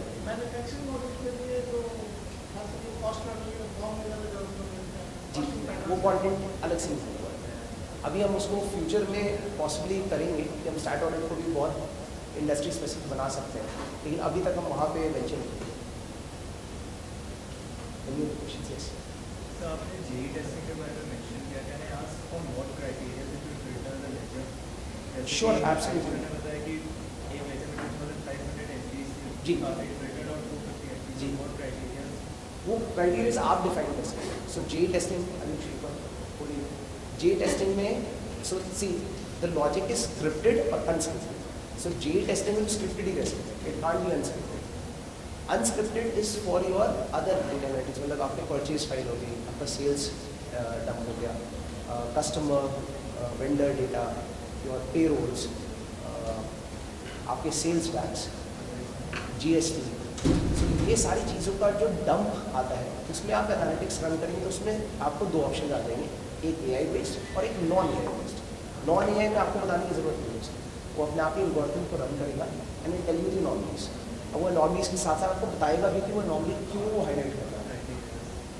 क्राइटेरियाज आपके स्क्रिप्टेड में रहते हैं, तो स्क्रिप्टेड में आप सेलेक्ट करेंगे कि कौन सा क्राइटेरिया पे रन करना है एंड वो आपके डेटा सेट को मंगाएगा and just bring out that exact exception report for you. So we'll just show it to you. So JE testing के अंदर if you see there are specific options जो ऊपर है, even amount general entries, period to period comparison, least used ledgers, least used words, then you have entries posted on non-working days and flat transactions with key adjustments. So every exception report will have its own set of data that will present you जब उसको run करोगे, और उसमें आप moderate भी कर सकते हैं। जैसे Ayush can just give you better example, एक आपको स्कैटर ग्राफ या फिर just show me least use words. So basically what he is trying to say is अगर मेरा जो डे बुक है, if there is a transaction, say for example उसके narration में there is a word which is not acceptable to me as an auditor, write off, set off, suspense, ऐसा अगर कोई word है, तो in that case if I can give the direction for software कि first of all I define that कि I have suspense, I want that all the entries which is having this specific word should automatically be highlighted. So when I select that word, automatically software read करके मुझे खुद ही बता देगा कि मेरे पूरे day book में कितनी ऐसी एंट्रीज हैं जिसमें सस्पेंस वर्ड आता है।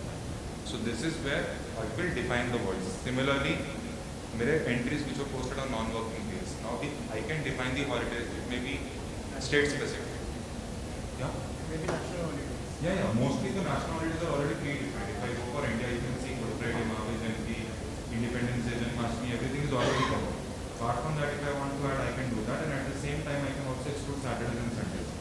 So just to take it a step higher, what the software does is all the entries which are posted on non-working days, वो सारे ledgers will automatically be highlighted. So in this case, I know these were the ledgers which were posted on these non-working days. And ऐसा if there is another sum, if any other kind of exception that can be pulled out from these specific analysis, so these are the ones which we have selected. There are multiple analysis for it. So you can select it accordingly depending upon the file that you gave up, and automatically the entries will be highlighted. And it will cater to like सारे clients का जो ledger डालने का था वो अलग-अलग format में, so it will cater to everybody. Almost, yes. Depends. मतलब आपका PDF है तो PDF फॉर्मेट में चल जाएगा। The Excel format. You can define that. So you are saying कि कोई credit debit बोलता है, कोई सीधा opening date और closing date बता देता है। So in that case you can define your own date in the software. You don't have to do as per the software spec. तो flexibility हटे कि exoskeleton change नहीं होगा software का या EIRC का, but eventually if we talk about the content can be modulated as per some reason. But it has to be a valid content which you are asking from us primarily. So it goes through at least 2 levels of content check before it gets added to it. Any other questions?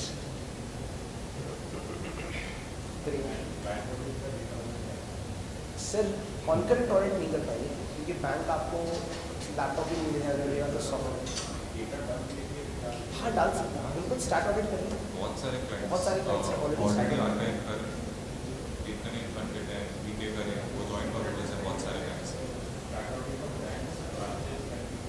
Absolutely In that case it depends. आप किसी principal auditor को अपनी report भेजते हैं या फिर आप उस ब्रांच को as a stand alone audit करते हैं। एचओ का भी ऑडिट एचओ को भेजते हैं, दैट कैन आल्सो प्रोबेबली आपका शायद एचओ की सॉफ्टवेयर यूज कर रहा है तो आपको यहीं से भेजते हैं। Okay, thank you so much everyone.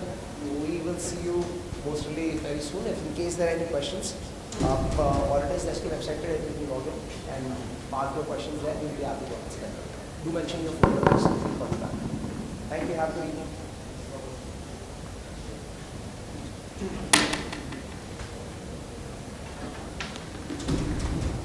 Thank you, team.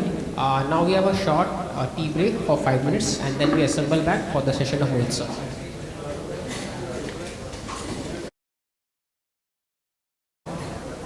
This session is, I think, one of the most crucial sessions. Why so?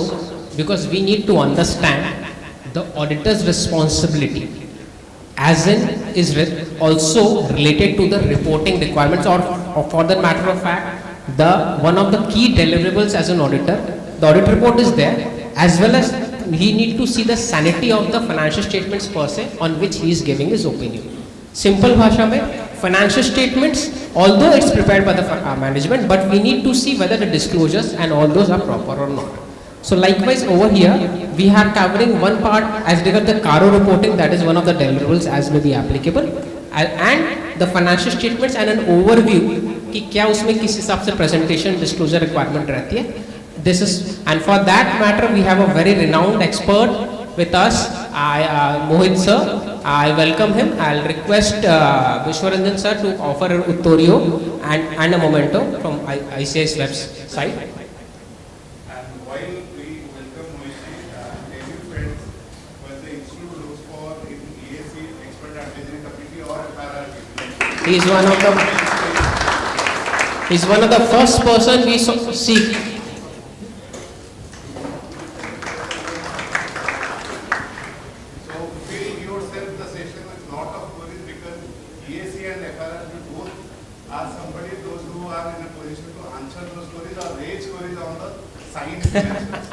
So you can understand the gravity of this gentleman. So welcome you sir to Audit Boot Camp. Thank you. So very good evening to all of you. We will be covering 4 topics, although we have been allotted 1 hour 15 minutes. We will take up accounting policies, which is very important. Then uncorrected immaterial misstatements, followed by CARO and Schedule 3, preparation of balance sheet. I think Excel files for all have been already circulated to you. So let us start with accounting policies. What are the requirements of accounting policies? Why do we need to give accounting policies in financial statement? We have accounting standards. How do you value fixed assets? Anybody? Fixed assets are valued at cost, or alternative, you can do revaluation. How do you value investments? If they are long-term investments, you value at cost. In case of current investment, you value at lower of cost and fair value. So standard gives you treatment. In many places, standard may provide you alternate treatment. So अगर आपका कोई balance sheet देख रहा है, then he should understand which method you are following. And how do you draft accounting policies? Say your client says, it is a new company, and the client says, okay, आप मेरा accounting policy for property, plant and equipment draft कर दीजिए. How will you draft? And he says, I will evaluate at cost, I will not follow revaluation model. There are 2 choices of depreciation, WDV and straight line. I will use WDV because that suits or best fits my industry. Please draft me an accounting policy. So how do we draft?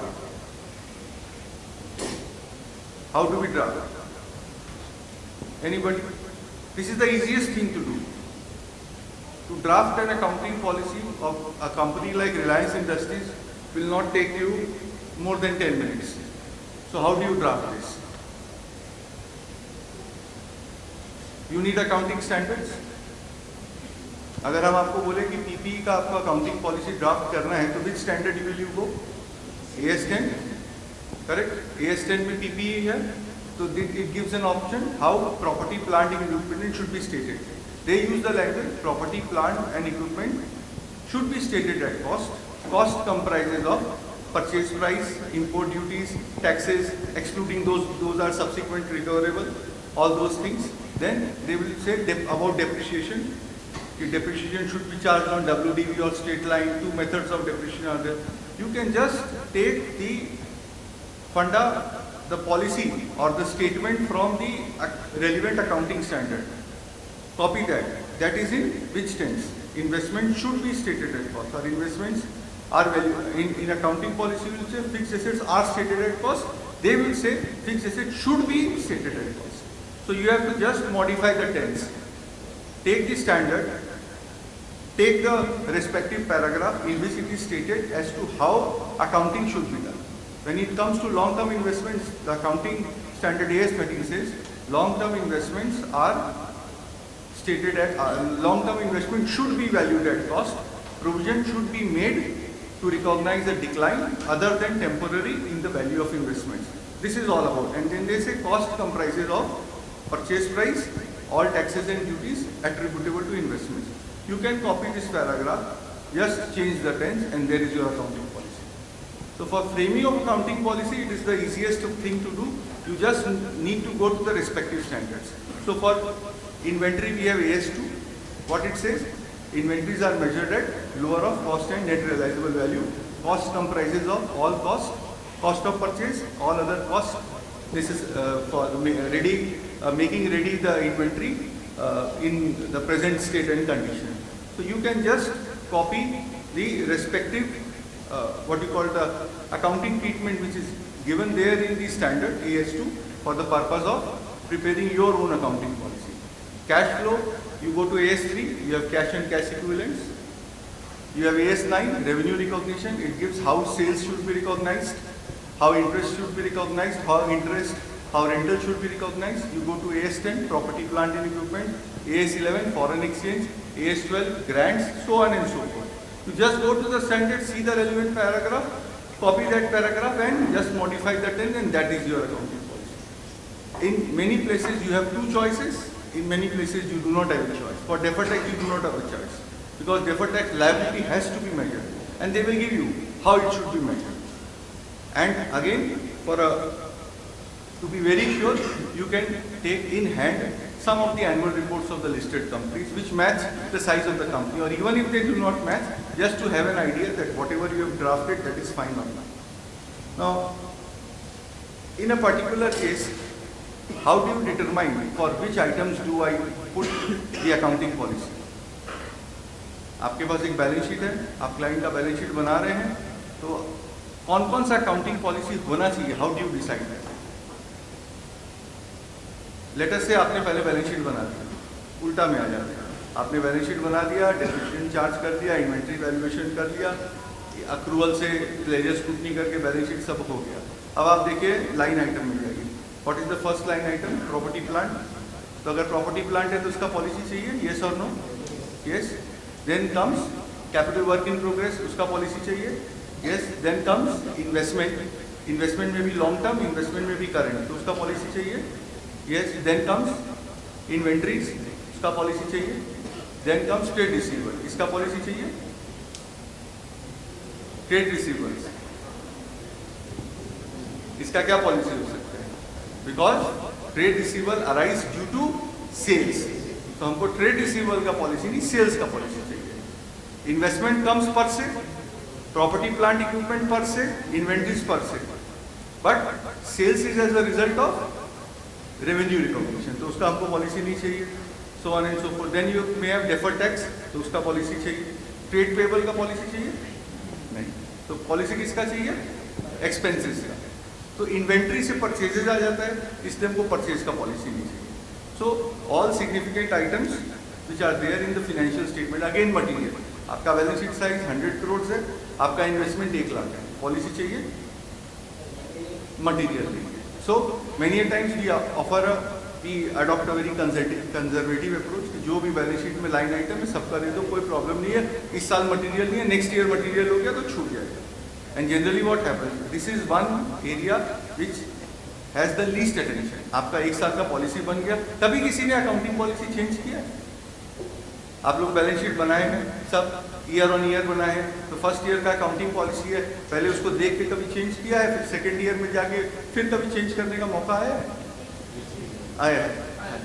Correct. तो वो कब आया होगा? जब आपने accounting policy ही change कर दिया, in the sense की फिक्स एसेट्स में 2 पॉलिसी आपने चेंज कर दिया, या आपका company was in under Indian GAAP, it went to Ind AS, तो पॉलिसी चेंज हो गया. But usually how many people see the accounting policies? Just like audit reports which we discussed, how many times we see the accounting policies? We do not see the accounting policies. Neither we see the application of accounting policies in the context of preparation of our financial statements, कि हम जो accounting policy लिखे हैं Are we doing that? We are saying depreciation. Depreciation is charged on day basis. It may be charged on month basis. मतलब हम कभी बोलते हैं कि I will charge depreciation from the date the asset is installed, not put to use, installed and ready for use. यहाँ एक difference है. This is very important. अगर बैलेंस शीट में लिखा है अकाउंटिंग पॉलिसी में, at times we write put to use. Put to use is a concept under income tax. Under Companies Act, the concept is installed and ready for use. As a passive user also you have to charge depreciation because depreciation arises out of wear and tear. Then we say charge from pro rata from the date of addition. Many companies say no. In the month of addition, if it is put, if the period is 15 days or more, depreciation will be charged for the full month, else next month. But अब आप हो सकता है ऐसा situation है आप calculation कर रहे हैं डे बेसिस में या अगर आप मंथ बेसिस में चार्ज कर रहे हैं अकाउंटिंग पॉलिसी में और हम कर रहे हैं डे बेसिस में. So we first thing we must read the accounting policy and then we must try to find out whether this accounting policy which is there is in compliance with the standard. कई बार गलती हो जाती है. Deferred tax is one area जहाँ बहुत गलती होता है. Anybody?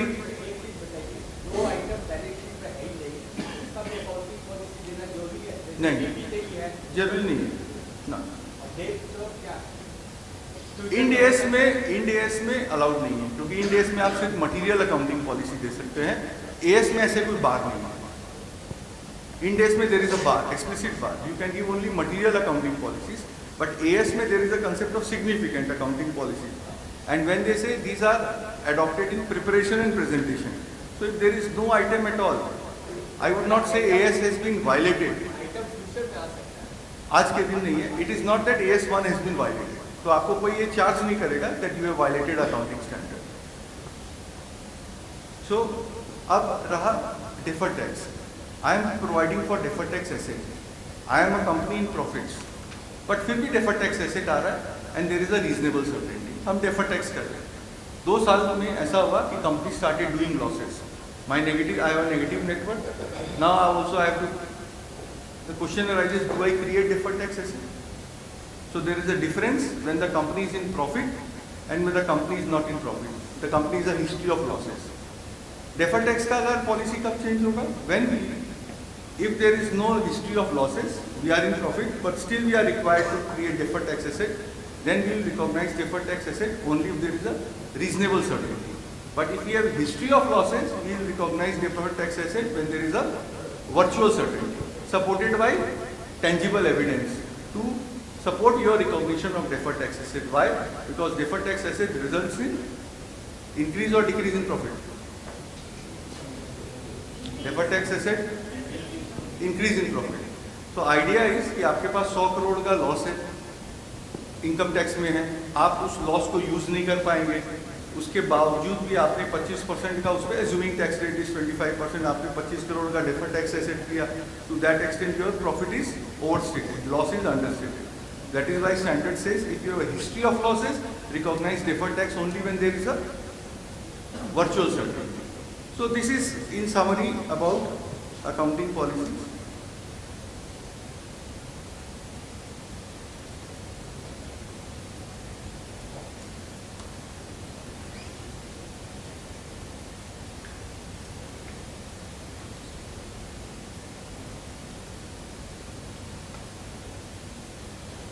Now, see this. B6. इसमें गलती बताइए क्या गलती है?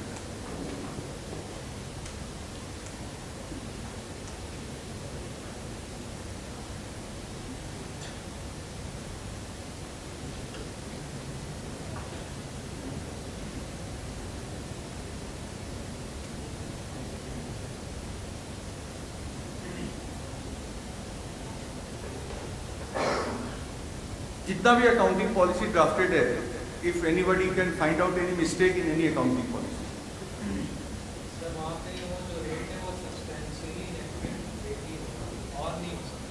इनएक्टेड और सब्सटेंशियल इनएक्टेड से बजट आपका आ रहा है मई में या जून में. कई बार होता था ना, अभी तो बजट हमको 1 अप्रैल पे ही पता चल जाता है क्या रेट है, बट पहले हमारे को बजट पास होते होते मई हो जाता है. Correct. So that is a substantial enacted rate, क्योंकि हम मार्च में जब बैलेंस शीट बना रहे हैं तो हम जो बजट में रेट आया है जो कि लाइकली टू गेट पास, हम उसको रिकॉग्नाइज करते थे. That is why substantial. आज के दिन नहीं है, but there was a concept of substantial enacted. You are right. क्या रीजनेबली सर्टेन है?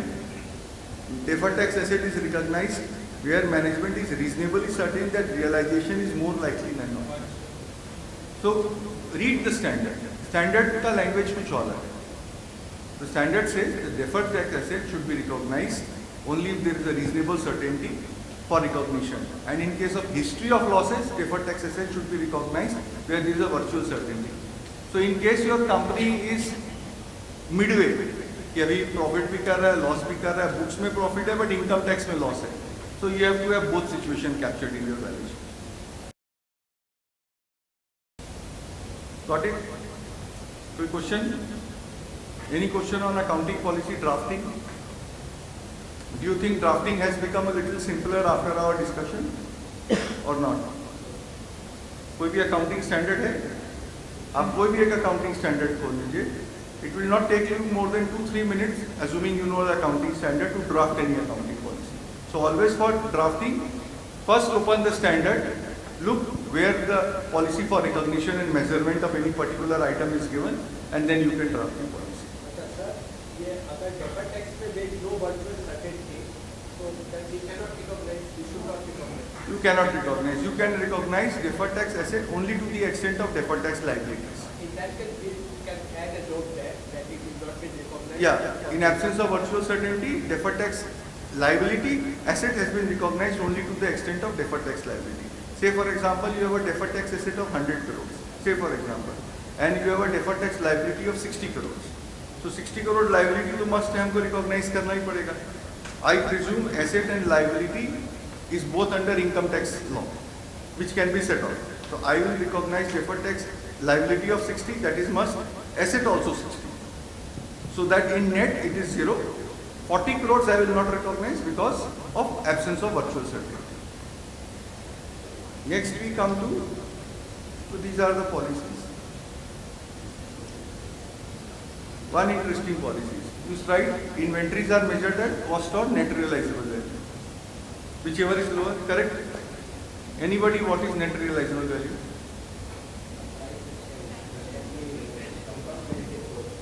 So let us say you are a dealer in sugar, correct? 31st March को sugar का price cost आया say 1000 rupees. 31st March को selling price है 1010, correct? So you will value at lower of cost and net realizable. So you will value at 1010 or 1000. So do you say 1010 is the net realizable value?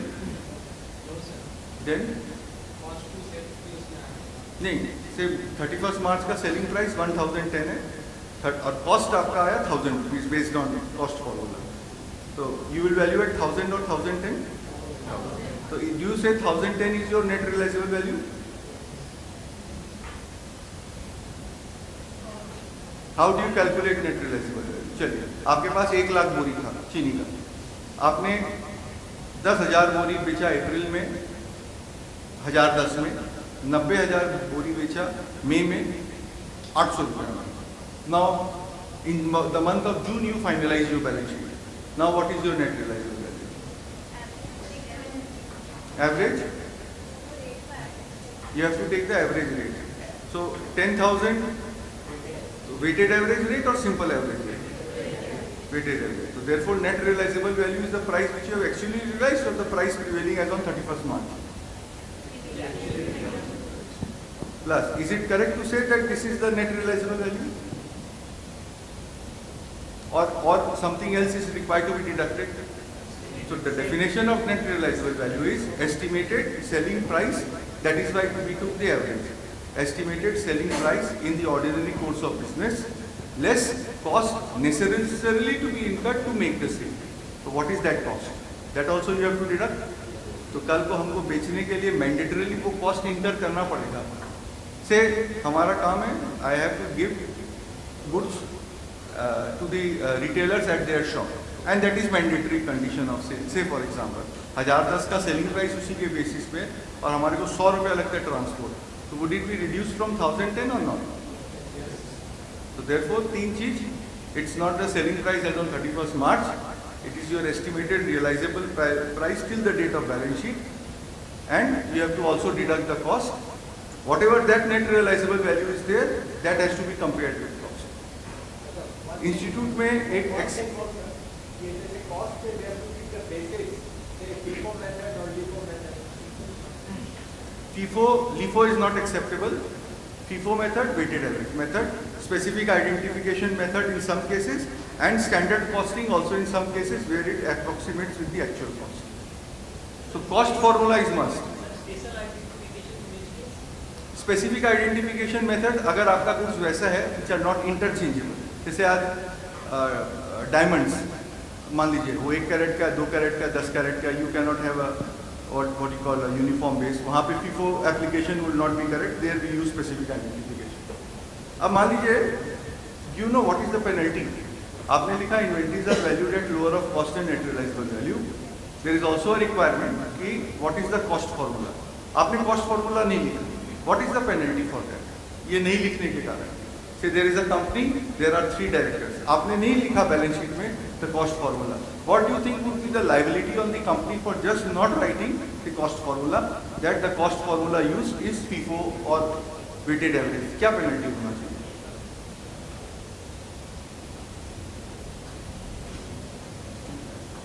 3 lakhs. Per offence, there is a penalty ranging from 50,000 to 5 lakhs. So अगर आपने ये नहीं लिखा, the regional director has the authority to levy penalty starting from 50,000 to 5 lakhs on each director of the company because they have violated AS2, which is a part of section 133 of the Companies Act. So therefore, there lies the importance of accounting standards, accounting policies. We come next to uncorrected misstatements. हम लोग जब audit करने जाते थे, when we were articles, उस समय एक भी स्टैंडर्ड नहीं था. The first standard came in 1992, and it took lot of time for us only to draft accounting policies because never we were subject to any accounting standard. The first standard came in 1992, that was AS1, followed by AS2, and then over the years, 1 से 29 standards are there. So what was the charm for us during the course of audit? Find out errors. कि client ने prepaid नहीं किया है, client ने prior period expenditure कर दिया है, उसको प्रायर पीरियड में डेबिट करो, क्लाइंट ने प्रोविजन नहीं किया है. आई टेल यू, एंट्रीज पूरा आप लेजर स्क्रूटनी करो, वाउचिंग करो, हेड का मिस्टेक है, it should have been debited to business promotion, they have debited to staff welfare, something like that. And at times it was कि हम लोग 100 entry pass कराते थे, and we feel very happy. Now say your company is doing a profit of 100 crores. आपने ऐसा 100 entry निकाला और आप क्लाइंट को बोले कि भाई ये 100 एंट्री आप पास करो बिकॉज ये गलती है. आपने उसका क्यूमुलेटिव इफेक्ट देखा, वो 20 lakhs है. मतलब वो अगर नहीं प्रोवाइड करेंगे तो profit would be understated by 20 lakhs. Would the client like to pass the 100 entries? Material नहीं है तो नहीं करेगा. तो अगर वो नहीं किया और वो बोल देता नहीं हम तो करेंगे नहीं, then what do you do? और आप नहीं करेगा तो आपको अच्छा भी नहीं लगेगा. एक तो हमने मेहनत किया, 100 एंट्री आपको बताया, उसके बाद भी आप एंट्री पास नहीं कर रहे हैं, तो you will not feel happy. इतना मेरा मेहनत बर्बाद चला गया. You will go and tell your principal, sir ये क्या बात हुआ. And we also used to go and tell our principal, मैंने 100 एंट्री निकाला, उसने वो 100 में से 50 ही पास किया. हम तो ये भी बोल देते थे 100 में से 50 ही पास किया. I talk of a situation now very से हम आपका 100 का 100 एंट्री नहीं पास करेंगे. So आप उसको now the question arises, it is not a happy situation, but it is not material. So it is a detected misstatement which is not material. तो आप सोचे कि देखो क्या फायदा, हम तो 100 एंट्री निकाले हैं, he will not pass the entry because he will say the effect is only 20 lakhs. तो चलो उसको देते ही नहीं. So is it correct approach or incorrect approach? देना तो पड़ेगा. So therefore standard says जो भी अनकरेक्टेड मिसस्टेटमेंट है आप उसको सारा मिसस्टेटमेंट कम्युनिकेट कर दो. Then you and then the management will say no, these are not material. So these are uncorrected misstatement which are not material. So what you will do in your audit file? assuming he does not do it. So you will send a letter to him by whatever mechanism you are supposed to send. You will record that these are the misstatements, please pass necessary journal entries. He will not pass, then what you will do in your audit file? आपको audit file में तो कुछ करना पड़ेगा, क्या करेंगे audit file में? कुछ नहीं करना है, एक नोट देना है कि these are unadjusted non-material misstatements and take those on record. That's all.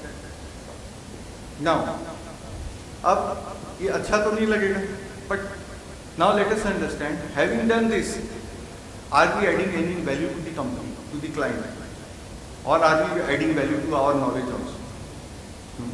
So therefore, was it good that we wasted time in collating these 100 entries? तो क्वेश्चन है, अगर आप नहीं नोट करेंगे तो may be you will also not be able to understand कि हमने जो ये निकाला है वो सही है या गलत है. ये एक बात है, because may be you will discuss with your principal कि कोई रेवेन्यू एक्सपेंडिचर है. चलिए ये इंस्टीट्यूट ने ये टाइल्स को पूरा रिप्लेस करा दिया, ये टाइल्स को रिप्लेस करा दिया और इसको डेबिट कर दिया रिपेयर्स में. व्हाट डू यू से, इट इज रेवेन्यू और capex? It is capex. Anybody for revenue? It is revenue.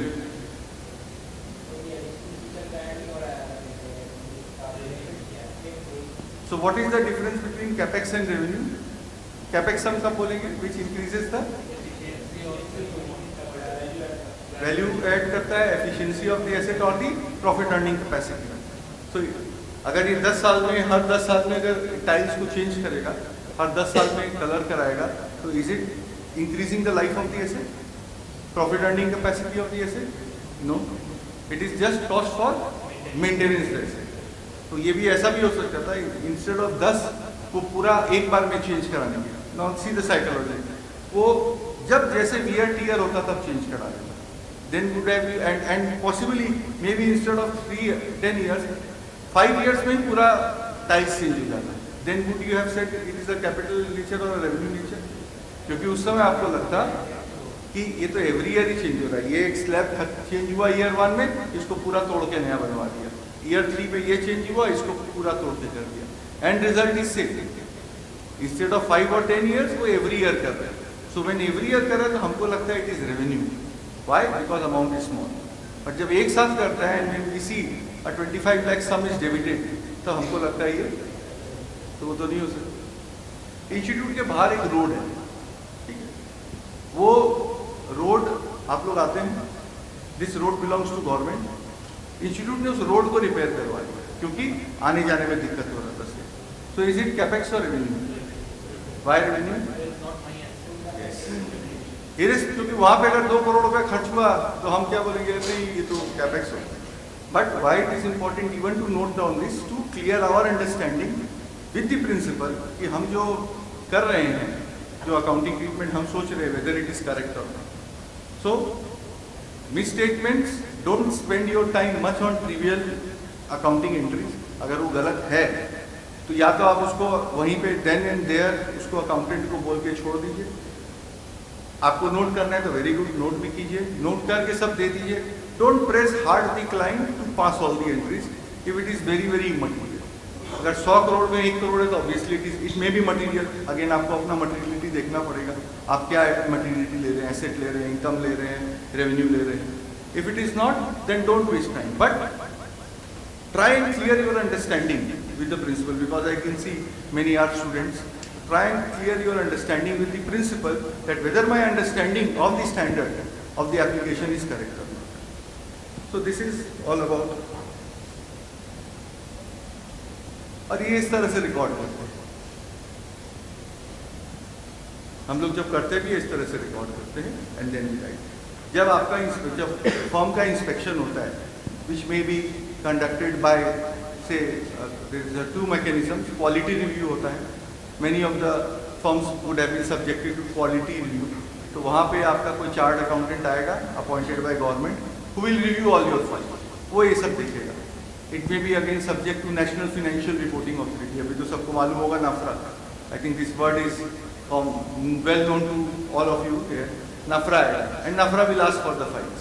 तो नाफरा क्या फाइल आके देखता नहीं, वो बोल देगा पेज 1 से पेज 100 तक, पेज 1 से पेज 500 तक आपका पूरा ऑडिट डॉक्यूमेंटेशन मेरे को भेज दीजिए, देन वील सी, और give me access to your audit documentation online, I will C.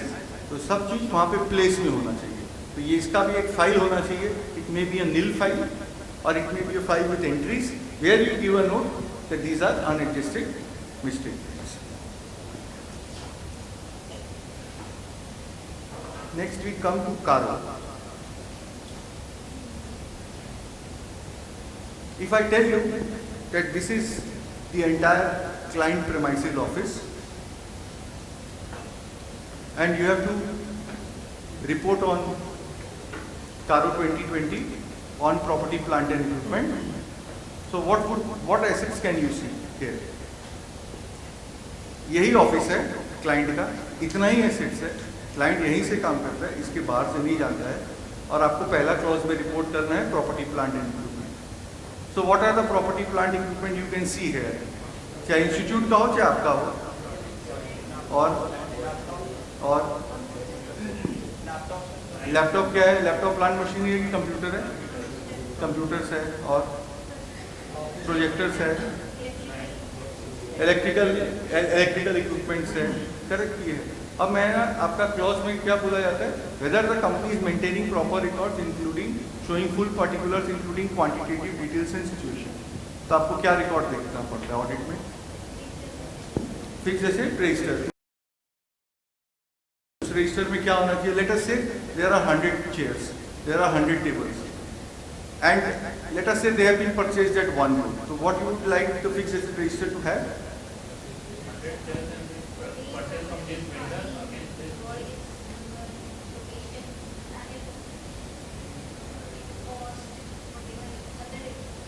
So you have to have the full details, when did it purchase, kitna quantity, kisse kharida, what was the cost, what were the taxes, what is the total amount, and what is the year wise depreciation. Location है, how do you verify location?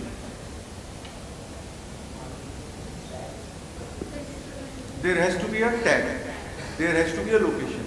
So let us say इस laptop में, ये एक laptop है, इसमें इन्होंने location के लिए, how do you identify from the asset register that there are 20 computers and let us say we have to come to this room and now we are talking of the entire institute as a company and you have to come to this room to find out there are 100 computers. So what the asset register should mention there? Identification, ID, and location. The location has to be mentioned that on the second floor, room number such and such, this asset is there. And let us say वो location आ गया, identification. How do you match the identification with the computer? There will be a tag लगा रहा है, correct? Now you have to do physical verification. Who will do physical verification? You will do or the client will do?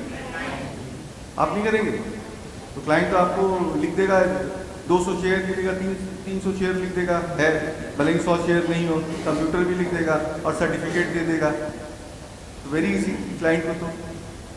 और उसके लिए भी many times client will tell you आप भी बना दीजिए सर्टिफिकेट, विल साइन, ऐसा भी होता है, नहीं भी होता है। But do you verify, do you physically verify the assets और नॉट? किसी ने भी फिजिकल वेरिफिकेशन, स्टैट्यूटरी ऑडिटर के एग्जैक्टली स्कोप के बाहर नहीं है। Statutory auditor has to do a test check. Statutory auditor need not 100% verify the fixed assets, but statutory auditor on a selective basis has to verify the fixed assets to ensure that the report of the management is not biased और what you call incorrect. तो अगर management के पास 3-4 location है, it may not be possible for the auditor to go out all locations, but during the course of audit he will take all steps to ensure report of the physical verification. So what you will ask? First, management instructions. So सबसे easy तरीका है, he will give you a certificate. Sir, I have physically verified all the assets have been found as per fixed asset register. Is it correct? अच्छा आप क्या लेंगे उससे पहले हमको ये भी मालूम होना चाहिए कि I ask give me a physical verification report. What should be the content of that report?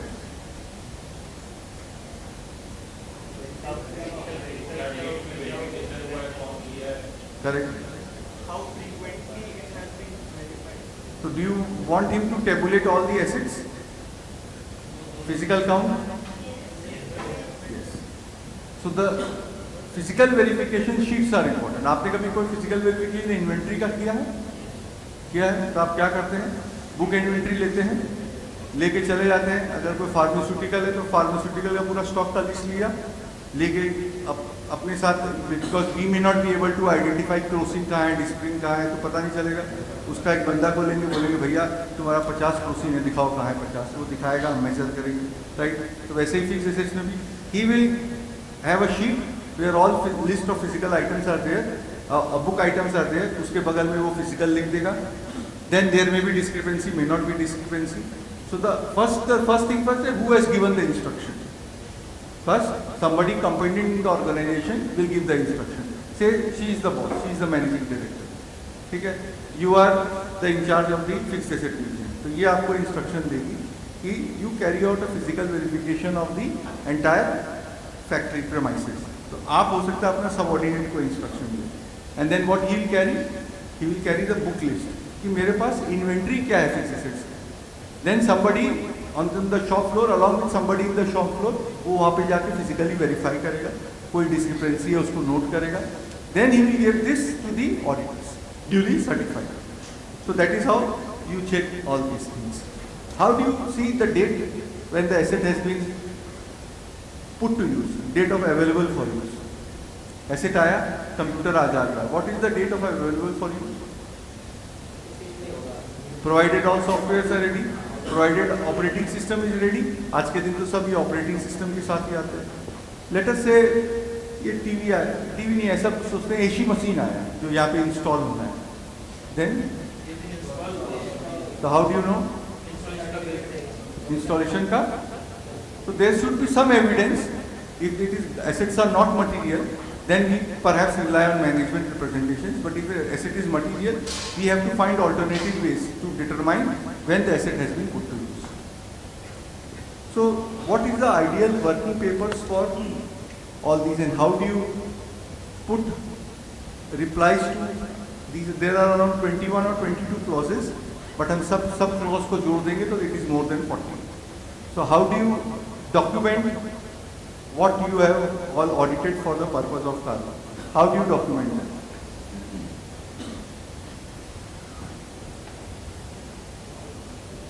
आप नहीं, चेकलिस्ट तो है, बट आप डॉक्यूमेंट क्या करते हैं? क्या माने? लेट अस से फिक्स एसेट्स का है, तो do you ask for fix asset register? You have to ask for physical verification report. Yes. And then title deeds, immovable property. एक क्वेश्चन है, title deeds of immovable property should be held in the name of the company. So you ask for all the title deeds. अगर title deed English में नहीं हो कि बंगाली में हो या कोई साउथ इंडियन लैंग्वेज में हो, then what do you do? तो ट्रांसलेट करके देता है क्लाइंट. तो इट इज ऑथेंटिक कॉपी और अनऑथेंटिक कॉपी. वो चैट जीपीटी से निकाल के नहीं, कौन क्लाइंट सर्टिफाई करके देगा. तो there has to be an approved translator who does the translation, उसका कॉपी आता है. Let us say it is a case where a partnership firm में कुछ एसेट था, partnership firm is converted to company. अब partnership firm में पुराना partner के नाम पे एसेट, और let us say amalgamation हुआ दो कंपनी का. Now your company is the amalgamated company. Then the title deeds, how do you ensure it is in the name of the company?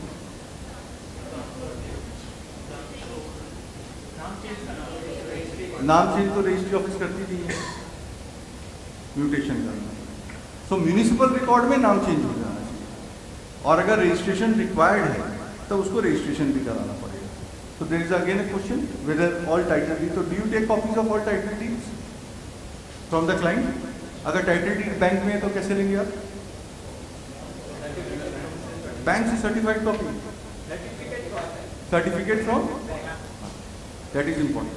Bank से certificate, क्योंकि अगर ये certified copy तो आप भी अप्लाई करके ला सकते हैं.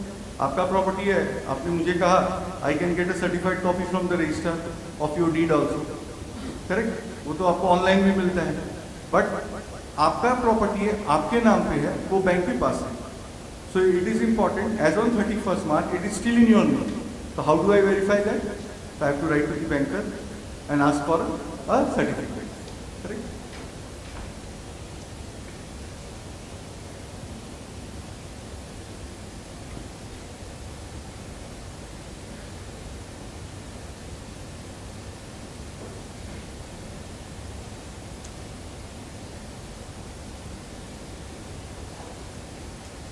फिजिकल वेरिफिकेशन,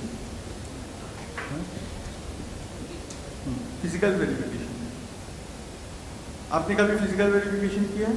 अच्छा, यू ट्राई एंड फिल, किसने फिजिकल वेरिफिकेशन किया है? एक चेकलिस्ट फिल करके दिखाइए, what you will ideally fill in the checklist, अगर आपने फिजिकल वेरिफिकेशन किया है। जिसने किया है वो अपना प्रैक्टिकल एक्सपीरियंस से लिखे, जिसने नहीं भी किया है वो एक थ्योरी में लिखे। 5 minutes, let us see what you right.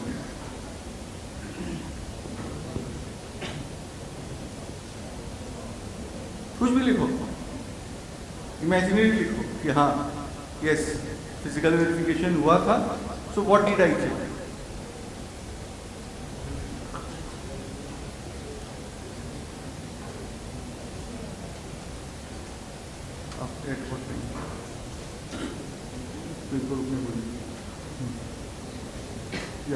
So after the session, Mitesh is asking us to wait for some time to have a good. Take 5 minutes. How do you document? Physical verification. Assuming you have to fill the Karo checklist, what you will write?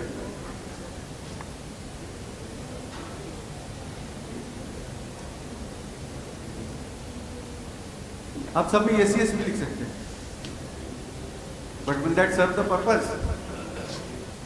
yes मत लिखिएगा, basically write something.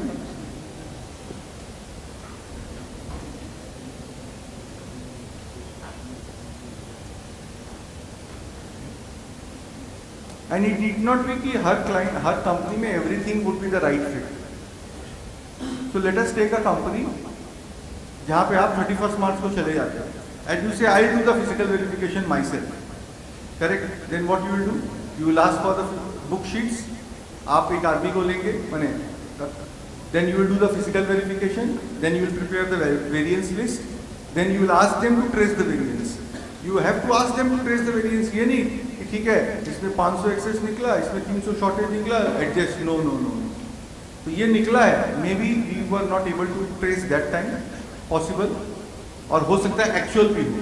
So management has to find out whether it is material, non material. कई बार क्या होता है, छोटा मोटा से नट्स एंड बोल्ट्स है, एग्जांपल के तौर पे, उसमें आपके पास बुक्स में 500 है, फिजिकली निकला 502 या 490, तो हो सकता है 5-10 इधर उधर हो गया, because these are very small. But ये टेबल है, अगर वो मैन्युफैक्चरर ऑफ टेबल है और वो बोलता है 300 टेबल है, तो इट कैनॉट बी कि 300 में से 280 निकला। There should not be a possibility because these are high value items. Maruti गाड़ी बनाता है, for Maruti car is a stock in trade, तो कार का तो ये नहीं हो सकता कि 400 गाड़ी स्टॉक में दिखा रहा है बुक्स में और एक्चुअल में 402 है, that is not possible. Obviously हर आदमी सेल होना पड़ेगा, हर आइटम को सेल होना पड़ेगा।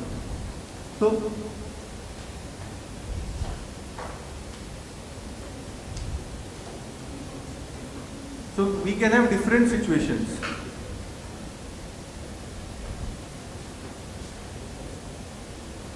We can have also yes also, but it is always advisable कि आपने क्या किया।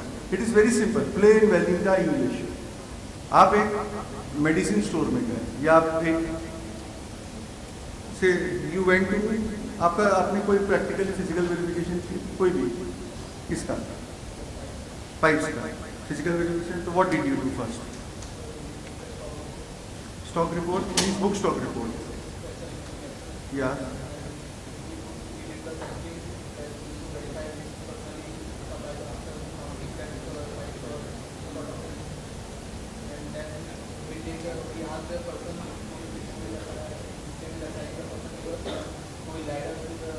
do the physical verification.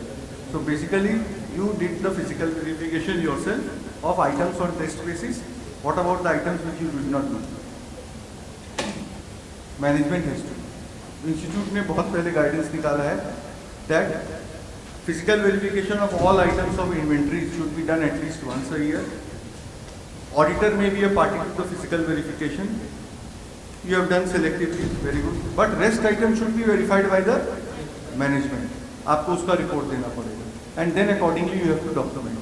Then you will say ये process was this you have to write in plain English, nothing more. And then discrepancies are there. आपको discrepancies मिला, what was done to those discrepancies, that again you have to write down, because you have to ultimately take to the logical conclusion कि जो discrepancy है या तो वो मिल जाए, assuming नहीं मिलेगा, and if it is material then question arises, वो एक separate है. Assuming it is not material, management has to do the adjustments. और next year का inventory जो है opening closing वो फिर क्या करेगा, adjust करके ही उसको brought forward करेगा.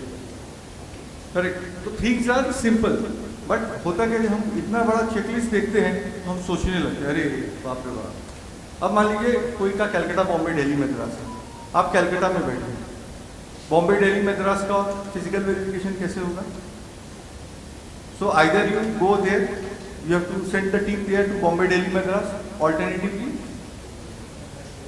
मैनेजमेंट करेगा, but it is not supervised by you. तो do you accept blanketly inventory? No. Then what you will do? You will tell management that you appointed internal auditor to do the stock verification. उसको instructions कौन देगा? Auditor instructions देगा, पैसा कौन देगा? Fees management देगा. So instructions will go from the auditor. So आपका एक मीटिंग होगा, Zoom मीटिंग, वर्चुअल मीटिंग जो बोल दो, एक मीटिंग हुआ, आपने उसको पहले सारा इंस्ट्रक्शंस दिया, आपको क्या करना है, कैसे करना है, आपको रिपोर्ट कैसा चाहिए.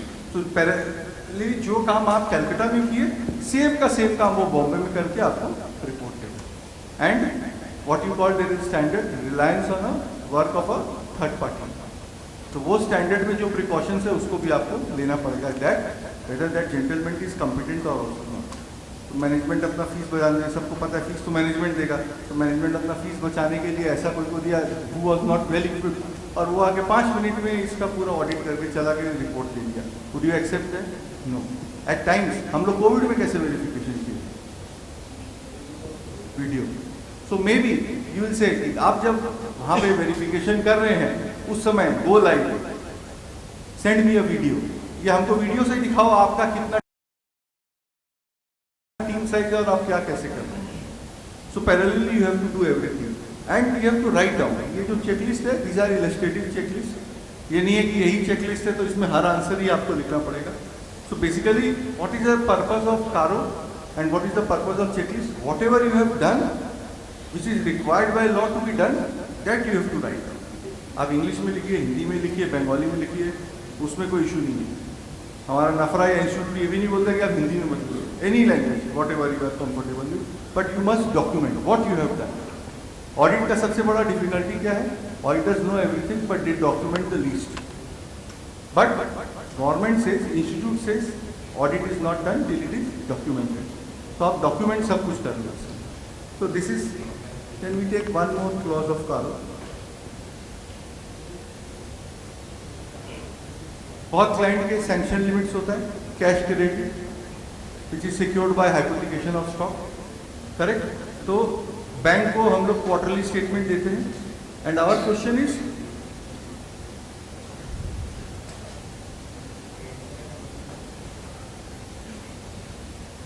वेदर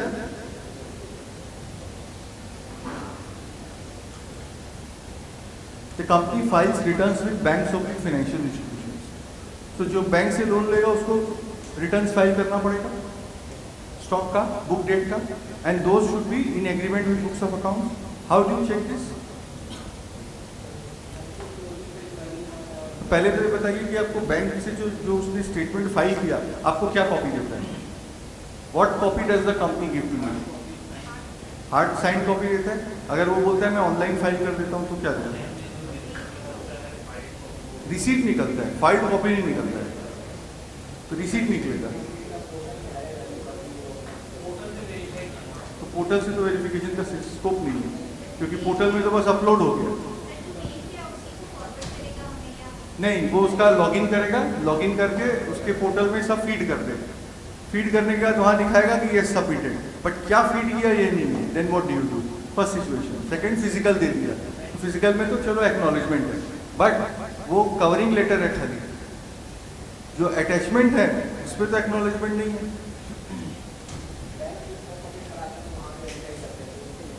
किससे? स्टॉक ऑडिटर से. बैंक का स्टॉक ऑडिटर से. अगर बैंक चलिए स्टॉक ऑडिट नहीं कराते आपका तो तब So basically again, you have to go one step beyond. कि you write to the bank, आप जब confirmation लेते हैं बैंक से बैलेंस का, उसी में सब लिख दो कि quarterly these were the stock and book dates which the management has given to us, whether these figures are in agreement with that in your reports. अगर बाकी का evidence नहीं मिले ठीक है, we have to rely sometimes तो bank में हम लोग बोलते हैं वो कवरिंग लेटर जैसे बोला देते हैं एक्नॉलेज पे, उसके साथ जो अटैचमेंट है we get it certified to be true, because उसको तो बैंक एक्नॉलेज करके देता नहीं है. So this is one. जो ऑनलाइन फाइल करता है obviously will not be able to know क्या फाइल किया है, then we have no option but to go for external confirmation. So how do you document this? तो यही आपको लिखना है इस पे वर्किंग पेपर में. आपको वर्किंग पेपर में और कुछ नहीं लिखना, यही लिखना है, because based on that you will reply. That question here is what your question was what, whether returns filed with banks, whether the company is filing returns and whether those returns filed are in agreement with books of accounts or not. तो book से तो आप tally कर लेंगे stock का और debtor का value, but उसको वहाँ जो भेजा है how do you verify, how do you see that? तो आपको बोलना पड़ेगा I have done this process to obtain from the client, I obtained management representation. These are certified copies of the statements which the management has produced. I had verified with the books and I found to be in agreement. And then you will tabulate all the 4 figures. Correct? Bank से bank balance verify करते हैं. Bank का FD bank how do verify? कितना bank reply करता है? You are sending external confirmation to bank. Do they reply? No. हाँ? Rare आता है. Then how do be sure कि हाउ डू वेरीफाई? मान लीजिए something like Satyam happened and they give you 4 statements, then how do verify? You can download. Client will give you the access to download और the client will download and give you. तो हमने download करके आपको दे दिया, वही false statement है आपके सामने डाउनलोड. तो आपके सामने डाउनलोड किया, वेरी गुड. और उसके बाद आप क्या लिखेंगे, क्या करेंगे? उसको लेके फाइल में रख देंगे या कुछ लिखेंगे? किससे? नहीं, क्वेश्चन इज बैंक में बुक्स में बैलेंस शीट में बैलेंस है 5 करोड़, उसने 5 करोड़ का बैंक बैलेंस दे दिया. ही राइटली सेड मेरे सामने उसने डाउनलोड किया, तो आप ये उसको प्रिंट निकाल के रखिए. Then what do do? Document के लिए what you will do? What you will write? So he has said that Mr. A was the accountant. I told the accountant to get me a copy of the bank statement. In my presence, he downloaded the bank statement and this is the copy of the bank statement. Does your duty end here? So what you are supposed to write more? You are supposed to write today, 20th March at 5 PM, in my presence, he downloaded. This is the copy and maybe a screenshot also you will take and attach to that. So this will make the work complete, because bank is something which has become very sensitive after Satyam scam. Although bank balances were never very sensitive that way, but now because this is the last thing which you could have thought would be something subject to fraud. ये bank है, bank का statement है, bank का FD receipt है, इसमें क्या गलती हो सकता है? Possible. But after Satyam, this has become a nightmare, and auditors have to ensure that you have some or the other evidence to be very sure कि हाँ जो डॉक्यूमेंट क्लाइंट ने दिया है बैंक स्टेटमेंट का, जो क्लाइंट ने FD का दिया है, दैट इज क्या है. FD का भी वैसे ही है, आपको सिस्टम से पूरा का पूरा निकालना पड़ेगा. You have also to corroborate with other evidence such as interest है, उस पर TDS कटेगा, 26 से इसमें आएगा. तो these are all secondary evidence, but what is the primary evidence? Balance sheet. So CARO का चेकलिस्ट आइडियली क्या है? आपको आपके डेस्कटॉप पे कारो शेड्यूल 3 कारो whatever is accounting standard, auditing standard, ये आपको ऑडिट के समय डेस्कटॉप पे रहना चाहिए must. And then whenever whatever you do, spend some time, आधी घंटा 1 घंटा, whenever you do whatever you do, उसमें उसका एजुकेशनल मटेरियल पढ़ने का. So if you are doing audit of fixed assets, go to AS10.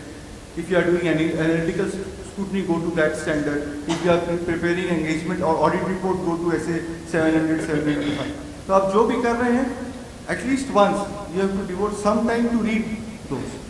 नहीं तो errors आएगा.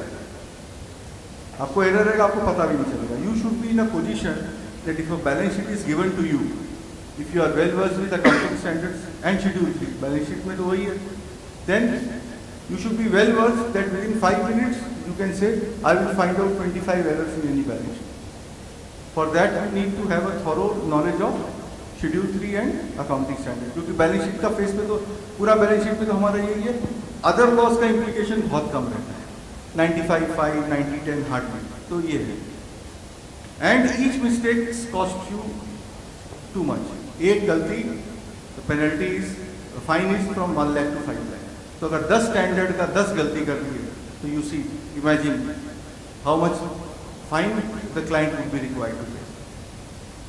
Got it? तो ये जो हम लोग बात कर रहे थे चेकलिस्ट का, कारों का, जितना भी पॉइंट्स है चेकलिस्ट का, whatever you are doing, how you have done, and that should be based on evidence. एक क्वेश्चन है, whether the report of internal auditor has been considered by the management. तो what do you do? आप internal auditor का report लेते हैं, आप खाली पढ़ के छोड़ देते हैं या कुछ करते हैं? और first is whether it is commensurate with the size, weather he has potentially covered all material areas, तो आपको डॉक्यूमेंट करना पड़ेगा क्या क्या उसने एरिया कवर किया. अगर उसका कोई फाइंडिंग है उसको भी डॉक्यूमेंट करना पड़ेगा. तो कल को उसने फाइंडिंग 3-4 दिया कि हाँ मैनेजमेंट ने ये 4 चीज नॉन प्रोविजन किया, you document that and then you see whether you have not provided और नॉट. तभी होगा ना कि the findings of the internal auditor have been taken into consideration. So whatever deficiency he has pointed out, document that, and after documentation ensure that corrective steps are taken. Correct? So कारों का reporting के लिए many times what happens and ideally how one should do. Many firms do what? कारों का clause है, हर clause का prepare standard alternative options. कि clause प्रॉपर्टी प्लांट इक्विपमेंट का our answer would be ideally option A, option B, option C. Inventory है, inventory का answer ideally it should be option A, option B, option C, subject to some. So therefore what will happen, आपका जो answer है the question should be fully answered. If the question is not fully answered, auditor is subject to disciplinary proceedings. So उसको आप कैसे ensure करेंगे? Frame alternate answers. Many firms do. They frame alternate answers, option 1, A, B, C, D, E, whatever can be the possible options given his scope of the client, and one of the answers would be put. But when you do the documentation requirement, paper का, then you have to ensure कि हमने जो किया है, हम जो लिख रहे हैं, उसका मेरे पास supporting documentation है. There is a question on loan taken from related parties or loan given to related parties.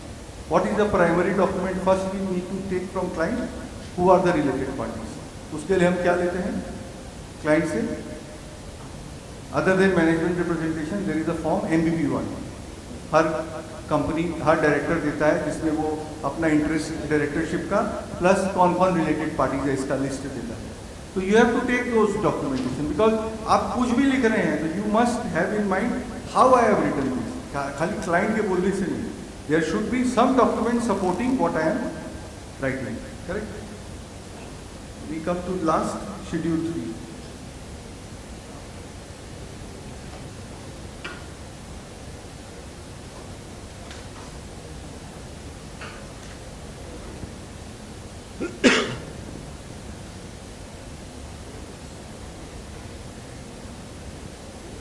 How many of you use Excel for balance sheet, or how many of you use system driven software for balance sheet? Excel. Mostly Excel. And you use VLOOKUP and other formulas for preparation of the balance sheet. So therefore, does it happen कि आप खाली trial balance को copy paste कर दें, then your balance sheet is drawn? Assuming once you have drawn, आपने एक बार draw किया, because generally balance sheet एक बार में तो final होता नहीं है. It takes revisions once, twice, thrice. So आपने एक बार balance sheet draw किया, if there is a change, entries are passed, or you prepare a supplementary trial balance, and then you incorporate that and you copy paste in the trial, so the balance sheet अपने आप हो जाता है. But उसके बाद भी बहुत सारा मिस्टेक्स रह जाता है. Why? क्योंकि जो disclosure requirements है, if they change, say there is a change in interest provisions to related parties, again you have an answer of related party, तो आपका फाइनेंशियल स्टेटमेंट चेंज हो गया बट रिलेटेड पार्टी का disclosure change नहीं है. Then हर item है, यहाँ पे बैलेंस शीट है पूरा, share capital, reserve, surplus. Share capital में बहुत डिस्क्लोजर्स है. How do you ensure that disclosures, assuming आपने ट्रायल बैलेंस से बैलेंस शीट तो बना लिया, but how do you ensure that disclosure which is given is correct or not?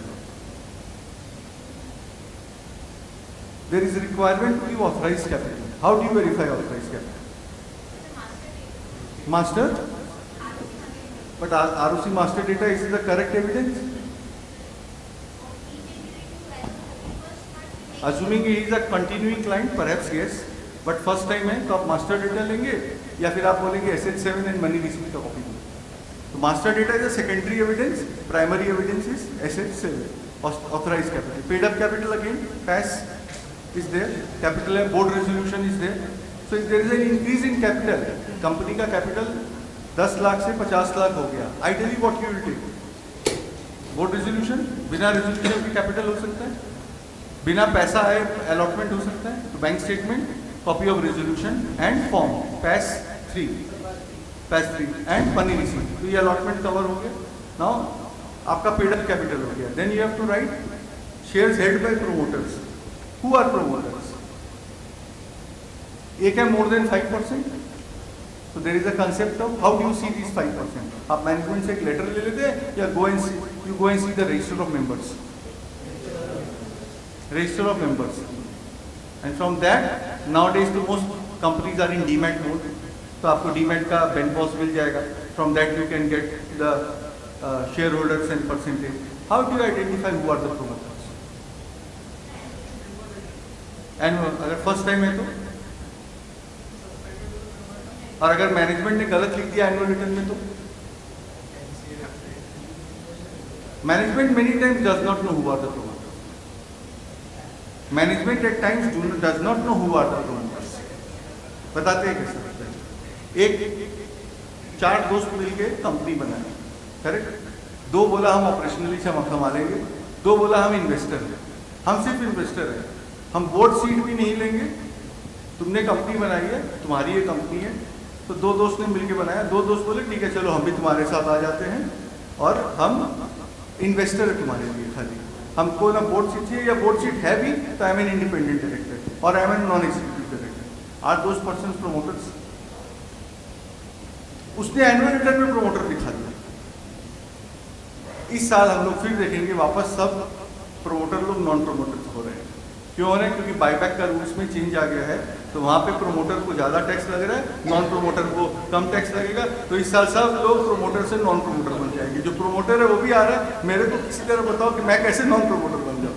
अरे आप कंपनी के ओनर, आप नॉन प्रोमोटर कैसे बन सकते हो? So those friends are not promoters, they are investors. But उसने एनुअल रिटर्न दिया, दिखा दिया. तो therefore although at times we do not go into that depth, but अगर जरूरत पड़े, से अब 5 भाई का फैमिली है, 5 भाई का फैमिली है, not necessary all are promoters. somebody is driving, बाकी का क्या है? वो are, these are investors. So we have to find out and we have to ask client कि आप सबको प्रोमोटर दिखा रहे हैं. अब इस साल क्या होगा ना, जब मार्च 26 का बैलेंस शीट बनेगा तो वो ऑडिटर को बोलेगा आपने इनको प्रोमोटर कैसे दिखा दिया भाई, ये तो प्रोमोटर है ही नहीं. तो आप हमसे पूछे होते because he never applied his mind to see whether they are promoters or not promoters. Then he will tell his company secretary और द ऑडिटर ये तो प्रोमोटर है ही नहीं, these are the investors, how can you have shown in promoters.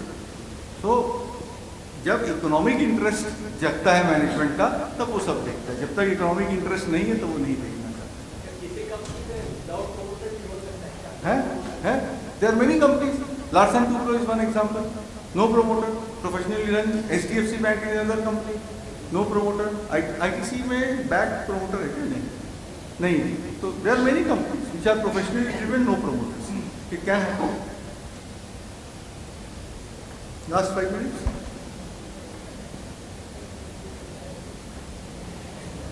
Loan. आपका हर का company में loan रहता है, correct?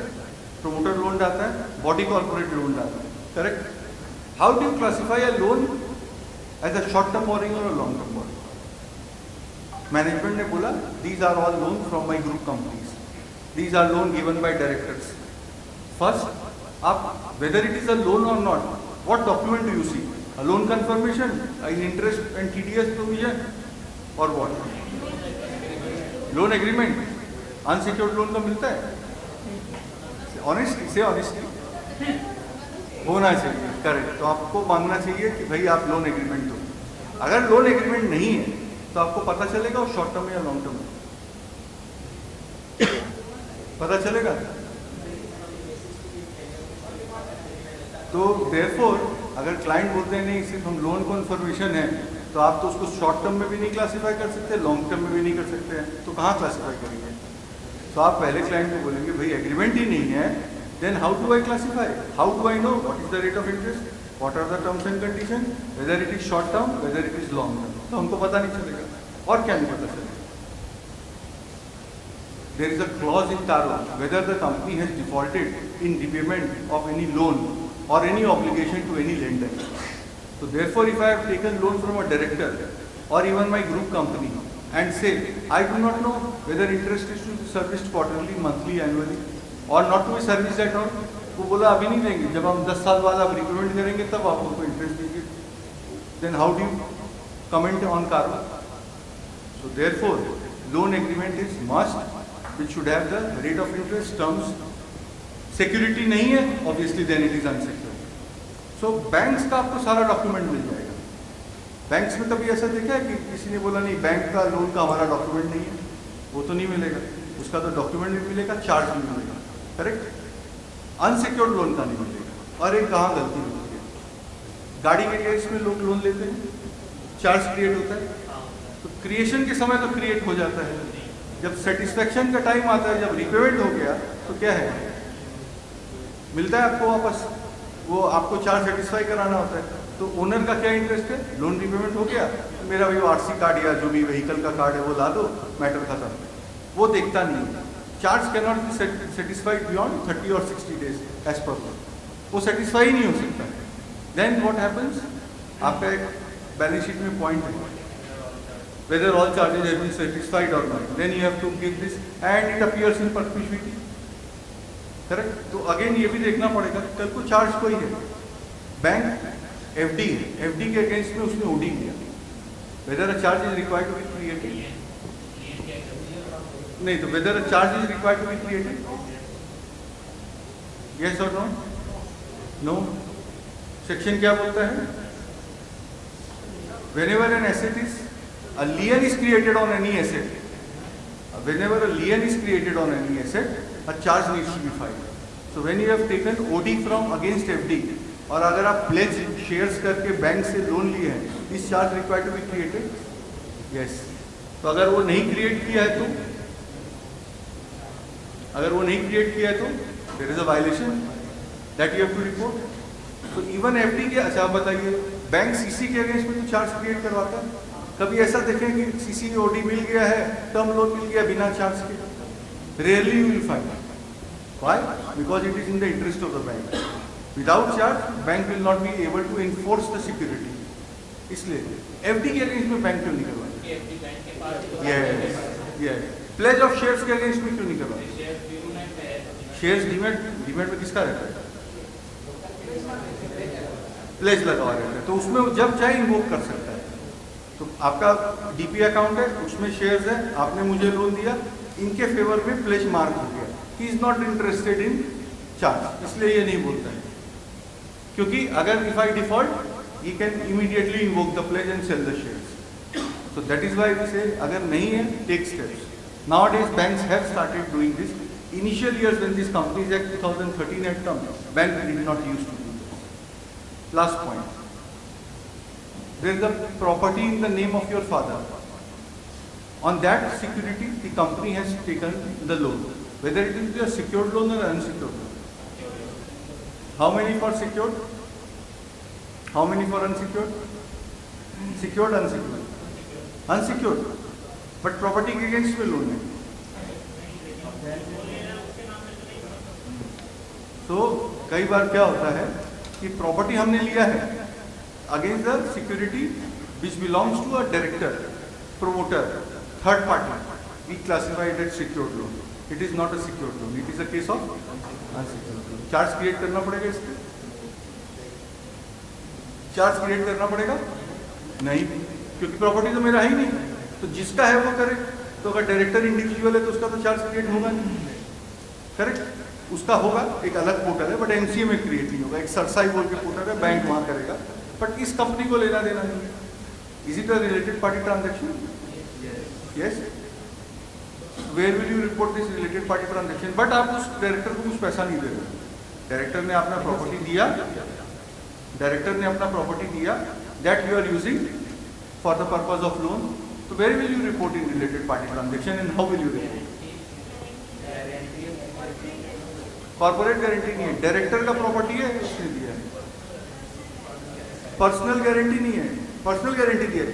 Weather it is a related party transaction, where will you report this transaction and how will you report?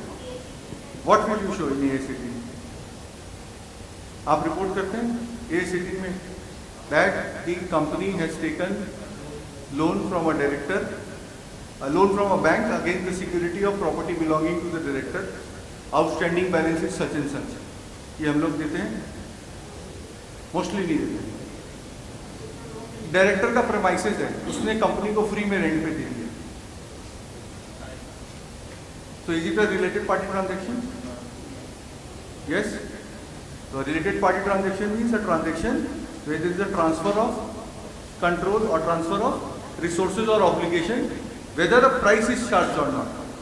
तो director ने free में rent दिया जगह कंपनी को, is it a related party transaction? Yes. आप related party transaction में लिखते हैं?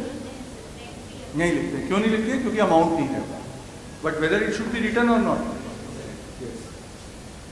Is GST required to be paid on this? तो let us say your company is there, उसका ये इतना बड़ा सर ऑफिस है, उसने 5 कंपनीज को ऑफिस दे दिया। This company is paying GST, तो ये जो रेंट फ्री अकोमोडेशन दिया है इस पे कंपनी को GST देना पड़ेगा? देता है? तो आपको क्लाइंट को बताना पड़ेगा। So these are certain things which you have to study in deep and educate your client also. Look, you are giving your premises free on rent to that related party, आप दीजिए, disclose कीजिए, pay GST on that, nobody pays GST on that. And what happens? अगर कभी कोई inspection हुआ, inquiry हुआ, then the GST authorities charge GST on these transaction right from reception, जब तक वो जा सकते हैं बैंक, 3 साल, 5 साल, 6 साल, whatever period is there. So these are the things which you, whenever there is a transaction, you try and understand the transaction. And the best way to understand any transaction is documenting it. जब आप लिखेंगे तो mind में भी याद आएगा। You will have lot of questions to ask your principal. Your principal may get little fed up, but आपको अब आंसर ChatGPT से मिल जाता है। बहुत क्वेश्चन का आंसर मिल जाता है, not right in all cases, but in some cases right also. Now if you have any question, because काफ़ी लंबा है, if you have any questions particular on balance sheet preparation, schedule 3, you can ask. Best way, wherever you draw a balance sheet, you have a standard template, you have a schedule 3, you have a disclosure list.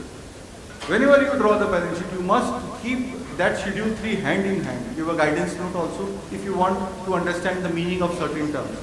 आप कोई भी balance sheet है, उसको आप अपने whenever you are drafting, keep the guidance note, keep schedule 3 handy, and ensure that whatever disclosures are required to be made are done or not. And that is why there is a concept of checklist. Because जब checklist रहेगा, then you are go on ticking कि yes हमने ये सब disclosures balance sheet में दिया है कि नहीं दिया, and that will make life very easy. इसमें हो सकता है आपको 2 घंटा, 3 घंटा, 4 घंटा, some percentage time ज़्यादा लगे, but you will get the best results and you will learn the best. और ये होगा कि लास्ट ईयर का बैलेंस शीट था, उसमें ये है, हम कुछ नहीं देखेंगे, हम बस ट्रायल बैलेंस लेंगे, बैलेंस शीट बना के जल्दी से ला के प्रिंसिपल को रख देंगे, and you will be happy, he may be happy, you will miss out errors, आप ही नहीं सीखे, बहुत चीज़ जो सीखना था नहीं सीख पाए. सो वेरी इंपॉर्टेंट इज कि your learning, your preparation of the balance sheet should be very sound, and you must read schedule 3 every time. Whenever client comes for an opinion on a section 43 भी एक section है, वो क्या बोलता है, payment of bonus allowed on payment basis 43 भी. But आप कई एक्सपर्ट के पास जाएंगे तो वो बार बार वही पढ़ेगा. अगर आप ये पूछने आएंगे कि 43 भी में पेमेंट है, he will read once, twice, thrice, 4 times. ये पढ़ते पढ़ते एक आदमी एक्साइड इंडस्ट्रीज बोला leave is not covered under 43. Some expert advised him that leave is not covered under 43B. So he went to court. Till matter went to Supreme Court, finally Supreme Court में हार गया. So when you read the provisions, you will find out something which is different when you read it not once, twice, thrice, and try and find some interpretation. So whenever you are drawing the balance sheet, keep Schedule 3 handy. Okay? Okay. Thank you all.